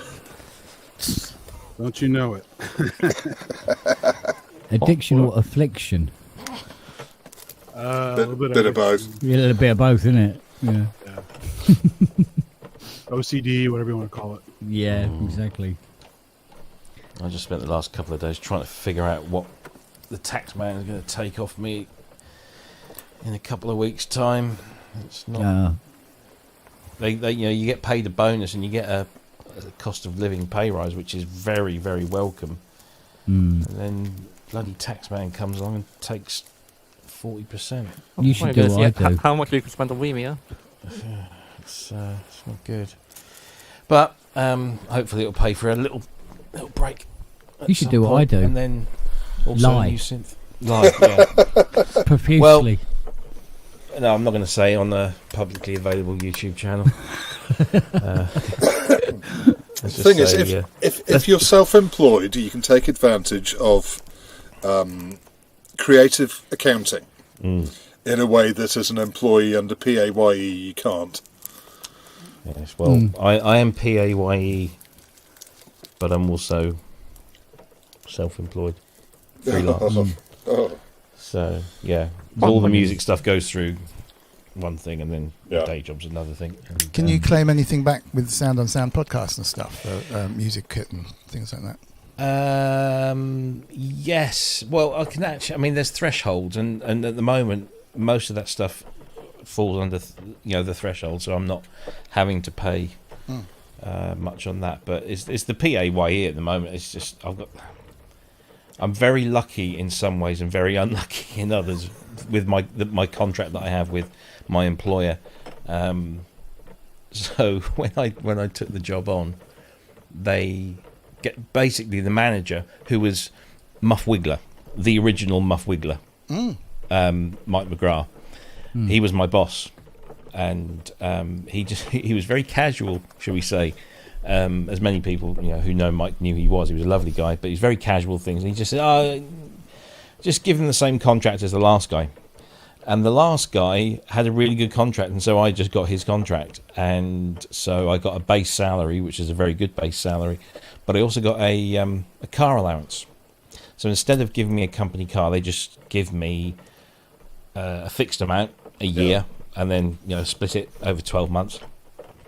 And I pay tax on it, but I don't pay company car tax, so it's better. But when it comes to calculating any benefits or bonuses, they only calculate it on your base salary. So my car allowance doesn't come into the equation. So a few years ago, one of my bosses said to me, "Why do we pay you a car allowance when you don't drive anywhere?" Because I've literally, I joined the company 10 years ago, and I drove to Heathrow for my first gig in Romania and parked the car, and it cost me in excess of £200. Well, should I say, it cost the company in excess of £200 for airport parking and fuel costs from here to Heathrow and back. And I did that, and somebody in the business said, "Why did you drive to Heathrow? We have a driver." And I said, "Well, I just thought I was saving the company money."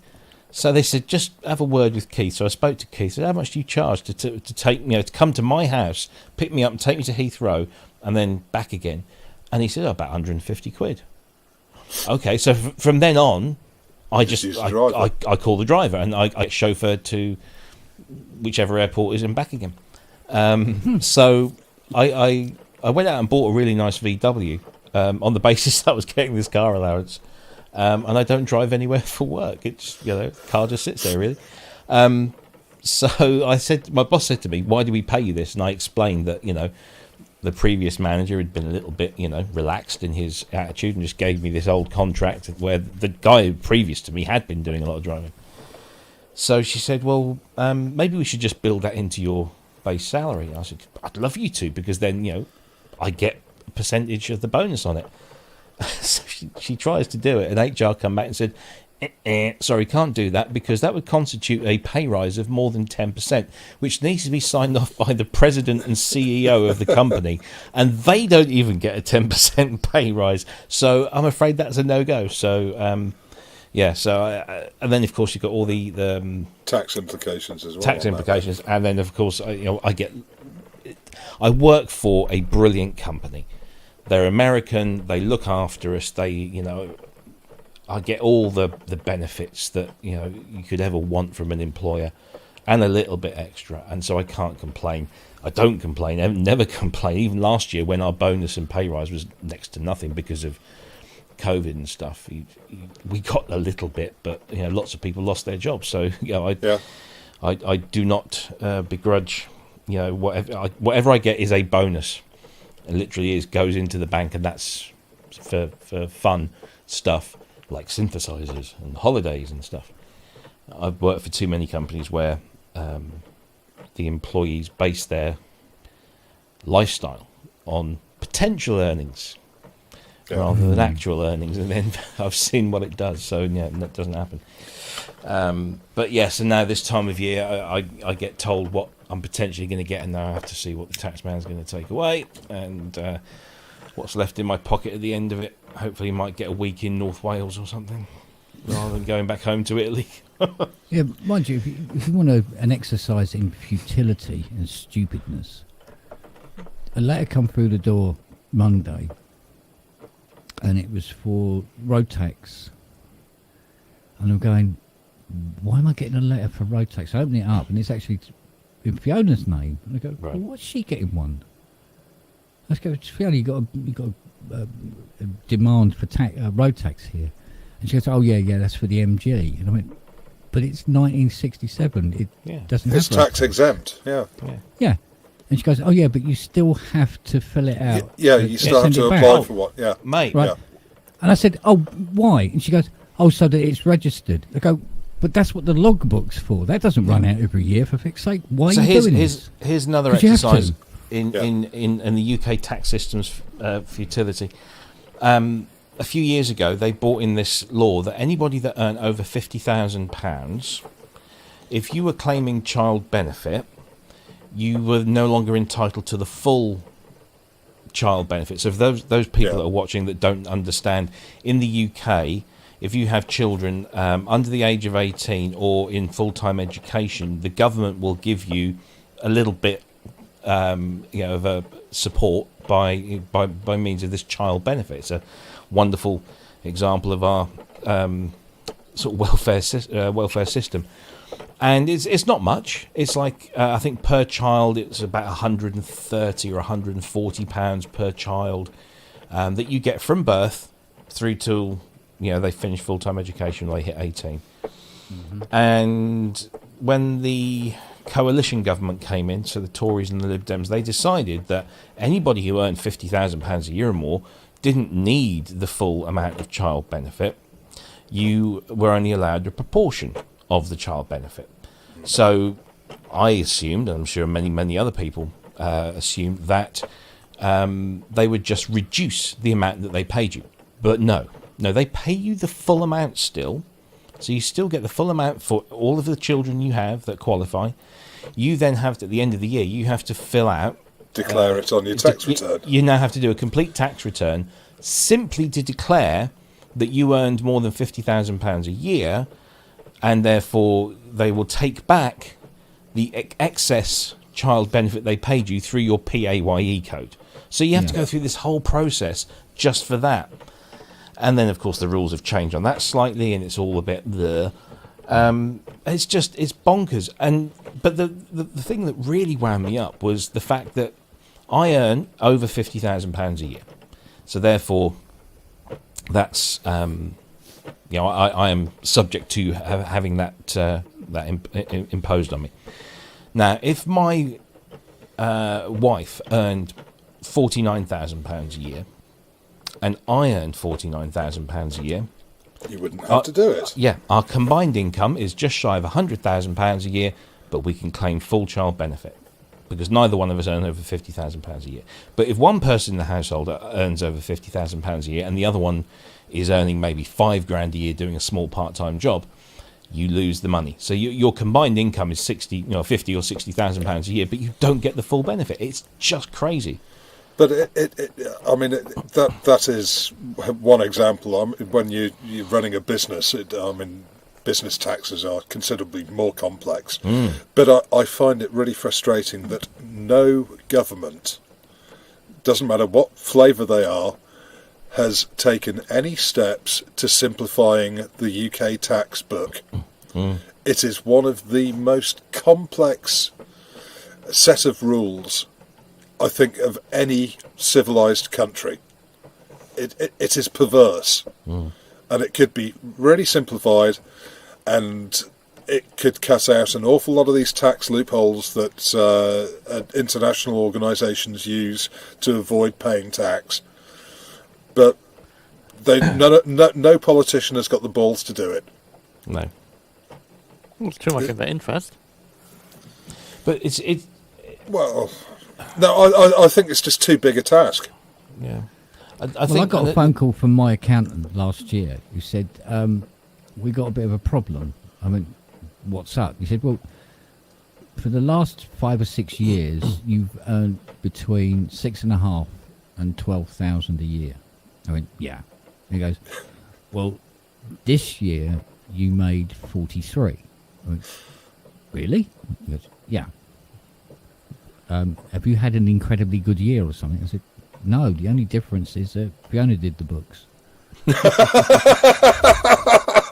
And he's got, and bless him, he said, well, look, what we'll have to do is we'll have to rework these figures and then add it on to next year, and you'll have to sort of like step it up a little bit. He said, but this jump is so big that no one wants to investigate you. Yeah.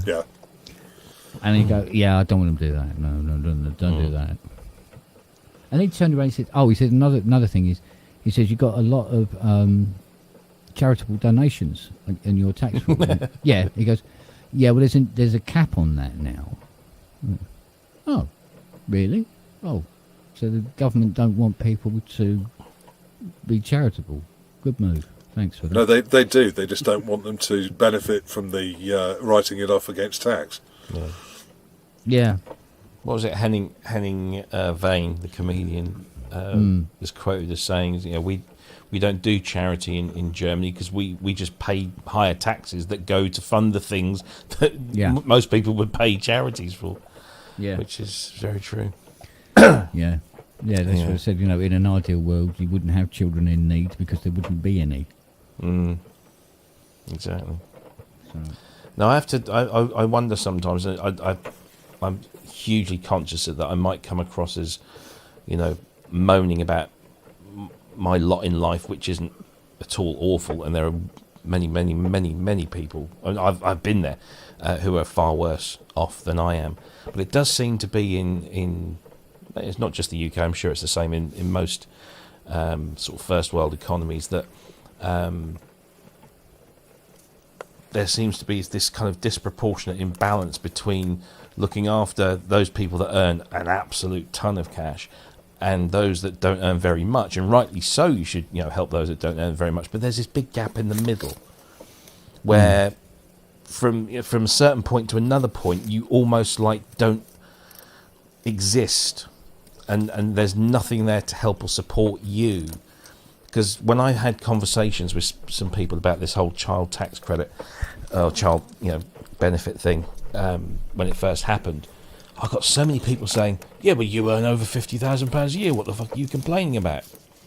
Yeah, well, I earn that, but my wife doesn't. There's a lot of people that earn £40,000 each, and they're way better off than I am, but they're still getting full benefits. Well, that's where the married couples allowance used to be handy, because you could but that's gone. Literally assign a chunk of your salary to your spouse. And there are lots of reasons why I thought that was a very good idea, not least family cohesion. But that was binned. My accountant said that I should put Fiona down as an employee. And I said, well, I interviewed her and she failed.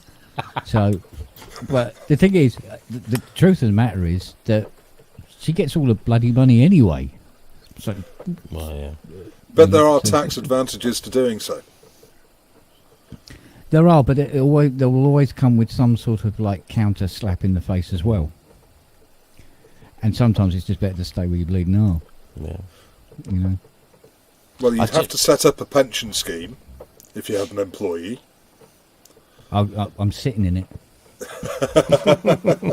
That's what I say now. My I go synth first. collection, She my gets the whole record bloody collection. lot. Yeah. I made sure that Fiona knows exactly how much all this stuff costs. Yeah.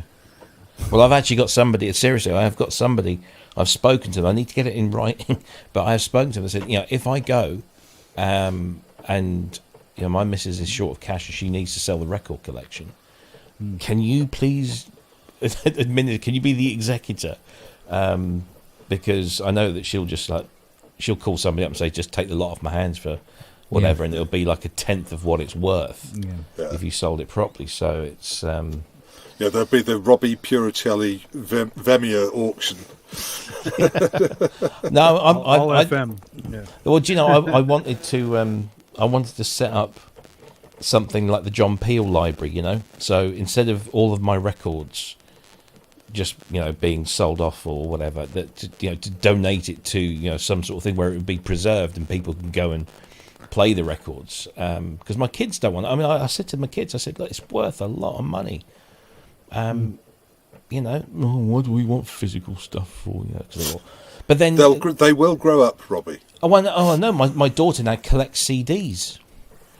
I mean, this is her thing. She collects CDs. I mean, she had another one turn up in the post today. I don't know what it is, but I wish I had my dad's old cards, baseball cards, and comic books. I know. Yeah, it's just crazy stuff that you just don't realise how much it could be worth in the future. But every time I go on Discogs and I look at the value of my collection, I'm just like, fucking hell, I need to stop. Yeah, it's like my Tears for Fears CD turned up today, and I've gone, oh, wait a minute, my CD player's in a stacker box somewhere. Great, isn't it? And there's no digital download, I guess.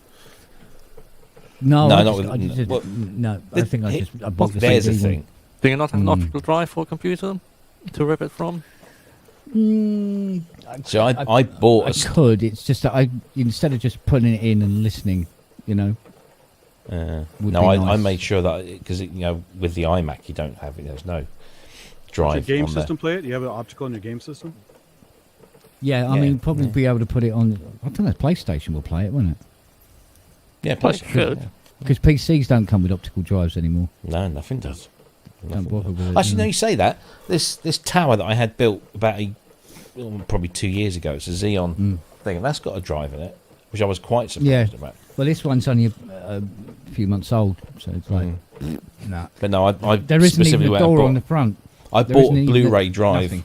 standalone Samsung Blu-ray drive for my iMac, so I could watch films and listen. At least rip the CDs and put it in my digital library, and then just stick the CD in the cupboard with the rest.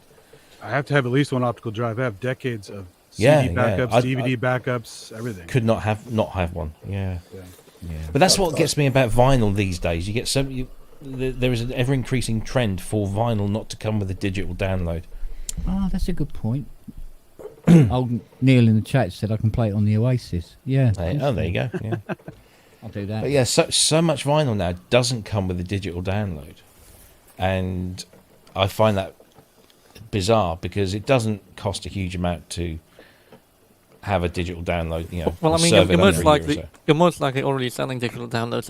That's when it pisses me off. If it's a label that sells you a digital download, and then they'll offer it as a digital download, on iTunes and stuff, but they won't give you a code in the vinyl.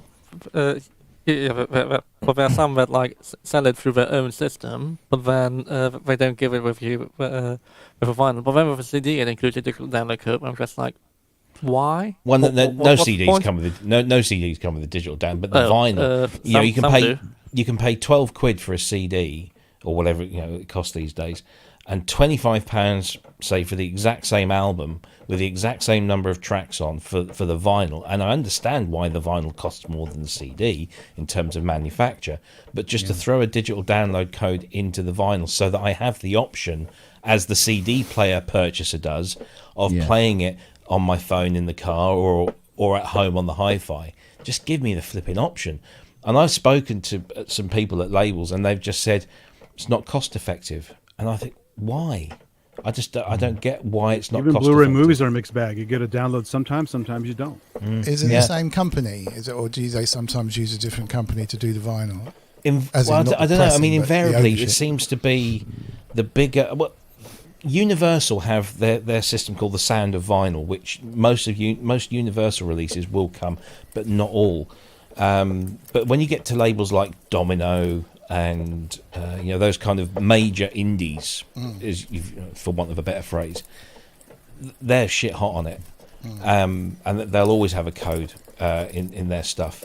Yeah, but there are other options. Of course, you can buy from Amazon. Maybe in Amazon have the what do they call their service? I forget what they call it now. But you buy it, auto rip. That's it. And so you buy the thing on Amazon, and straight away you can download it from the Amazon service. Right. And they're similar. I've probably got that option then. And of course, it doesn't always. Not everything is auto rip. Unfortunately, again, there's licensing. Yeah, well, knowing my luck, I probably bought a copy of the CD that doesn't have that facility. Like with the Gran Turismo that I bought, the one that doesn't work on the PlayStation 4. Exactly. Yeah. But this is why Bandcamp is brilliant, because whatever you buy on Bandcamp, you always get the digital download, whatever. And if you buy a physical product, you get that and the digital download, because it's all part of the service. So that's why, that's another reason why Bandcamp is brilliant. So I always try and buy as much vinyl as I can from Bandcamp, because what were you guys saying earlier about Gran Turismo? There's like Muzak on them nowadays. Yeah, we were talking about this earlier. It's orchestral, Hooked on Classics 2. The whole album is on there. But even some of that, like the incidental menu music. Yeah, is where they've tried to modernise a classical piece. Oh no! And some of them are not too bad. Some of them are. Some of them are alright, but sometimes some of them are a little bit. Oh, we're not going to play that chord because that's difficult. We won't do that transition because it doesn't work with this drum. And we put everything into 4/4. Yeah, they're still doing that with pop music, like the Mad World cover that was slowed down and breathy, and then all these other classic hits are being covered with kind of but this was like this was sort of like the Pokemon version of that. The kind of thing was like, oh god. But Gran Turismo has this rich legacy of feature, kind of like the FIFA games, where you've got a ton of great contemporary music on there, and it breaks bands. I mean, the Cardigans probably wouldn't have been as big as they were had it not been for the fact that Favourite Game was put onto, was it Gran Turismo 2 or something, and that just went global. Look at GTA Vice City, all that 80s music on there. I know. Yeah, exactly. Yeah, it was a whole resurgence from it, wasn't it? But the track on Gran Turismo 7 that Fiona really likes is that dance record that has Idris Elba. Oh yes, rapping on it. Yeah. She really. Did you download the album? Did you get the album? Because you can download the album for free. No, I didn't get. No. Maybe that was. It was only in the digital. I think it was the digital deluxe version. You can get the soundtrack album, which has got about 10. Yeah, I probably bought the wrong version. How does he fare as a rapper? All right. He's all right. Yeah, it was really good. Better than Shaq. Shaq was rapping. Yeah. He's all right. Yeah, it was hanging. You know what I mean? Yeah, it's not bad. But no, I mean, Gran Turismo has this rich legacy of every single game has a really good complement of music from well-known artists, but also lesser-known ones, and it can often break them. Whereas this version, they've really kind of that's the only thing about it I don't really like, and it doesn't bother me because it's the least important thing about the game. Because I never have the music when I'm actually racing, because that's just stupid. I'm one of these people that turns the volume down on the hi-fi in my car when I'm reversing. I can't hear where I'm reversing into. Yeah. There was even one of those military shoot-'em-ups had a Tangerine Dream soundtrack on it. Yeah. I mean, game music is a huge industry, and whether it's original or I just thought I could go and sit in the car and listen to it. You could, yeah. I've got 7.1 surround in the car. Yes, the Americans really do like their. Yeah, it's weird, isn't it? How you can drive forward watching a film on the dashboard. Mm. You can watch a movie, but if you put it into reverse, it even cuts the radio out. Yeah. Because you need to be fair, when I was in Japan in 2000, everyone's driving with TVs in their car watching shows and stuff. Yeah. Well, I think I think it was the last time I was in the States, but one of the most recent times I was in there. I've got into the airport like at 1 a.m. I was late, delayed, and whatever. Long story. And my car had gone. All they'd got left was this massive, like 7 or 9 seater, van, whatever you want to call it.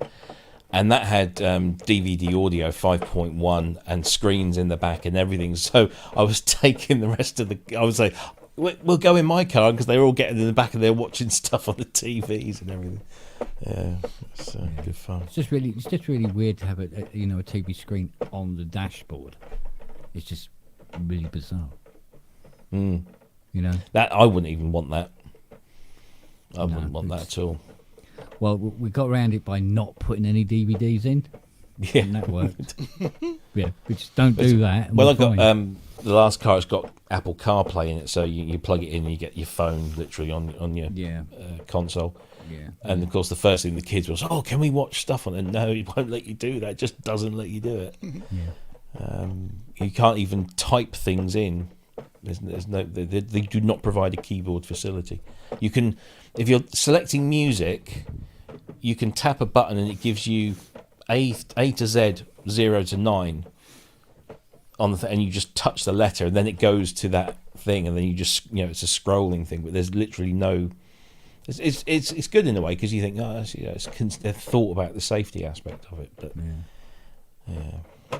My last two SUVs had those pull-down DVD things in the back. For what from the roof? And I've used it a total of 4 or 5 times between both cars. So. Well, that Chrysler I found on Sunday. Oh yes. Had gone Monday morning. Oh Jesus. Yeah. I give up. I'm amazed that somebody else wants a car like that, but hey. I'm amazed someone could afford to put fuel in a car like that. Sure. Oh, you just got your car allowance, haven't you, Rob? That's the only way anyone can do it, I think, these days. Oh yeah, well, I probably put fuel in my car maybe once every 6 weeks or so because I literally don't go anywhere apart from weekends. Yeah. And well, make sure nobody's stolen it by now then. Well, I filled it up last weekend in between my hospital runs with the mother-in-law, and I'd got about a quarter of a tank left in there, so I put 3/4 of a tank in, and the Tesco pump says maximum. I hit the maximum £99 in one go, just to fill 3/4 of a tank of diesel. Yeah. It's just, and then my heating oil. Don't even talk to me about my heating oil. Well, I've read stories about heating oil. It's ours is crazy. It's doubled in price, hasn't it? Yeah. Well, it keeps going up. I filled up around November, beginning of November last year, because what happens is generally I fill up in sort of October, November. That gets me through till sort of around March time, maybe February, and then I have another fill up, and then that gets me through the rest of the year till October, November again.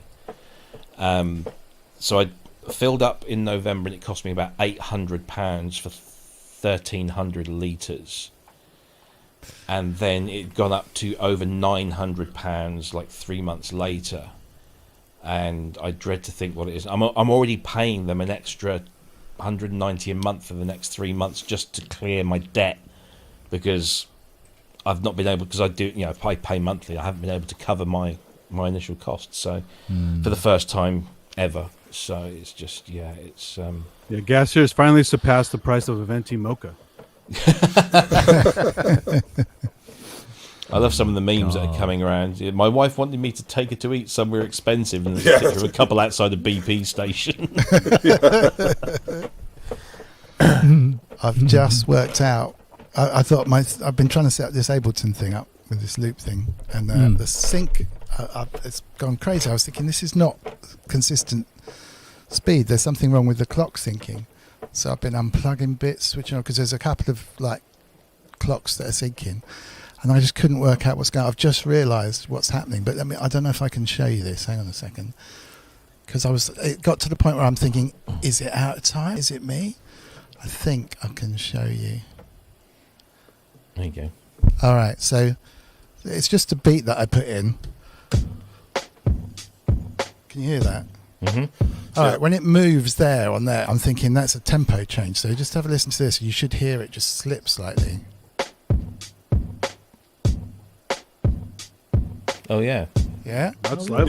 And then it settles down, and I'm thinking, this is crazy. What's wrong with my clock? I've recorded a flipping tempo change by accident in the first bar. And if you can't see it, because it's up here in the top left-hand corner. I don't know if you can... hang on. Let me...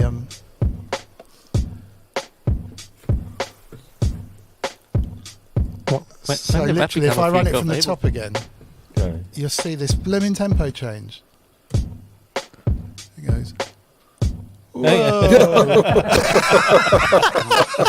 Oh man. And it's just, I've been going nuts. I'm going absolutely, and I don't know Ableton that well, so clearly I must have just had it in record or something while I was trying to find out the correct tempo to put it on. Anyway, at least my Generating your own clock's on. problems. Well, I once spent half an hour with Ableton wondering why it would refuse to play back any audio and or do anything, only to realize that if you don't assign any audio inputs to it, well, at least that was a few years back, it would refuse to sync up properly and would not get a word clock and thus could not output audio. Yeah, it's in the preferences, not, isn't it? First time you switch it on, you have to kind of select something. No, but also when you go into your input config, because I was only using it for output, I didn't care about having an input device. And also, the last time I went into the input device, I unassigned all channels. So apparently, with doing both those things, it decided to not do anything and refused to have a saying, which is just like, thank you.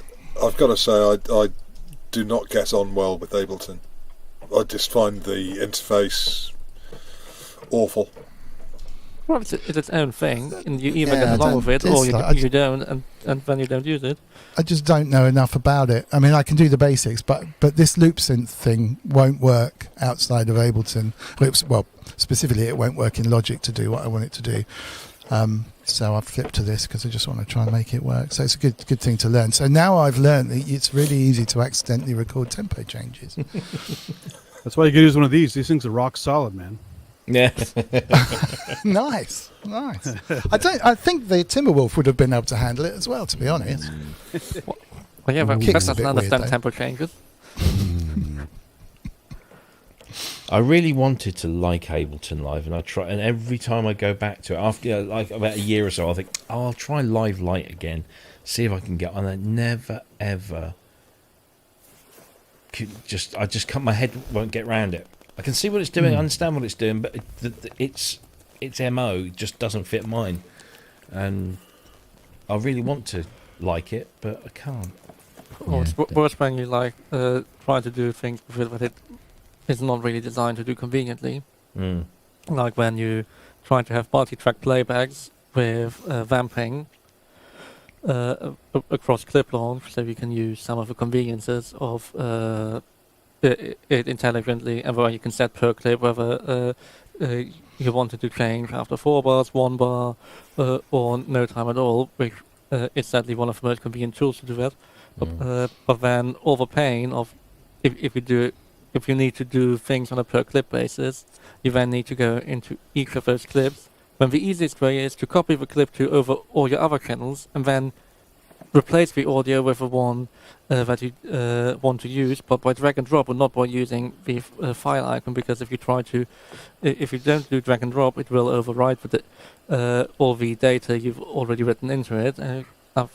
All the loop points, and I've spent so much time because I was stupid enough and thought, this will work, I can do this properly. And then the next time I used it for that, I decided, fuck stems.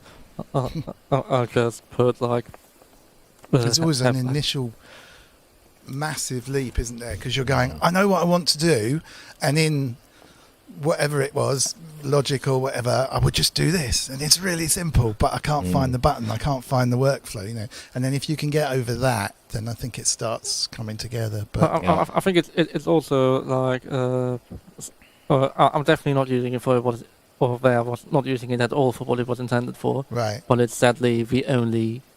Well, the other options I looked at were doing it in Fmod or Wise, but I hate Wise enough, and I thought, I could try in an Fmod and make myself a shit Unity game or Unreal that would run as the host for an Fmod session that I could then do intelligent loop points and getting in and out of those sections. But in the end, I decided, well, Ableton it is, and I'll have to live with the pain that I learned the hard way. But I tried using I can't remember what the feature's called in Logic that is kind of Ableton-esque. They brought in the loop thing. Yeah. And I it thought, would- oh, maybe there'd be this, something. because I kind of get Logic, so maybe this will be my way of doing an Ableton style thing. In Logic, still couldn't get my head around that either. So I'm old school linear. Everything has to be like linear, and I could work with that. That was my plan as well, because my idea was just to try and do some kind of just jamming around and just playing. I'm looping on the fly, but I didn't really want to have a loop. I just wanted most of it on screen, Yeah.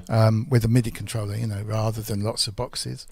And that was exactly my idea. I thought, I've never tried those Clip View or whatever it's called in Logic, but it kind of works. I can see the idea, and it goes left to right rather than up and down. So that's sort of linear.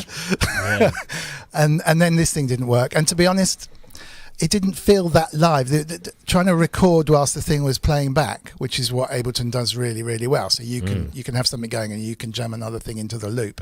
It wasn't happening. I'm sure you can do it, but it wasn't as smooth as it should be, I think. So it's nice that they're beginning to bring these things in, but You guys Bitwig use maybe. at all? I don't know. Might be worth a look. Have considered it and then realized that, again, what I was trying to do, sadly, Ableton is the best option over the other things I liked about Bitwig, and in some ways it was neater to try and do things. But there are all these other features which, again, there's a certain bit of core functionality that I need, but then Bitwig, I don't know whether they tried to do it differently or they just had to, or it was their original idea anyway to do certain things the other way, and I thought, this is basically the same for most of the core features, but different. I don't really care at this point. I know how to use one thing, sort of. So, which of these doors is best for a linear style recording? Probably Bitwig. Personally, it would be Logic if you're on a Mac. And it's You mean proper linear? Reaper. It's probably the best one out there. basically not Ableton, and if you want Yeah. sort of clip views, it would be Ableton. Yeah, I'm used to Ableton from the Force because it's very similar. But Yeah. No, it's just a different. It's nice. It's a different. It is a really nice environment, and the ability to route stuff round and bounce internally and grab stuff and leave it recording and grab loops. So it's just a really, really clever and intuitive way, and it did spin the whole market up when it came out. I can't kind of do the linear stuff so well on it, but it does do it. But I can't help thinking the Max for Live, that allows it to do all this stuff and building stuff, really Unreal Engine might just kill it, to be honest. Based around Unreal. What's annoying with Max for Live, as soon as you instantiate something that uses Max, you used to get this massive CPU spike. Yeah. And everything just generally, it just, as soon as you instantiated one thing that's a proper Max for Live product and not one of their plugins, which most of them are Max anyway, under the hood, you just notice it, and it's just something I wouldn't trust. It's just this weird feeling when you suddenly have this massive spike that I don't really want to be using it if it does this too. No, exactly. Especially if it's geared at live. I just got to say, Grace Griffin, who's going to come on the show week after this one, has just been mixing a gig at a local pub gig, raising £5,000 for Ukraine, which is just epic. Wow! Well done, Grace. Well done, Grace nice. Griffin. And so Jim's raising money with his tune. Grace is raising money. That's just epic. Epicness. Out of interest, Cubase 12 has finally booted up. Oh. Would you believe? And it has installed every single VST2 into it. Really? Yeah. The twos that don't. There's only one VST2 that is blacklisted out of all of them. And that is Sound Toys. Which is expected. Which was expected. But all the others, let me have a look. What's that? You have UAD stuff as well? Yeah. Oh, What wow. about like PPG2? Do you have the PPG2 plugin? No, I don't think I have that one. What, Let me what, check the what's old in here. Waldorf or the 3? The old one, yeah. The old one that was released by Steinberg, that was distributed by Steinberg about 25 years ago. I think there might be acceptable reasons why it would no longer work. Yeah. Plus Good it's a though. 30. No, it's 32-bit one. No, I don't know whether they ever got it to. Because I know Because they Cubase's did got. they did the Waldorf edition too, Yeah. where they basically updated them all with new GUIs. Well, weirdly, all Then of they became the 64. all of the Zebras, they've got Zebra 2, Zebra HZ, and the Zebrette have all gone in. What about Largo? Is that VST2? No, I'm pretty sure that's VST3. V3. Yeah. Strobe 2, which is VST2, has also gone in. And so it has, weirdly, Model 72. That's the own Force. Is it? Mod- it's Yeah, no, Force that's Minimo. Softube. Soft tube. Softube, beg your pardon. But the drivers for the Softube Console 1 and Console 1 fader have completely failed. Oh, well, What that's the more hell? expected, but your drivers won't work. Yeah. What else has gone in? Diva. Yeah, that's gone in. Equator 64 has gone in. Which are all 2.4s. Mtron. Which one? Mtron Mark II is a 2.4. Is it? It's a shame the Hartman Neuron won't work on the new stuff. To be fair, my old Cubase Essential 4, I could actually fire it up, and then it crashes so often that I just rather run it in Vienna Ensemble and have one of those I occasionally go down. use Ugly VST on the Mac. It works great. Well, that's Mtron I use Mark it in video II, in there. VST3 3.72 has gone in, but so has the Mtron 2's 2.4. What's Equator 64? Who makes that? Hey, Tom. That was bundled Rolling. with Rolling, Oh, right. I thought I which is didn't pretty recognise it. pretty damn sweet. I can tell Especially the you. new. You should try Equator 2. That's really nice. Equator Yeah. 2 Electric Boogaloo. Ty's in the audience if you want to send him a. I've just sent him the link. Also, Just in Hey, time Dom, for me did you to get that go. Spring Reverb working yet? I did. I was talking about it actually, I was talking about it because it turns out it's a Fisher space expander, and it's got Fisher valves in it. The original Fisher, who went on to be quite a big name in hi-fi and stuff, was manufacturing the valves and stuff for it. So they've got original ones. Anyway, the good news is I have another Spring Reverb, which is like a Vestax copy, but. If you compare the two, the original one that I had sounds like a Spring Reverb, it's fine, but this one actually sounds noticeably different and better in a kind of middly, less trashy, more dubby way. Honestly, it's light and shade. It's not like can you hear the difference? It's like, wow, this actually sounds like a dub tune. I was very pleasantly surprised because I was kind of thinking it's a Spring Reverb. But definitely it's much warmer and sploshy and grungy in a good way. Nice. Yeah. So I'm going to do a video on it. Nice. But yeah, it was just there was an element of whew, and an element of There he is. Good evening, Ty. hello, Good Mr. Ty. evening, all. How are suitably we? happy. Say again? Is it You all right? look suitably happy. Hang on a minute. Broadcasting from a brothel, I think. Yeah, it there's is. some boudoir lighting going on there. Yeah, that's it. Well, after the conversation I had with him, you're not far wrong. That's tomorrow and Ooh. Saturday. I'm sending And you a Sunday. piece of 2x4 strapped to your ass, mate. Oh, don't. I'm smiling. You have the red underwear over the lamp kind of thing? Is it the... Yeah, permanent fixture. That's very funny. Yeah. Did you Have get to- your have to try. your little purchase? You're talking to me, little person. little purchase. Mm, Oh which yeah, one of was course. that? This is end of tax year, otherwise known as Ty's trolley dash. No. This is a little purchase. You went out special to get it. It's, can I buy all these plugins? Really, it I hasn't already been that own long a again? day, has it, Ty? Really? It's been a really fucking long day. You had to Coventry. No, it wasn't Coventry. No, it was No, Cambridge. what was it? Cambridge. I was knew it began with Cambridge. C. No, shall I tell you what happened? You came to Croydon. Cambridge.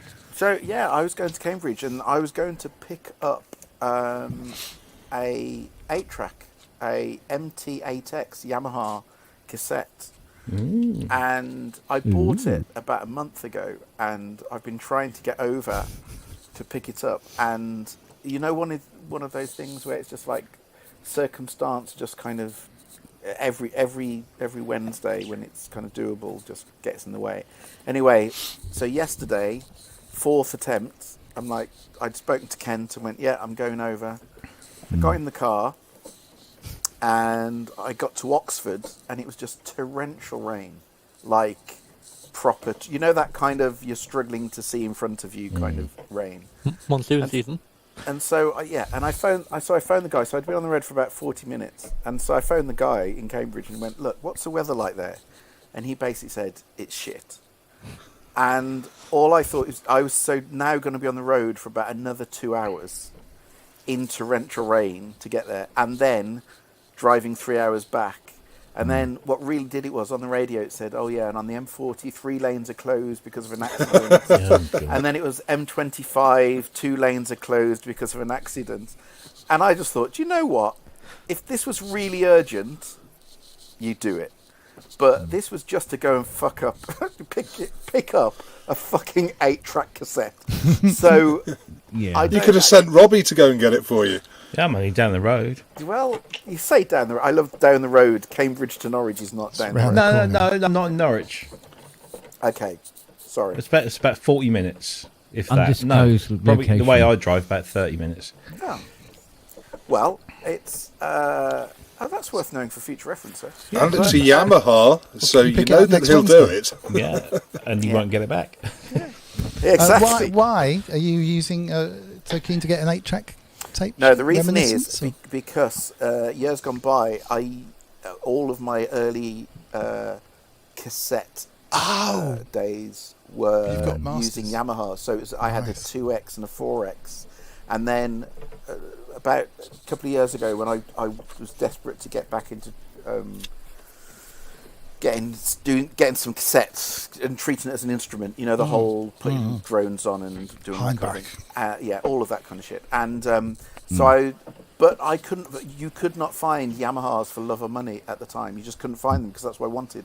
And so I bought this Tascam, and it was fine. It was absolutely fine.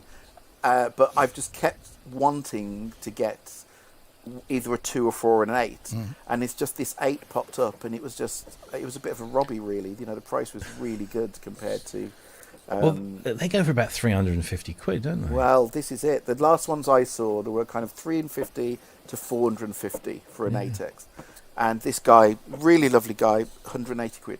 Wow, great. And it's just like, okay, I don't care where you are, I'll have it. But really nice guy, and he's been really patient because I keep saying I'm going to come and then I don't. But anyway, next week is going to happen. So we know what the next BBC documentary is going to sound like. Yeah, Shit. shit. It's a wow fluttering hits. It'll be- 8 tracks on a 1/4 inch. That's pushing it. Yeah. Yeah, it's going to be. Oh, some- sorry, it's not. It's not It's quarter. not quarter inch. It's not 1/8 quarter inch. Yeah. So it's Jesus. but yeah, so it's fine. So no, I haven't bought that. But I tell you, I almost got persuaded today to Go on. buy, because I'm on the list for the roads, and Oh, and I'm not the problem is, I mean, I've said this before, you know, the last time I actually used a road sound on a track would have been 1993, and it's just not me. I don't use roads. It's just not my thing. But you know, it's that time of the year, and I'm finding things to, you know, kind of to buy, and there's just this niggle with me just there going, but it's like it's still a proper instrument, you know, it's a proper instrument, yeah. it's a proper instrument, Yeah. and everything I've heard about it just sounds really. If you're into roads, it sounds like it's the dog's bollocks, and Compromise and just I enter saw the them. competition. Yeah, that's what I've done. Have you got a decent grand or baby grand piano? yeah, I have, Yeah. yeah. Get a bigger one. Get a Fazioli. I already had this conversation with my piano tuner about a month ago. Kent knows all about this. I had a very long conversation with him about. Can I ask who your piano tuner is? It's not Colin Dent, is it? No. His name's Joseph Taylor. Oh, right, no. Well, Colin. Well, I'm not going to. Yeah. No, I know a piano tuner out. Tony Deaf.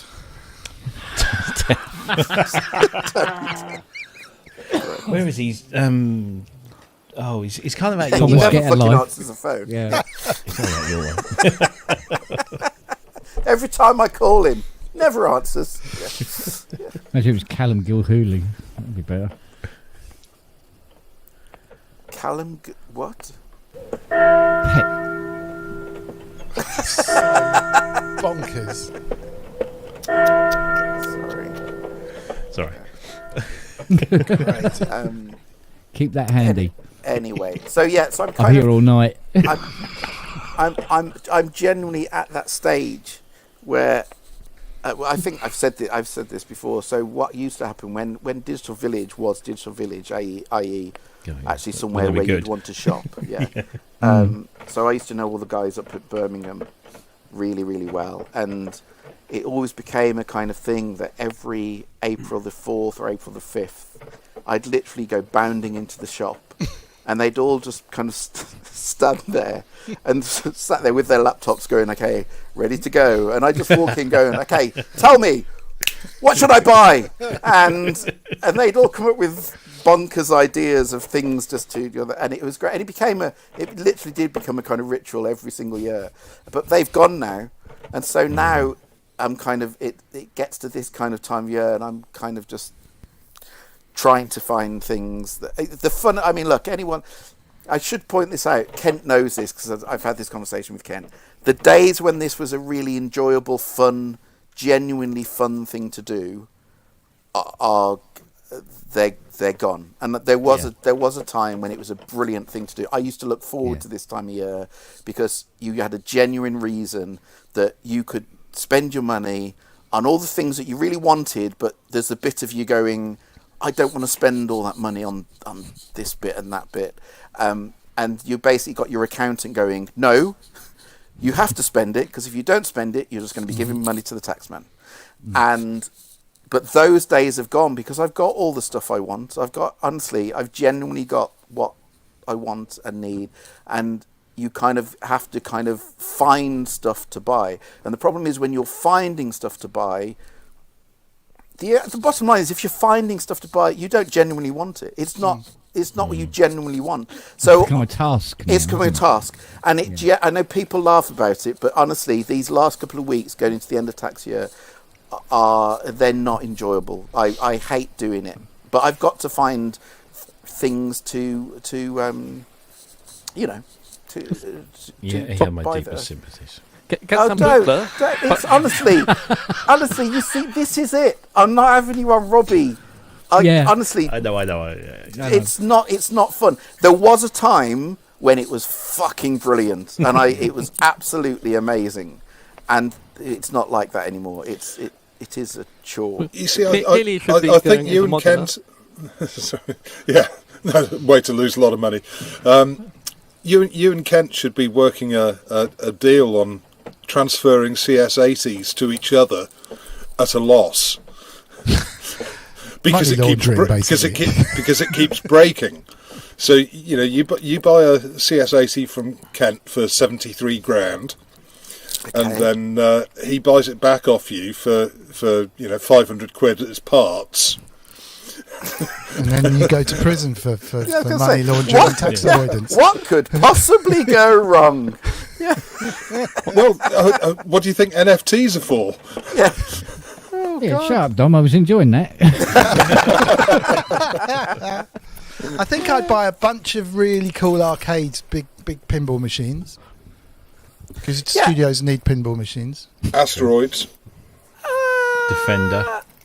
You can get a few of those, and they'll keep their cash. And then basically all the Timberwolves I could find. I've got it. For World Monopoly. I've got it. Get married. That's a money pit. There you go. No, get divorced. Or just give up Get half married, and then get get rid of all the divorced. other stuff. Yeah. Wow. Well, thanks for the advice, lads. What's wrong Forget with the pinball timbre, tables? just buy a bunch of rhythm Arcade boards. tables, that'd be brilliant. But they have to go. They just take up space in a studio that can be used to have more synths. Yeah, that's true. You He know? puts synths on them. Yeah. Well, modular. I mean, there's a way. fuck that. Get Fuck some that, really no. expensive modular. Yeah. No, fuck that. Not gonna Walls happen. and walls of Dead Mouse style modular wallpaper is what you need. No. I did that. Was it? Yeah, was it last year? I did a fair bit of just buying modular Yeah. stuff and hated every second of it. No, you And the really whole- want something on the System 55 on top there. I mean, Well, that could. On top of the System 55, you could get like an extra row from Club of the Knobs or some other company. No. Well, my OCD had kicked in. The only thing that I really missed that I had is that when they did the 55, you could buy the top rack. You could buy an extra top rack that had another two sequences. Sequencer Complement B. I think KMR in London, they still have one they're trying to sell. I don't think they do. I don't Or do think they, they do. do they only have a portable one left? Yeah, I don't think they Because do. the last time I talked to them, they said they still had the sequencer, a wood one. Do they? Oh yeah, let's check. Oh, it's even still on Fill the- up a few lunch boxes with some seriously tasty outboard. You can Or you can buy add it some to vintage cart on analog. the KMR website. That doesn't mean anything. No Uh, disrespect to the KMR website. Just because you can add it to cart doesn't Yeah, mean anything. yeah. I mean, but not normally they're reasonably good. But they said it the last time. I mean, The last time I spoke to them, they didn't have the sequencer thing yeah. for 10 grand. You could always pay Kent to build one for you. I mean, you could Invoice you up could, front. Ask Club of the Knobs to make you a top cabinet. With, Yeah, but then it wouldn't be identical, would it? It wouldn't match identical. What about something I mean, nice yes, for it the would probably house? look nicer. A coffee machine. Do you know I did that? Was it last year or the year before? I Big bought fridge. I bought a TV for 10 grand. Yeah. Yeah. Well, give me Something nice 180. that you can do in the studio, but yeah, that's the kind of thing. You know. Give me 85 grand and I'll build you a nanoglyph. I love Robbie's face. That's just brilliant. Robbie's face is just there going, yeah, that sounds like a good deal to me. Yeah, but the 85 grand is a deposit. Yeah, exactly. Yeah. Not so good deal.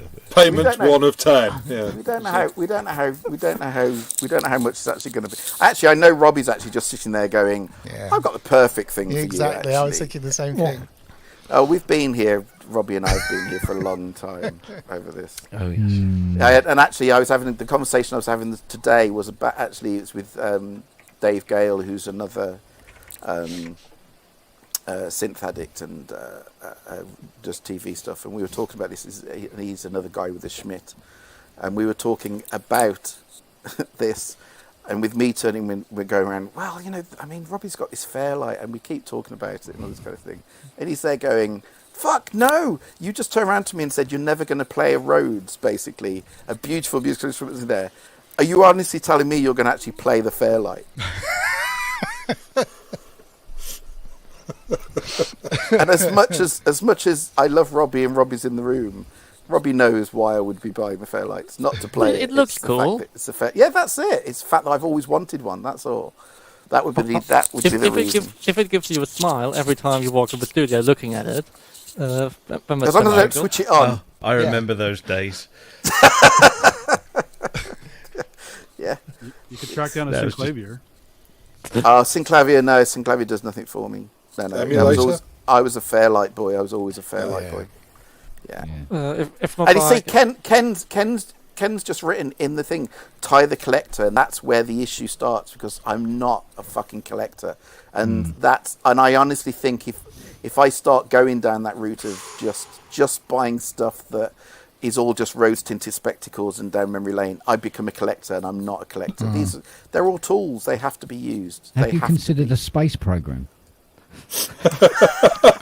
Yeah. Now that is a money pit. Yeah, spaceships. Yeah, I don't know whether that comes under the. The first Irish astronaut. I'm not Irish. No, I know, but you can put the first Irishman into space. I'm just waiting to see where this one goes. Ring the bell.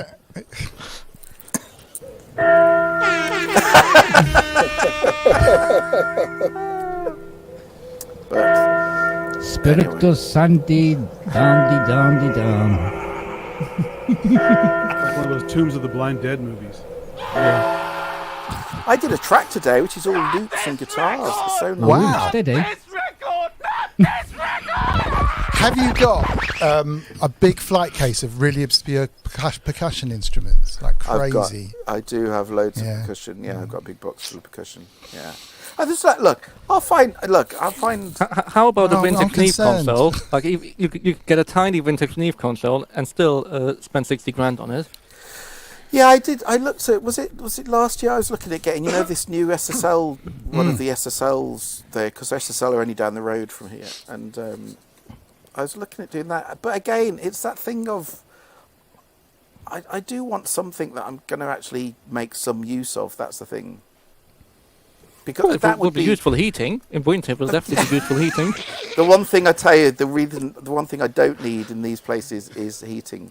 It's the one thing I absolutely don't need. It's cooling that he needs. It's aircon everywhere, and even that. But light- Maybe a really cool camera to stream and some decent lighting. Did that last year. Yeah. So it's Okay. I mean, and yeah, can you tell? And you can tell how much I've used it. I was just i.e. going to look at say, me have you now. switched it on? Look at me. I haven't. I used it once. Honestly, go back and look at Sonic State from beginning of April last year, where I made the effort to get it set up for about 2 episodes, and then just went fuck this for a game of soldiers, and that was it. Get my phone out. I cannot be bothered. But yeah, it's sat here. I got a really nice DSLR. I got Fuji and all the gear and the little whatever the Black Magic things. Did all of that. Used it twice. Then invest in Kent. Chuck him some cash. Take half the company. Job done. You can have all of off it. the company. Dragon's Den. I like Yeah. that style. Pay for a trainee for him. Although at the moment the company consists of 23 stacker boxes in the garden. That's got to be worth 80k, isn't it? All day. You want to see what's in those boxes? I mean, those 2030s, they must be worth money. Yeah, they're worth a few quid. And I'll sell one a year. It's okay. And then I can retire. What I have to ask, what have I missed? Because honestly, I've been a busy boy this season. When they knocked the workshop down, there was a tube of 25 ICs in a tube under the workshop. Okay. And it contained 2030s, SSM 2030 VCOs. Of course it did. Why wouldn't it? Yeah. So it's like 4 Prof and 5 Prof 2s done. So that's about $7,000. Just actually and counting. Thing is, the problem is I've known Kent long enough now to know that none of that surprises me at all. Nothing surprises me now with Kent. But Ty, aren't you going to go splash out on Vimeo, or is it just after the tax year? Yeah. No, it's after the tax year. No, this happened last year. So, you see, this is the thing. That luckily this year. So you can't get that nice DK synergy with a K Pro 2. Because I'd really want that pile of shit. Of course, Got a DK1 this year as well. Isn't it? Yeah. But why? You see, all of that. No. It was used by Randy Carlos. I don't give a fuck. It's been used by. I honestly do not go over all of that Providence thing about it's been touched by the hand of God. Don't give a flying fuck. honestly, I don't care who's played it. One day someone's going to say that about your gear, right? Completely. Why would? Absolutely. Ooh, look at that. To be fair, I think they should. If I've played it, they should get it for less. That's the reality of the situation. Yeah. How about the CS80 that was used on Opera Sauvage? Yeah, but that's not for sale between now and April the 5th. So For the right money, it might be. I've got a CS80 sat here. Yeah, two but hands the Opera though. Sauvage one. Vangelis had 8 in a tape, but I don't. It's the one thing, honestly. I've never got all of that. I've got. I said to you before about the E2. I've also got some other Ultravox stuff. Then I was a huge Ultravox fan, so I should be really excited about this. But the reality is, I just look at it and go, it's still just a pile of gear. I don't care who's. It's not how my head works. I just don't. Have you considered earning less money? Charge less. Do it pro bono. Yeah, but if Ty charged less, he'd get even more business. Yeah, true. Oh fuck yeah, I don't. Yeah. No, you get hate mail and probably a contract out on you from the other guys. Just charge more. Just trying to undercut us. Yeah. Just do less work. That's the bottom line. Yeah. That is. Or just Well, you've got bite reasons the to do bullet that and pay now. the tax. The thing is, no. Honestly, look, Kent kind of knows what my tax bill is. It's horrendous. Whatever. Yeah, it's absolutely horrendous. But it's what you pay it. You have to do all of these. All these are little things, just trying to save bits here and there when you can. There are countries with smaller national debts. And it's so it's fine, and kind of it's. Yeah. And joking aside, it's a wonderful position to be in. It's a very much a first world problem, but it's still not. I think coming back to what I said, it's more a case of. There was a time when I used to love it, and I kind of almost want to be at that stage again where I really. You feel really like love you've been cheated out of it. Yeah, exactly. Yeah. And But also, how many really unique instruments are there these days? I mean, when you look at what you've got, it's shit. You've covered everything, really. This is the thing. It was always the case of there was always something that you'd want. There was always something that you'd always yearn for all through the year, and you're there going, no, I can't justify that. And when you've got your accountant saying, well, now you can, it was great. And but now it's but it's fine. Look, Yeah. I'm lucky to be in that position, but it's still Anyway, we'll see. We'll see what transpires. Something will happen, unless Rob wants to kind of drop the Fairlight price a bit, get Peter to drop it a bit. If it was not up to you, me. Robbie. I know, Robbie. We've had this conversation. No, actually, I had my sort of tri-monthly communication from the other side of the world. And did he turn around and say, do you know what, we should drop the price of that a bit? Well, he said, we need to shift some stuff. And I'm like, I know. It's a vicious circle. But it's buyer's market. It is. It very much well, is. Well, we'll go off. I'll tell you what I'll give him for it, and he can tell me whether he wants to take it for it. By all means. Have your people talk to his people? Yeah. You talk. Yeah. You basically, Ty talks to me, and I talk to Peter. If he gets desperate enough to sell it, and I don't think he's desperate to sell it. I'm desperate to sell it because I want my garage back. Because I've got. Do you not have a big two smile others when you walk in? Because that's no, exactly. That's all it's going to be. It makes you smile when you walk in. That's what all price that of matters, smile? I mean, I have a real sense of inadequacy at the moment. hang on a minute. Robbie's got three Fairlights. In the Ty's garage. got everything apart from a Fairlight. I mean, yeah, You know what? do the math. It's Yeah, but come on, boo-hoo. You want your garage back? Yeah. Look at Kent. Says Kent. Yeah. Well, I open the door now, and it's there, yeah. all the way to the back wall, standing up. Fiona wants her kitchen back. When I got back from Fat chance. Bradford in November with the Fairlight still in its flight cases, I had the bloody DX1 turn up shortly after that, which has now moved into the house, much to somebody's disappointment. Yes, so to get some of the garage back would be nice.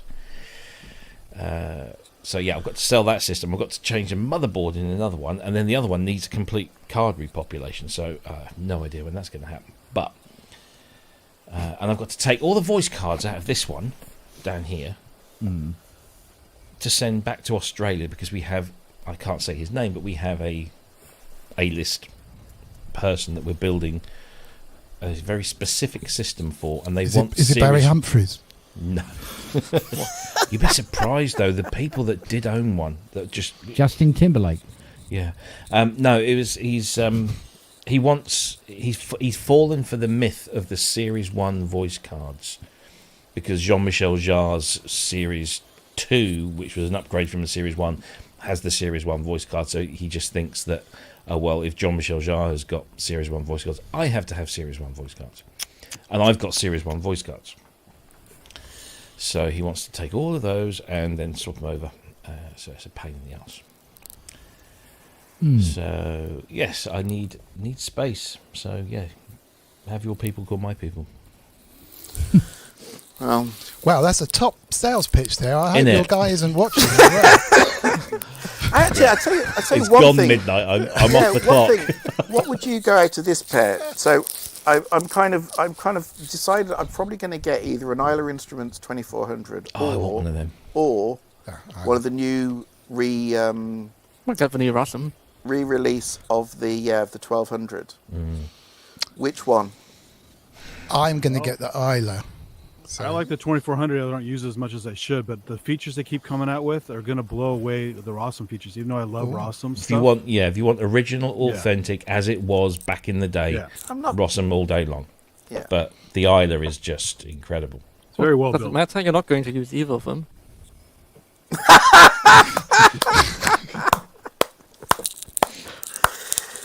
Do you know what? Yeah, you're right. You might. You Yeah. might. For a No, little no, bit. no. The only reason is I don't really.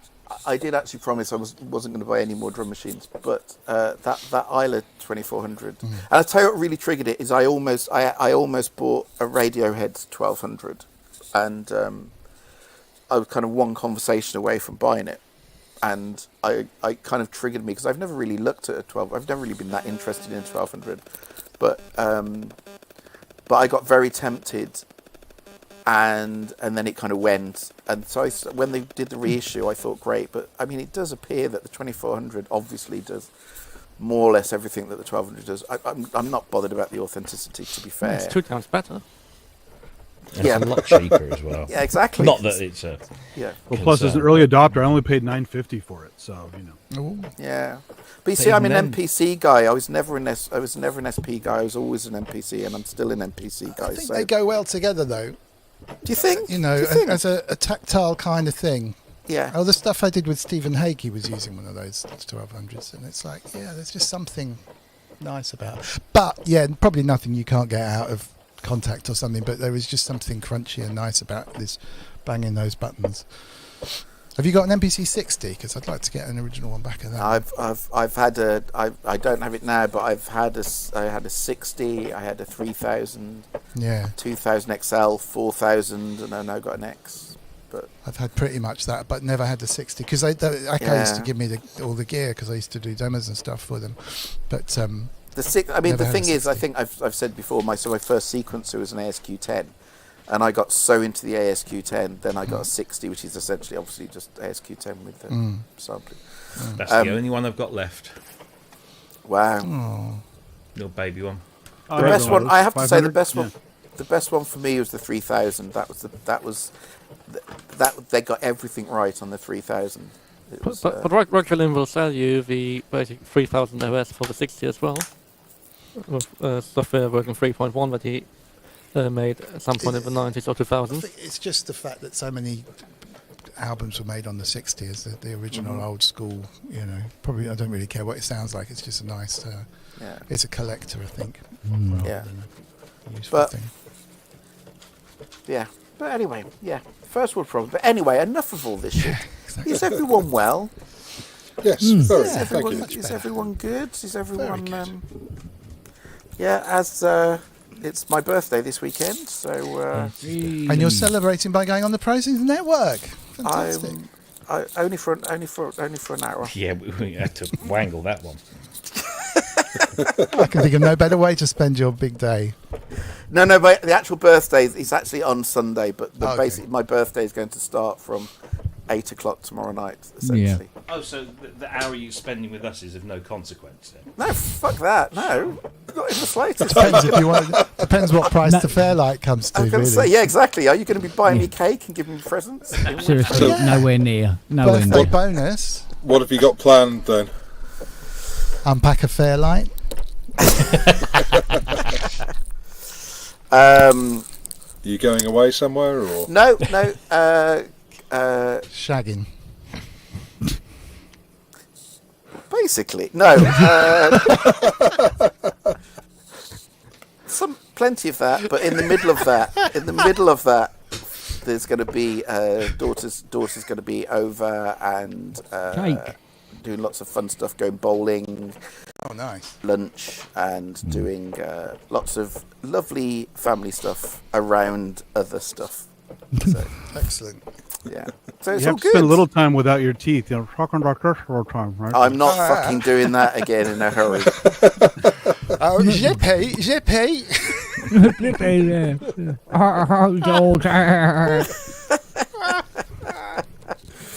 So I used to know the man that played Bungle.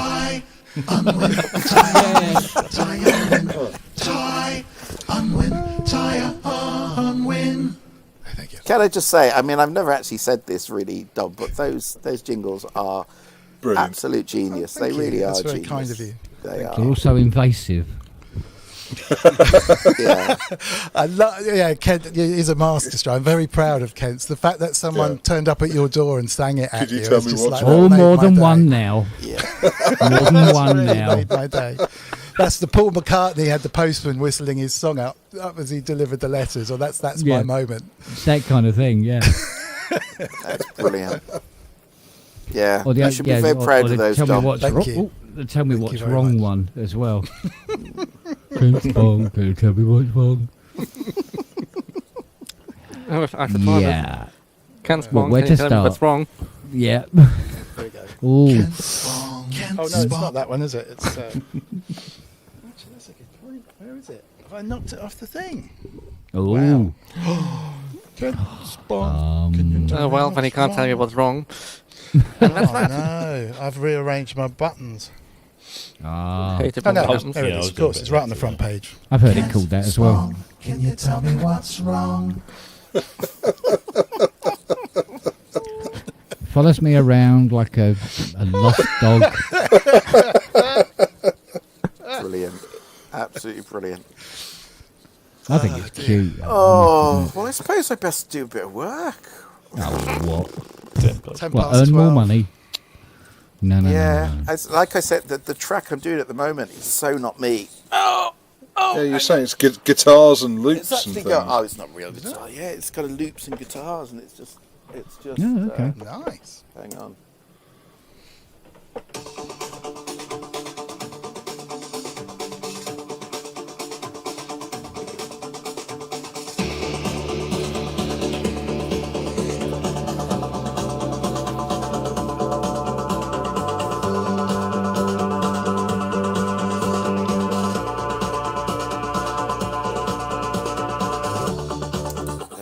Yeah, I'm Sounds there. good. Sounds good. Johnny Marr wants his song back. Pumping. It's Who does? it's Johnny Marr. Oh, yeah. It's just I'm doing it. It's a program. It's an F1 thing that. nice. Yeah. And it's kind of just all that. Fits. It has to be that, yeah. It's all that, but it's fine. I mean, it's great, but it's just not me. And every minute I'm writing it, I'm just thinking, yeah. And because I've got multiple projects at the moment, so I'm basically having to switch heads 3 or 4 times a day to get a track done for each project throughout the day. So, like, kind of, this is me now. This morning I was doing crown jewels for the Queen, kind of fake Baroque. Kind of fake Baroque. And then I had to do this BBC series that was all kind of spacey, kind of ambient stuff. And then this is tonight. beautifully. And I literally, and so every day I'm having to wake up and switch between Oh gosh. to give them all a track. So You've been suffering Nice. from schizophrenia for how long? oh, exactly. This is the thing. Yeah. It's just you literally have to finish a track, load up the next one, and put your head in a completely different place. I honestly don't know how the hell you do it. Oh, it's not difficult. Genius. Anyone that no bollocks is it? Anyone that tells you it's difficult is talking shit. It's not difficult at Well, all. It's just it's like everything. It is genuinely like everything. If you do it enough, it just becomes second nature. That's all it is. Do you find it easier to write to picture than to...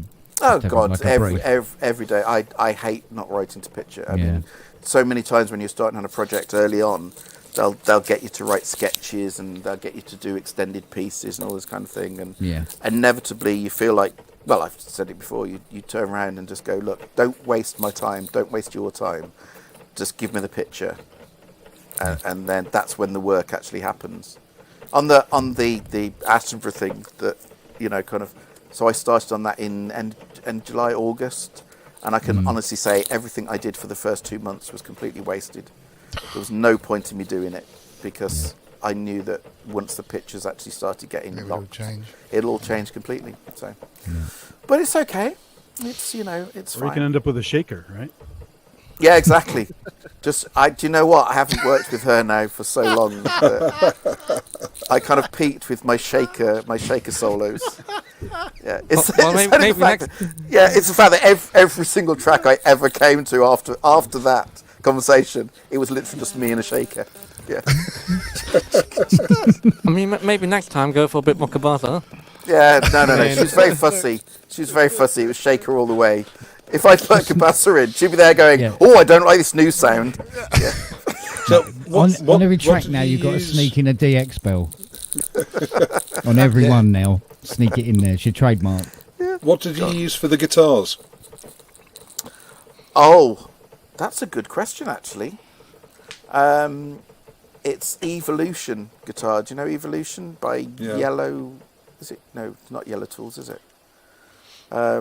Yeah, it's the Evolution guitar that just Sounds good. lots of distortion. Yeah, just lots of distortion. That's Orange Tree. I love Orange Tree samples. But I've got a heart. I got something from them for a project because they were the only people that made a sample library with it. And I can't remember what it was. Something harpish or something. It wasn't a harp, but something like that. Wow. Which reminds me, I must go and get that fluffy audio library I bought. Oh well, I'll tell you, if you want shit, I don't know if anyone buys the String Audio stuff. The String Audio stuff, I love their libraries, and but the thing is that when on their downloads, it's a 7-day download. Oh. So I bought it, and of course I missed the download. So I then sent them an email going, "Look, I'm really sorry. I know this happens every single time I buy anything from you, but I've missed the window." And they're really gracious. They turn around and go, "Of course, that's not a problem. Here we've here's the new link." They sent me the new link, and I've now got to turn around and go, "Look, I feel a bit of a dick, but I've missed it again. I'm really sorry, but I am an arsehole. Please, can you?" And I know exactly why it was. Is because it's this thing. I think it's Dark Matter, or I think it's called Dark Matter.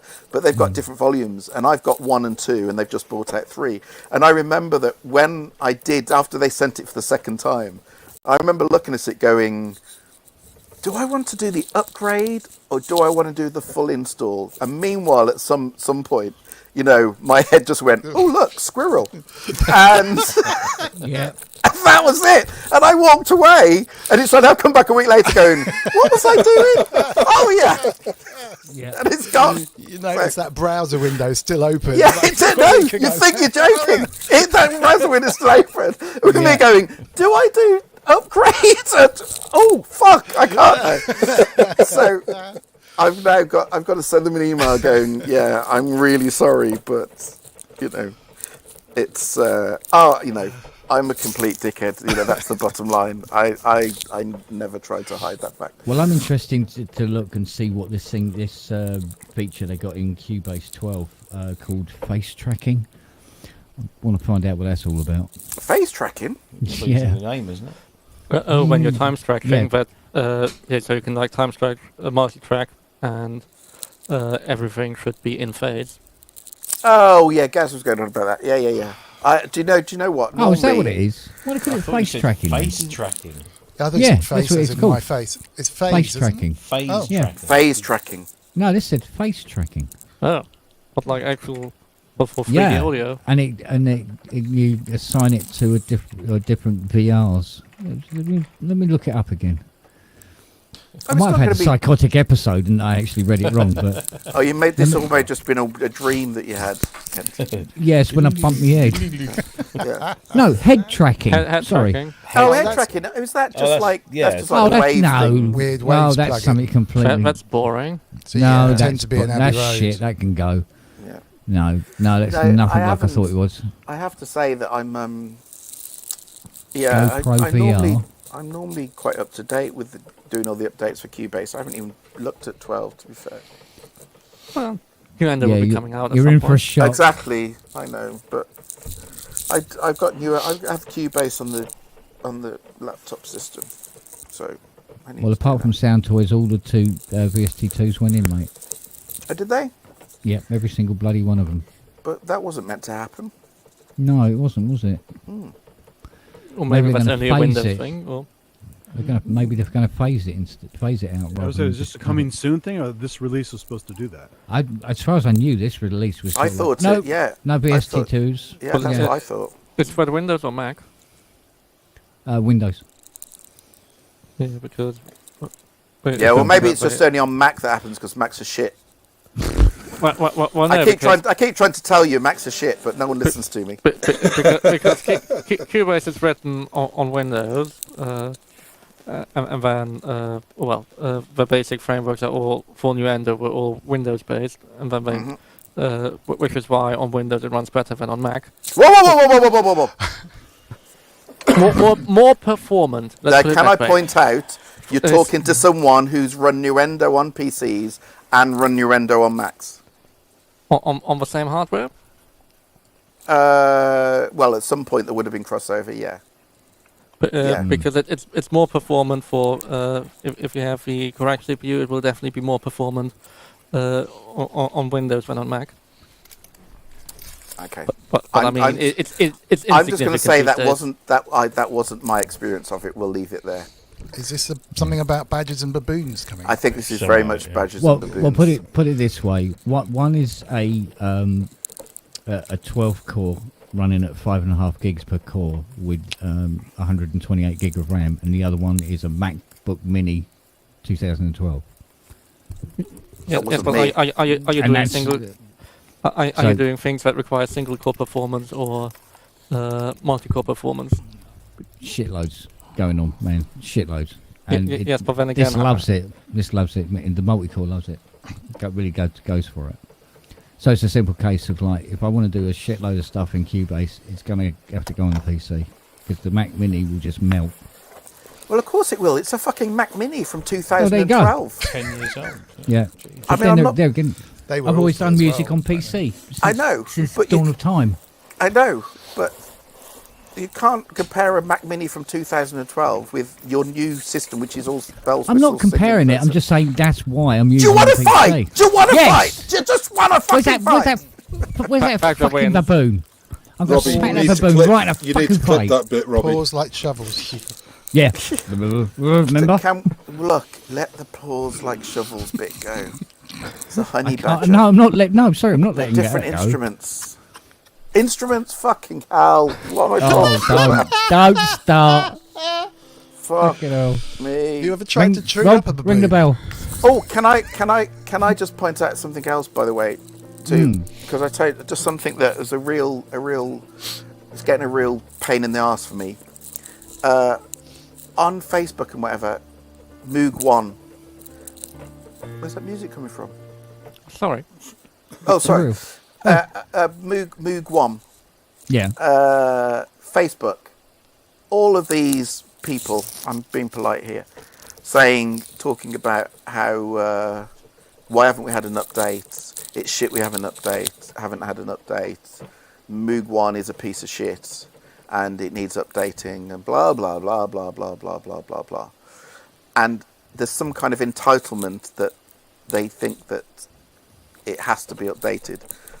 And I was talking, I'm not going to say who it was, but I was talking to one of the main guys doing all the updates for the Moog one.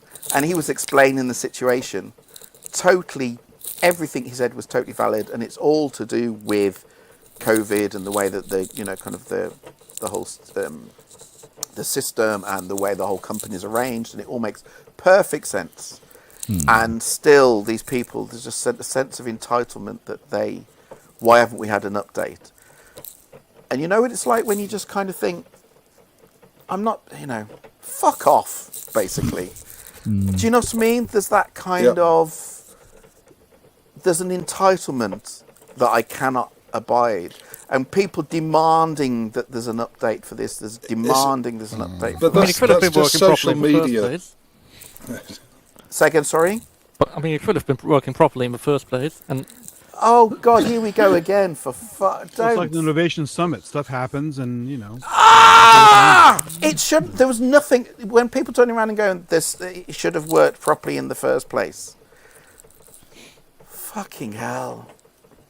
Look at it. It was a perfectly valid instrument working, and it had issues. I mean, slight issues, but there was never anything that was going to stop it working. There was nothing that was going to affect. There were certain things that weren't implemented yet. You know, there was lots of things with the sequencer that weren't quite working, but there was nothing as an instrument that was going to stop it functioning as an instrument. Do you know what I mean? It was like, it's the same with the Tempest. You remember when all the Tempest got all this shit about how it was a useless piece of crap and whatever? There was never anything in the Tempest that stopped it being brilliant. Every now and again. well, look at if the you wanted to Andromeda. It go has beyond lots of bugs, and 4.4. people love it. So But I mean, the Tempest originally could only do 4.4, which, okay, it's fine for how long? 99.9. How long? That was when it first came out, when I first checked it For out. how long? Just I can't remember. I think it was a few months until. It was probably. It got a really big update very soon. Yeah. But what I'm saying is, you're talking about an instrument that, probably they all had these issues. You know, most instruments they'll have an issue a month, 2 months, and then it gets sorted. You can't. I've been early adopters on almost everything. So many instruments I've been an early adopter on, and there've been very few that have been useless, basically. And the Moog 1 was never useless from day one. It was never useless. It had a few issues, but to turn around and start demanding that it needs. But that is the internet these days. That's social media, and if someone can complain about something, it's no skin off their nose. You know, that it's not like they're actually standing in front of the guy who has to write the code, because they wouldn't say half the things that they say on the internet. And as you say, it's a working product. It's like there's nothing wrong with it. Absolutely, and it's like John just said. As a Moog 1 owner, it really winds me up. Just enjoy what's already there. Absolutely. The thing is now, it's you know, kind of think back to synths in the bad old days in the 70s. It was what it was. Think of how many synths that had not faults. They had traits, or they built-in had features. Yeah, exactly. Idiosyncratic firmware. Absolutely. And there are almost but always now, workarounds, so you can figure something out. all of that. Whereas now, Is it the owners that are doing it, or is it just? yeah, people these are sniping? owners. No, Oh, well, okay. I say they're owners. They're on the page. I get the impression they're owners. How would you But say it's- that compared to Korg Oasis owners back in the day? Yeah, but even then, there was, you know, kind of the Oasis. There were nothing. What were the major issues of an Oasis? The resolution of the sequencer. Yeah. Okay. Did that? But that didn't make it unusable. It didn't make it unusable. But I think it's the way that, you know, when they in the forums they were asking people for what they thought. You know, what do you think the Oasis needs to make it better? But that's a completely different ball game. Yeah, but they took that information on board. And yeah, that's good. Exactly. Well, and that's make great. an M3. But yeah. the thing is with Moog is the fact that it's, whatever you think about it, it's a small company. And the guy that was telling me about the, you know, COVID has kind of knocked a fair amount, and they're trying to do everything they can with a very small team of programmers on this. And, you know, America's a big place, and it's, yeah. Anyway, he explained it all to me. And you're just there going, of course it makes total sense why. They're doing it as quickly as they can. They can't just magic up a piece of software. And they've actually said this, I think they've said this online somewhere, and you're still just getting people going, I'm entitled to an update. No, you're not. Fuck off. It's an instrument as it is. Enjoy it for what it is. It's not perfect yet. Everyone knows it's not perfect yet. There hasn't been an instrument in existence that's been perfect yet. It's no worse or no better than loads of other synths. Yeah.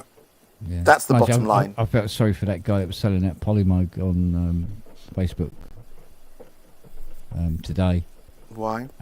Well, he even said about, he had the power supply. It doesn't work properly. There's stuff that doesn't work on it, but he said he's had the power supply completely restored and everything like that. And he took a photo, close-up photograph of the power supply, but it's the Mark 1 power supply, not even the Mark 2. That power supply gets so hot it just eats itself. You talking about software updates today. This thing used to just melt. So if there's a couple of things that need to be done. I mean, I'm loving this Cobalt, and then I remembered, oh, hang on a minute, I'm supposed to update this to version 2, aren't I? And you get loads and loads of stuff that comes with it. And I hadn't even noticed. Been playing it fine. Yeah. So, Cobalt, I agree with you, Ty. Cobalt as well. No, Argon, I mean. I was just say. Yeah, fucking hell, I can't remember what I bought. It's different colour. Yeah, blue stick, white Just a bits different on front. element. That's all. Yeah. And that's some super duper version 2 for it. One is inert gas, another one isn't. Mm. Isn't there a thing? I guess there are going to be some people who bought the Moog 1, who can absolutely afford to buy the Moog 1 any day of the week, and they're happy with what they've got. Yet there's probably going to be a bunch of people that have taken out a big loan or spent all of their savings on this massive premium, all singing, all dancing, supposedly product.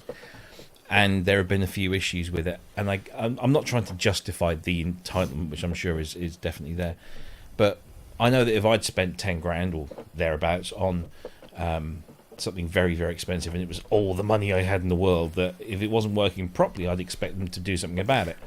The thing is, they did say from day one that it was a work in progress. That's right, the thing. Okay. It's not. This isn't news to anybody. They did kind of say that this was, the start of a long journey. They kept using this long journey thing. And COVID has put a big 2-year exactly, yeah. You hole can't go around in the middle of everything. You can't go around demanding things off of especially Plus, small There's companies. still some truth to they caveat took out- emptor too. You have to take some responsibility when you buy stuff. Even if people did take out a big loan for it, they took out the loan on what that was. Mm-hmm. That's the thing. You never. I mean, about the dream. You never. You would. You'd be a bit of an idiot to buy into something that you have to see it for what it is when you buy into it. Do you know what I mean? To a certain degree, you have to. And they weren't hiding the fact that they were going to be updating it. And I think the problem was that when it first came out, they basically did update it quite regularly, and then COVID hit, and that's basically just slowed it right down. And it's just now people screaming and shouting, going, "Yes, but COVID's gone now," because of course it has, hasn't it? Yeah, of course. And they go, "Well, where's the updates? Where's the updates? We want the updates now." And it's, if this was a machine that was falling over, I mean, I know there was some tuning issues down in the lower octaves on some, and I didn't get that, but it was there on some. Some Moog. They basically then sorted that by giving it a kind of auto-tune thing.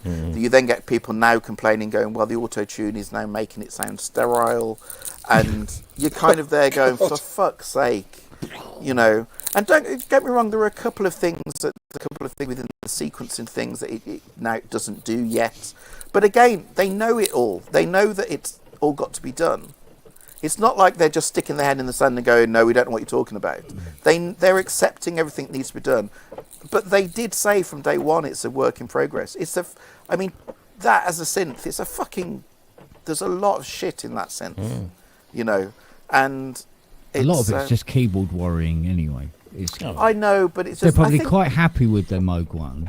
It's just that they want to join in with the sort of like flinging shit. Well, another example is, and I'll bring up the B word here. I read some posts from. Anyway, goodbye everyone. It's lovely seeing you. Ring the bell. Put her out of room. Read some posts from some people complaining about all these people putting suggestions of what they would like Behringer to build. And they were, why is everyone doing this? Well, Behringer actually asked people to send them suggestions of what they would like built next. So, I think companies can't win in the toxic environment that is Facebook, for example. I mean, Twitter's even worse, but Facebook is quite a shithole. Yeah, it is. Anyway, look, I am going to go. I'm going to go and do some loopy guitar-y shit. So Nice. It's lovely seeing you all. Have fun. I've got my looper working. I made a Moog. Nice. I've got my working. I made a Moog. Nice. I've got my working. I made a Moog. Nice. I've got my working. I made a Moog. Nice. Didn't know about the extra bit, but there you go. Oh, by the way, I'll send you the sample if you want. Do you think you could use that? let me think for a second. No. By the way, talking of loopers. Oh, nice! I should have one of those myself very shortly. Got your monitor on, Dom. Hey? We can hear I you think you twice. got your monitor have a on. nice Sorry, filter. hang on. Sorry. Be very quiet. Welcome to my ASMR stream. What are you wearing? This is way too stimulating. Okay. I'm still not. Yeah, you're back. Yeah, you're okay now. Oh, I'm you're back. okay. Okay, cool. Yeah. You're getting all moist. No, I had a I had a good play of that earlier and used it on Hello. one of the BBC series tracks I was doing. It's very good. Yes, if you haven't, I've seen it. It looks amazing. yeah, it is very good. So yes, so that's nice. So anyway, I am going to go. It's 12:30. Robbie, I will see you tomorrow night. See you tomorrow. I will send you yes. all the links in the morning. Pre-birthday stream. Most Yeah. excellent. Well, Make the most of that first hour because I'll be gagging to get off. So Literally. That's another clip there. You should put that as a clip just to announce it tomorrow. He'll be pulled off. Get it on its hot. Oh, but Yeah. excellent. What was that Ricky Gervais character that every time he said something double entendre, he just go. Oh, from Extras. From Extras, Extras. yeah. Yeah. Amazing series. But anyway. Okay, I will see you tomorrow night. See you and later. Have a good one. See you later. Cheers, Ty. Bye all. Bye. Au revoir, monsieur. I'm going to have to go as well, I'm afraid. Yeah, me too. Way past my bedtime. Funny enough, and so am I. I've got to meet a Skip bright and early. Oh. Just don't put that What? DX7 in it. Who would have thought a Skip needs you to hold its hand? Well, you got to get it put in the right place. Yeah. Yeah, well, I've also got to explain to them why it's a foot and a half higher with rubbish than it should be. And Oh. then say, please put your net over it and take it. Just jump on please." it. That'll be all right. I'm sure. Yeah. is there anything Fucking exciting in Matano or there? Means coming down early. Oh no! This is definitely that's just just- full of shit. Oh. Yeah, this is all total shit. Broken bits of wood and doors and mud and unmentionable Bits of shed, then, basically. bits of smashed shed up and bits of garden and there's an apple tree in it now. Yeah. Wow. So one of the apple trees bit the dust. It had to go. Poor little thing. You have So, to periodically rent a dumpster for that, or how does that work? Yeah, you have to. Well, so far we've spent £1,000 in skips. Jesus Christ. Yeah. They're not. You They're kind not of- cheap down here in leafy Surrey. You kind of pay for the delivery and the pickup, and they don't Yeah. really charge you whilst you've got them. Really, it kind of No, works like 'cause- that. The cost. Yeah, is the because if you delivery and don't phone them up, it could be out there 3 months and they would never bother coming back for it. Bit like scaffolding. yeah, exactly yeah, that. you actually say, "Can you come and collect it?" All right then, but we're coming round at 5:30 in the morning.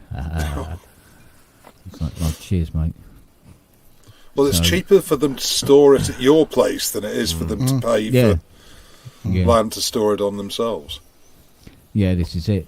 So, but we've always used this company for hundreds of years, and we know them quite well. But sometimes you just need to go on, just throw the net over it. It'll be all right. Go on. I know it's illegally loaded. Go on. Otherwise, we'll have to buy another skip after this one. Shit. Yeah. So that's. I think that's 4 8-yard skips we've had so far. Wow. Yeah. And It's going to be so at good least though a when couple it's to done. go. Imagine. I'm hoping it's going to look quite a bit. Yeah. Yeah. So the AstroTurf, which will go the whole width of the garden now, it'll look good. There'll be plenty of room out there for the dogs to run around. Are you having it air conditioned? There is supposed to. It does come with a selection of different things. There's air conditioning system, heating, and what have you. And I believe it has. I'm trying to remember now because we looked at so many. There's rails in the walls that you just clip lights on, and they're powered as soon as you clip onto the rail, so you can just move them anywhere you want. There's all that. But there'll be loads of customising that I'll be doing to it. In one Is this form kind of or like another. Robin Vincent's little shed thing, or is this? Yeah, it looks like it's like a properly built building, actually, the way it's done. Well, it won't look like a little wooden shed, put it that way. So we've moved on from that stage. Yeah.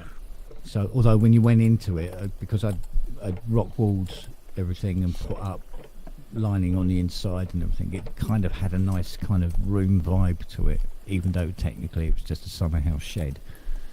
So, whereas this thing's aluminium and glass and some strange kind of vinyl composite wall system that it has. So yeah, so there'll be all those sort of bits and pieces in it. Then the electrician has to come down and reconnect up all the 30 amp line to it, which will cost a fortune.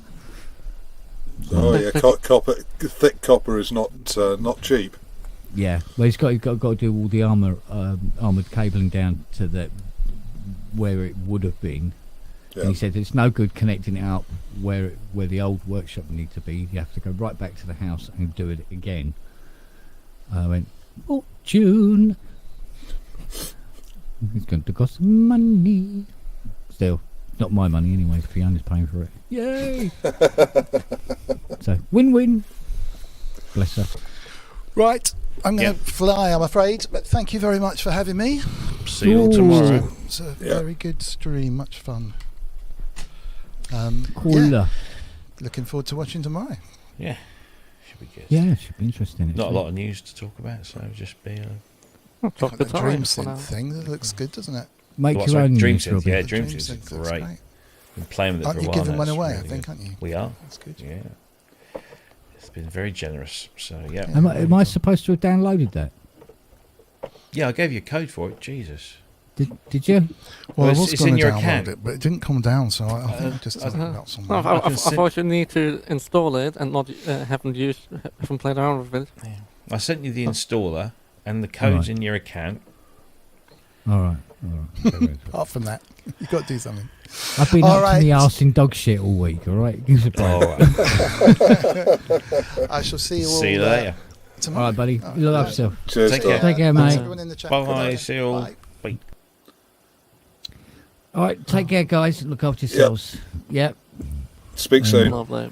Be cool and stay safe. Yeah. Cheers. You As too. always. Take care, guys. Look after See you. yourself. Good night. Bye.